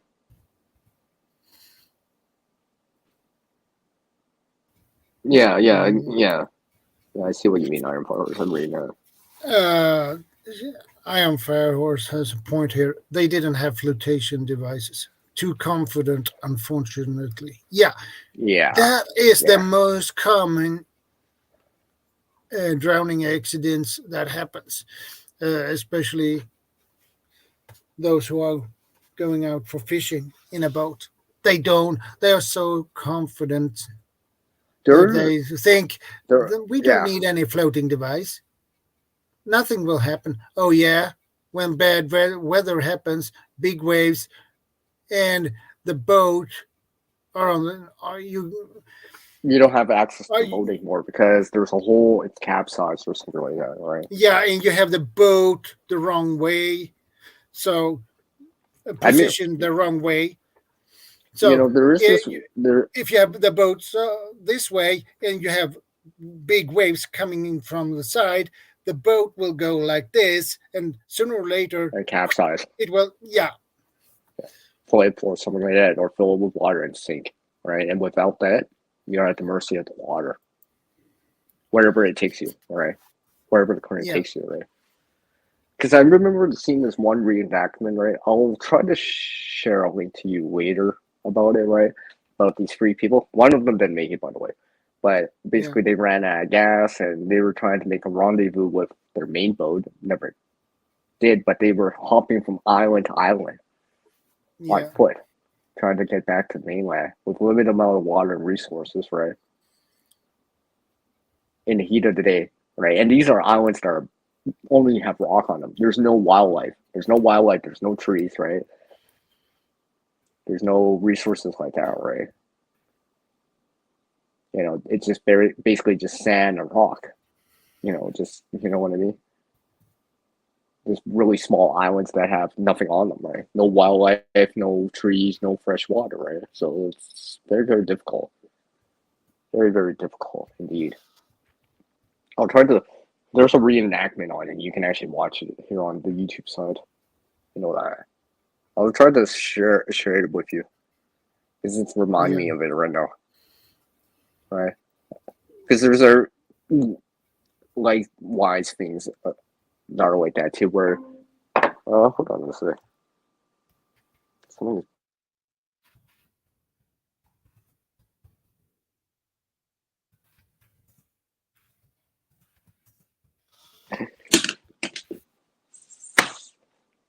I think keeps thinking I'm talking to it. I'm not talking to you, tablet. It was that side here. But yeah. I mean, there's even this other one that I've seen. It's basically a boating thing too, right? Where basically they were on boats or canoes or something like that. They ran into bad water and they drifted or got washed ashore, right? On an abandoned island with barely any resources. High cliffs, rocky cliffs, only sand, right? So yeah.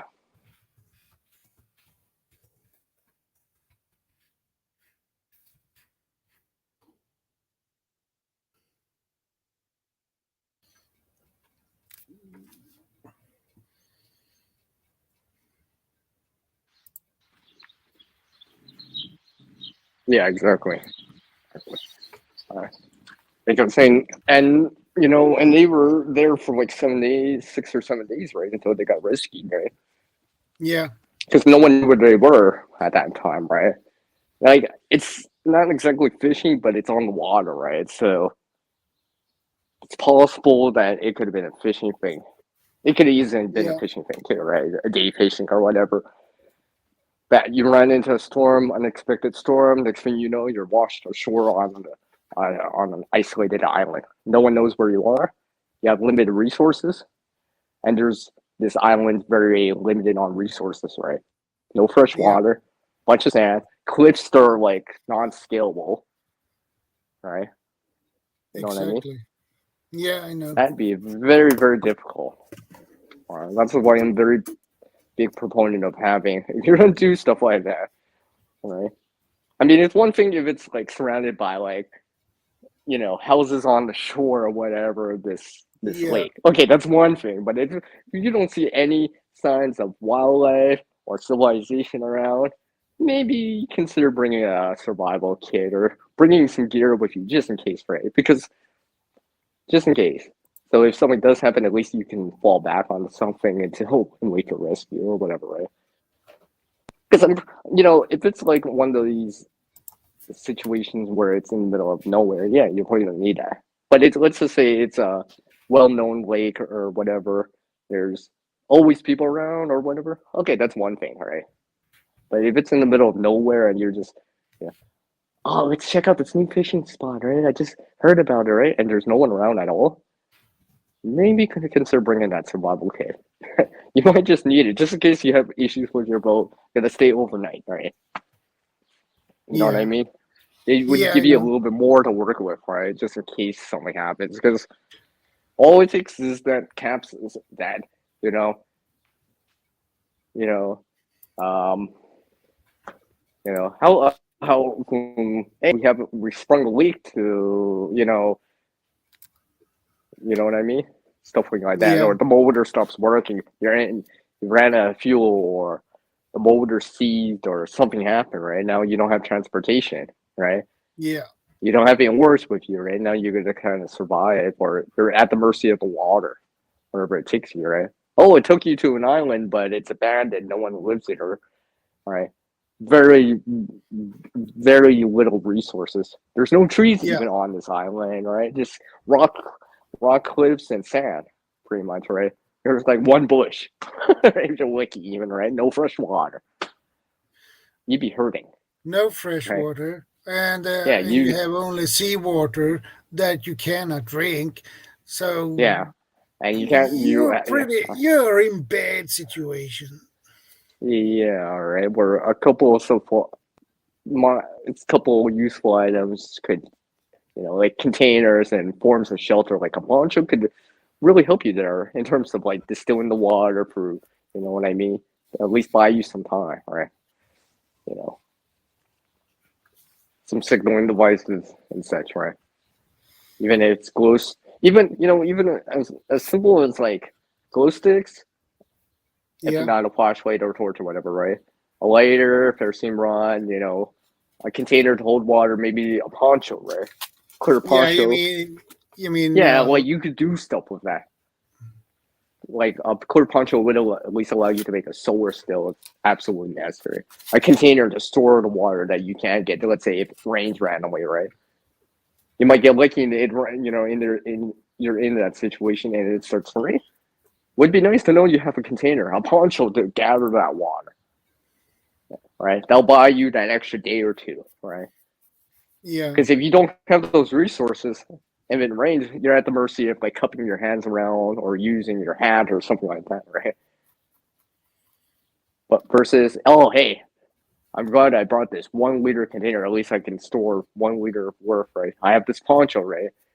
I can funnel it into the rainwater into the container. I'll drink some of it, stay hydrated, fill it back up, right? Because I think that would yeah, be, these little things, right? That's why things like cover and container are very vital. yeah. I am Fire Horse. I think you do the right thing. If it's too unpredictable, you should stay away from it. Yeah, and And the and problem yeah, is if you are on water, a river, or a creek, uh, yeah, and there is a wildfire, and you get trapped, you have no. You think you have a chance to get out of there? You don't, because the heat from the fire would be really nasty, uh, it'll start to and the red. dehydrate you. Yeah, and the Pretty much, right? radiation Pretty much. and the radiation Radiate, from the fire, uh, it'll just cook that you. that will cook you, basically. Yeah, So basically, right? Without any water to hydrate back you or whatever, right? And stuff like shelter elements, cover elements, and container are kind of one of those things that is useful all the time. Even a yeah, poncho, yeah, right? A poncho at least allows you to get rainwater, stay dry, and stuff like that, right? With a clear one, you can make a solar still if absolutely necessary, right? And stuff like that.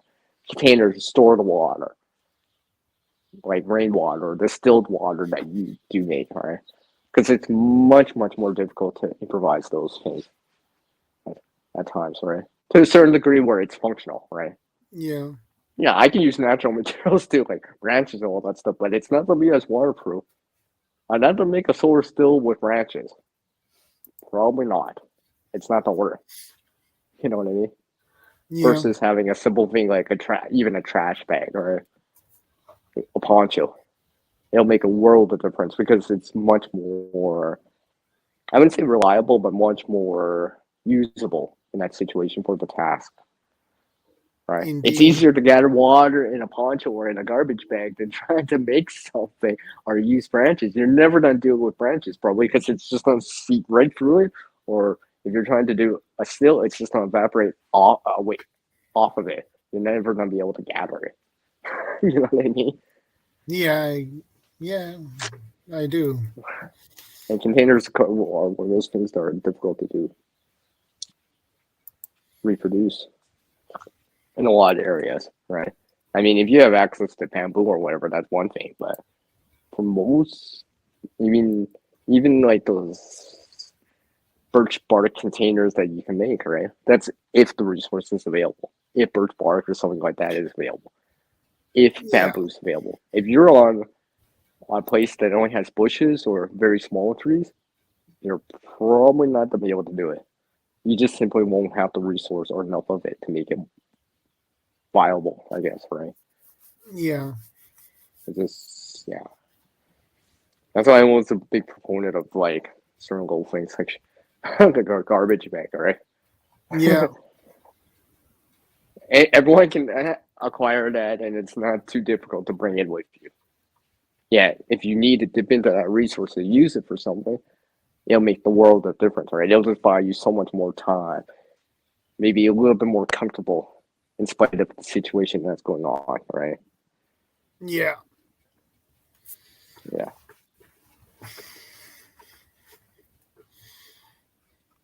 So, as I tried to relate the preparedness and survivalism into this fishing stuff, right? Because it does happen. I know it happens. And I've seen, well, not firsthand anyways, but I've heard stories from people I know, like I said, right? And there's reenactments out there you can watch, for example, right? Like I know two off the top of my head that I've seen. All right. Like that one that I said about people hopping from island to island, and this other one where they got washed to this island.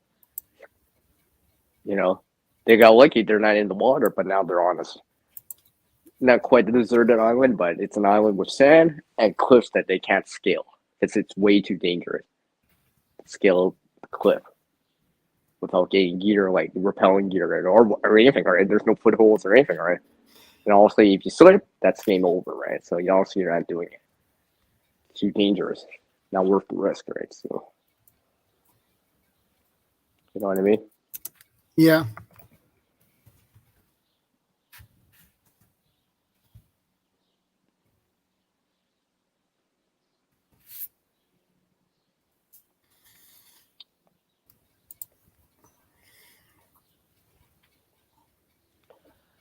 Yep. Well, I feel a lot more awake now than I was earlier.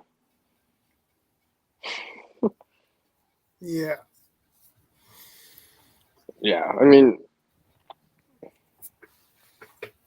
yeah. I guess well, depending how warm it is, I mean, even the mosquitoes would drive you insane during the summertime. Now, I think what happened with my friend's brother-in-law or whatever, right? Or his mom's brother-in-law or whatever, right? They were lucky it was either, I think it was, no, it was later in the fall, right? So they didn't have to worry about mosquitoes. It was the environment in terms of the weather, coolness, right? That was the big factor. They didn't have to worry about bugs, but it was cool, right? They were only dressed for the day, not just for overnight temperatures, right? You know what I mean? Where it's like 4 degrees in the 30s, right? I mean, I think they had a lighter with them, so they were able to make a fire or whatever, right? So, you know, they were able to be rescued within a day or two, right? But, you know, actually, I should talk to him the next time I talk to him. Next time I see him, I'll talk to him and ask him about that situation. Because I only heard it like second or third hand experience of it, right? Word to word from someone else, right? But I want to actually talk to them next time I talk to them. Just to see their point of view, right? Maybe I'll relay it back to you guys on the channel here for me on my own channel, right? Because that's real world experience, right? That's something that happened to someone I knew. You know, it's not someone I didn't know, or it's a reenactment, or it's a story from 10, 12 years ago, right? This is just a couple of years ago, probably, right? Yeah. You know, I think it was, if it wasn't last year, it was 2021 or something like that. It's, right. But because, like I said, they said that when they got back and rescued, it took them a while to warm back up. They're like, yeah, my friend's mom was saying, yeah, he still feels cold. He still feels like, you know, probably because he was out there so long without warmth that it takes the longer you've been cold, the longer it takes to warm back up. Right. Yeah. It is Because you need to heat you up slowly. Right down to your bones, right? You need your chill to the bone. Yeah. So you gotta warm your bones, your muscle tissue, you know, the fat and all that stuff back up, right? Because that I do know is a true thing. Because I've experienced that before, right? Or well, because I've done the hand submerging thing in ice cold water in -20. It took me an extra hour after the video just to come back to a normal state again. And that's just with my hands. I can just imagine the whole body, all right? Well, I remember that story you told me before, right? When you were shivering, right? And how long that even took you to recover back to a normal state. Indeed it is, Iron Fire Horse. You know what I mean? Yeah. Yeah.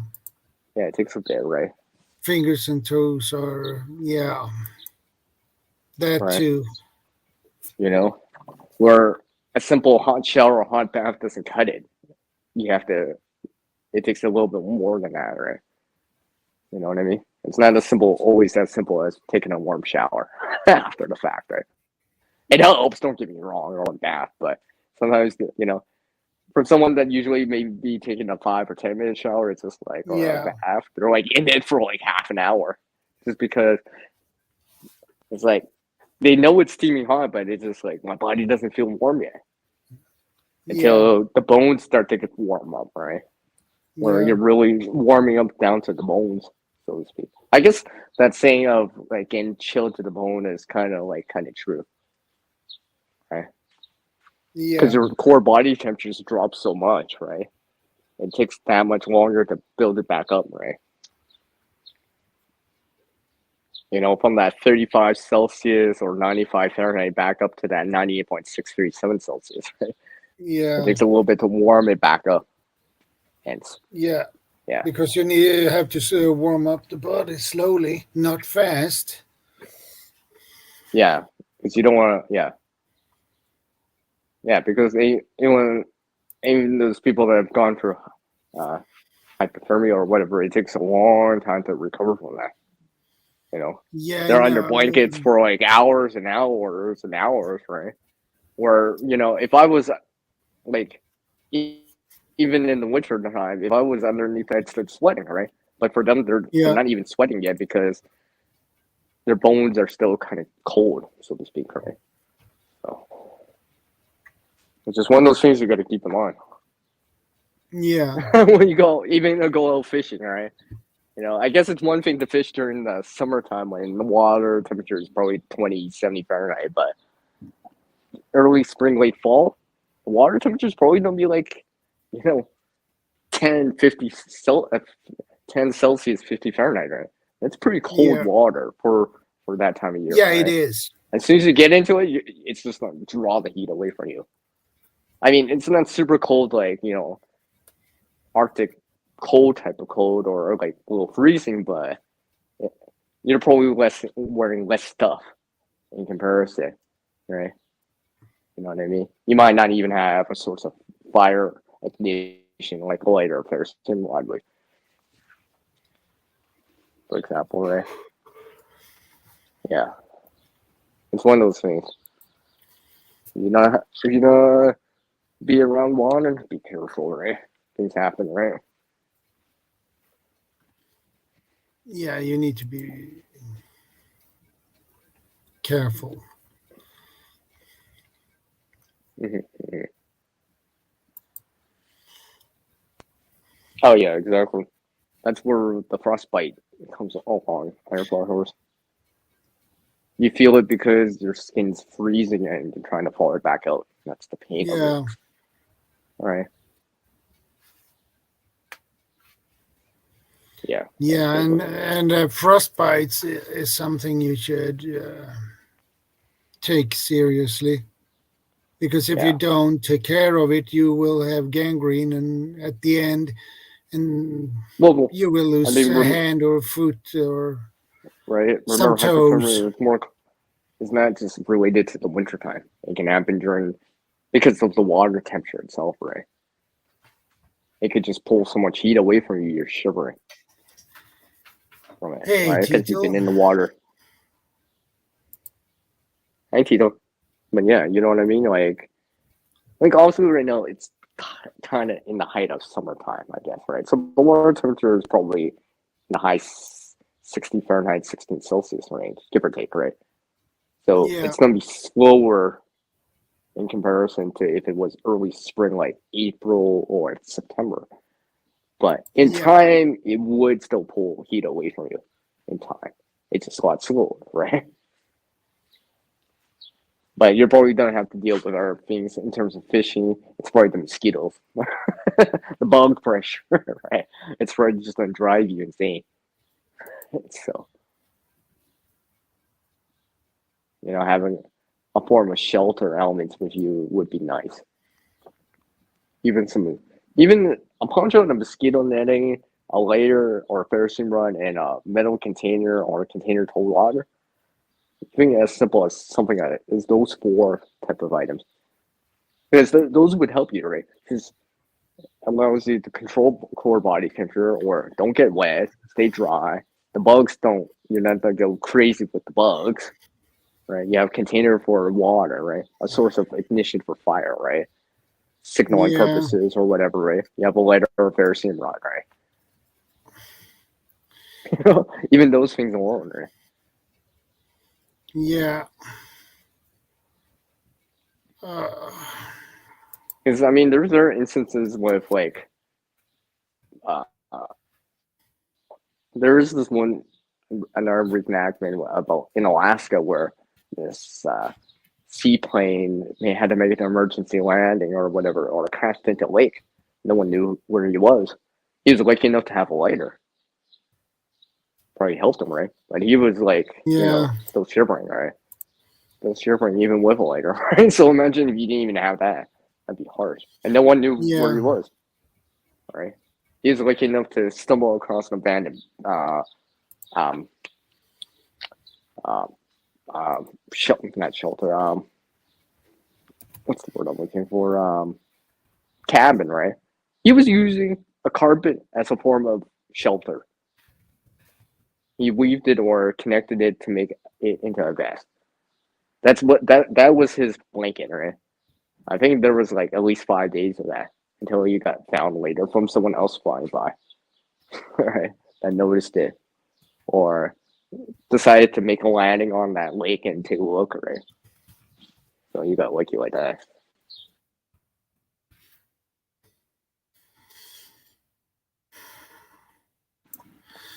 Okay, I think we have a little troll.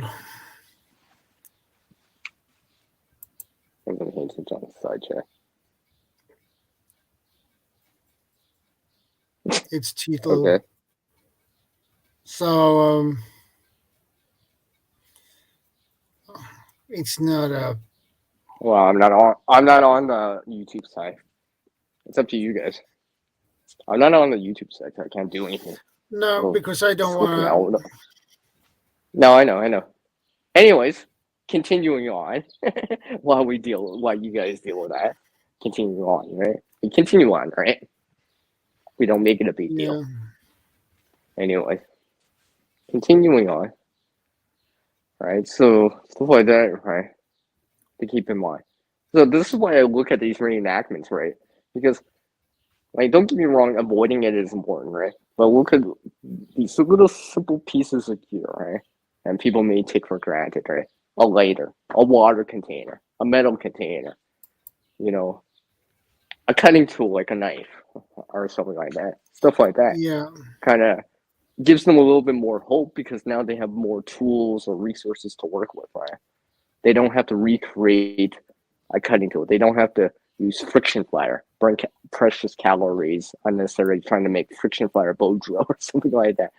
Or, you know, or even a garbage bag. So now they don't have to they can make a better waterproof roof. They don't have to, spend the extra hour or two trying to find more boughs or leaves or thick enough leaves to shed the water, right? So stuff like that I always pay attention to because those little pieces of gear can sometimes make the difference, right? You know what I mean? Give you something, you know what I mean? Because it'll pick up your morale, even though obviously you're in a situation like that, you're probably stressed out already, right? But these little things will be like, hey, I got someone still on my side, to help me in terms of a team effort, right? Let's say if you were with someone else, right? Where you would assess the situation and be like, well, we got this poncho, we got 2 ponchos on, right? No one knows where we are, okay, because whatever reason, right? But we do have 2 ponchos, we do have a water container, we do have a lighter and a cutting tool. Well, that's still resources that you can use, right? It gives you access to be like, hey, if it rains, you can get a rainwater. You can still make a fire, right? You might not have food, okay? So, your energy level's going down, right?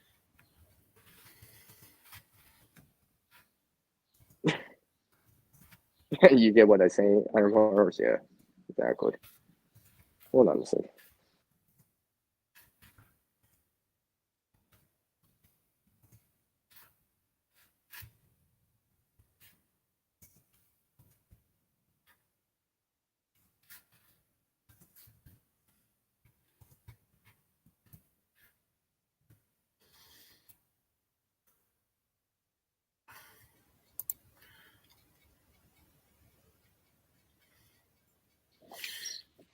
So yeah, that's why I'm always a big proponent of those items.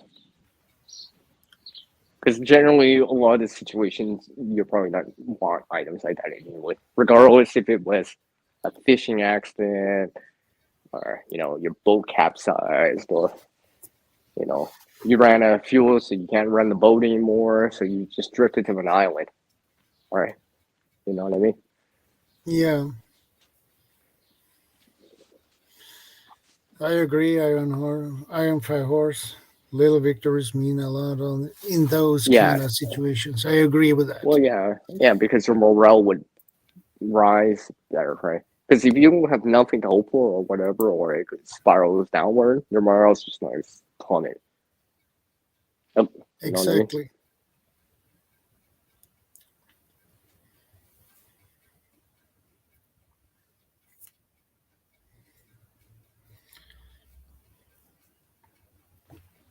Yeah. I mean, during the summertime, I'm a big proponent of having mosquito net. With you. You know what I mean? Yeah. And a lot of this is relatively not that expensive, right? But it'll make a world of difference if you really have to depend on it. Because you can't get back home on that same night. You have to make an unexpected overnighter. Or it's going to take you, an extra day or two to make it back. Walk back or whatever, right? Stuff like that. You know what I mean? Like even stuff like, because I know we're talking about fishing per se, but it could relate to hunting too, because I know things like that can happen too. So having stuff on you too, right? Things that you can access, right? Not just in a pack or whatever, but kind of on you too, right? Because you could be separated from it stuff. That's why I'm a big proponent of having everyday carry stuff too, right? You know what I mean? Indeed. Because at least, like, I know even Uncle Al has like a vest, right? I know Uncle Al likes his vest and stuff like that. You know what I mean? Like, he likes his vest, right? So it's even something like that, right? Yeah. Because, like, I know the Zara video, it's a reenactment based on a true story, right? They were on, I don't know, some lake or whatever. No, river, right? A lot of their gear washed downstream because backpack went away from them, right? All they had was what's in their pockets, on their belt, or in a vest or jacket, right? So stuff like that. Because then you're layering in the redundancies in the gearing, right? So a little bit more. So even if you don't have the backpack, you still have stuff on you in a vest, in your pockets, because it's zippered up, right? Yeah. Because the current could literally just wash that backpack right off you. You know? And it's true. It's true. It's stuff like that can happen, right? Water's traveling fast enough or whatever, right? Or you might be trying to use it as a flotation device, and the next thing you know, it's downstream away from you now, and you don't have access to it anymore. Yeah. So you have to. I always wanted a Merlin cloak with all the inside pockets. Lol. Yeah. Okay, Fireflowers. Yeah, I see what you mean. Yeah. And the problem is, many do wrong is they put all the gear in the backpack, even the most important gear. They put it in a backpack, and they never wear anything on their belts. So that means if you lose pockets. The backpack, or pockets, you lose all your gear. And your important stuff, like your knife, like your matches, water bottle, everything, combustion, right? Cover elements like a poncho, right? Like, I know you can't put everything on you, but obviously you're not putting a tent in your pocket per se. You can put some in the pockets and some on like on something the like belt. Even it could be as simple as lighter, the ferrocerium rod, right? You know. A cutting tool, like a folding knife in your pocket or on your belt or on the inside jacket pocket or something like that has a zipper, right? Because being not displaced, but being disconnected from your pack, it does happen. It can happen. You know, you slip down the hill or something like that, and next thing you know, you sprain your ankle, but your pack's like all the way at the bottom, and you're not retrieving it today, right? And what you only have what you have on you, or what natural resources are readily available, right? With an arm's length, right? Yeah, this is why I'm a big proponent of like everyday carry stuff too now, because that's your first line of defense. Hopefully, you still have that, right? Hopefully, you still have that. Yeah. All right. Because, like I said, having a backpack and stuff like that is good and all, but you might not always have access to it, or it's out of reach.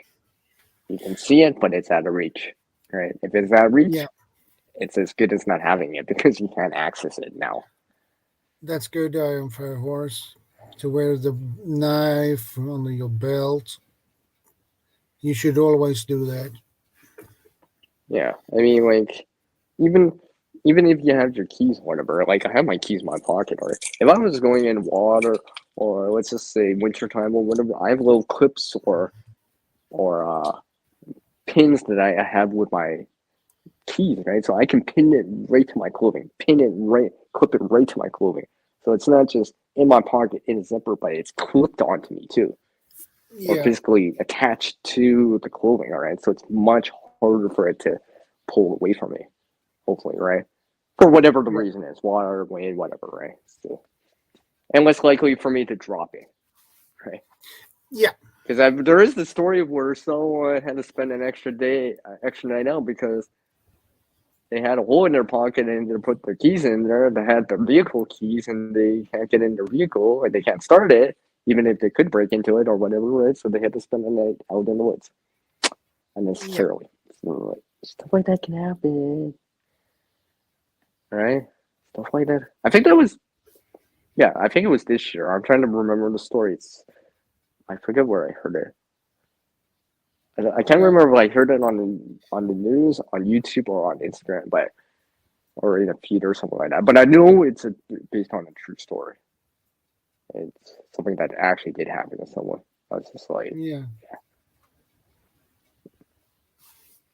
That's why, yeah, stuff like that.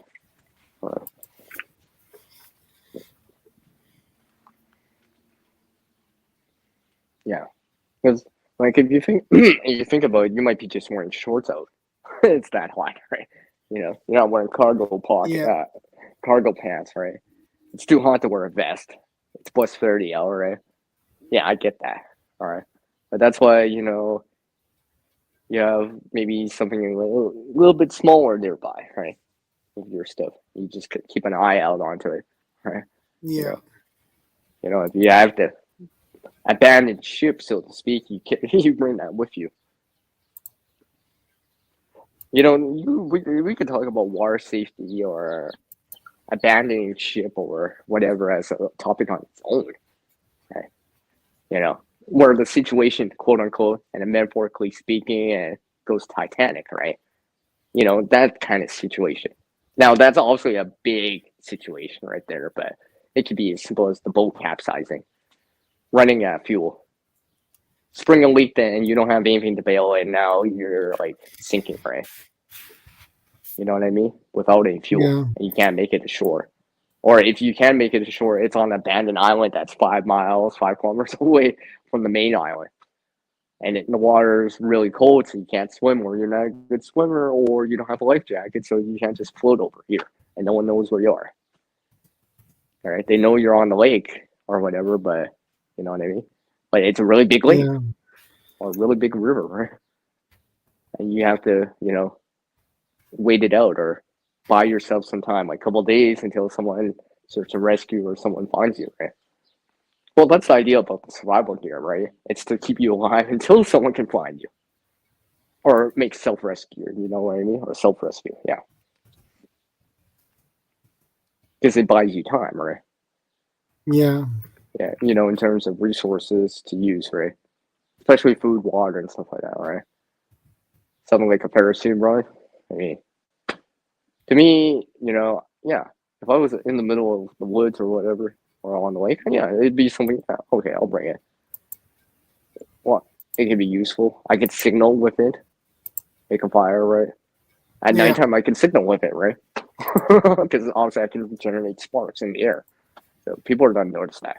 It's not going to look like something like natural, right? That'd be like, oh yeah, that's man-made. That's got to be someone for sure, right?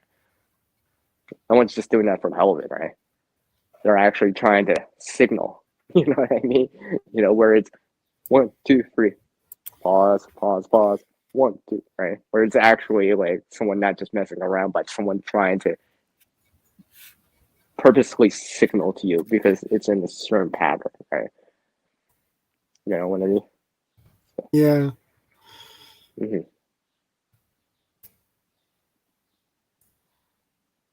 Yeah. Yeah, exactly. Of course, I love. I like that. Yeah. So that's why, yeah. See, Like that. I think it begins to be time for wrap things up. Yeah, and I need. It's late here now, and I'm more awake now. I know. Sorry, I'm more awake now than I was earlier. Yeah. I guess that coffee I had earlier gave me a pick me up. Yeah. So, do you have a topic for next week yet? You have a topic for next weekend? It's already done, already set up, actually. Oh, look at that! Everyone, Shadow here was proactive. He already has. We are set up. We are already set up for in the same topic, basically fishing with minimal gear. Oh, okay. Well, I mean, like I said, those little 4 or 5 items right there, they're very minimal. Aside from maybe like a light jacket or whatever, right? Telling people where you're going and stuff like that, right? Stuff like that whenever possible, right? Yeah. Right.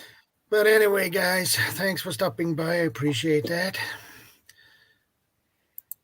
It's always nice to see you guys. I appreciate it. Have a good day, night, evening. Take care, Iron Firehorse. It was nice to see you again. Take care. Stay safe. God bless. And you take care, Iron Firehorse. And I will see you next week. Same time, same channel. And Same topic. we are out.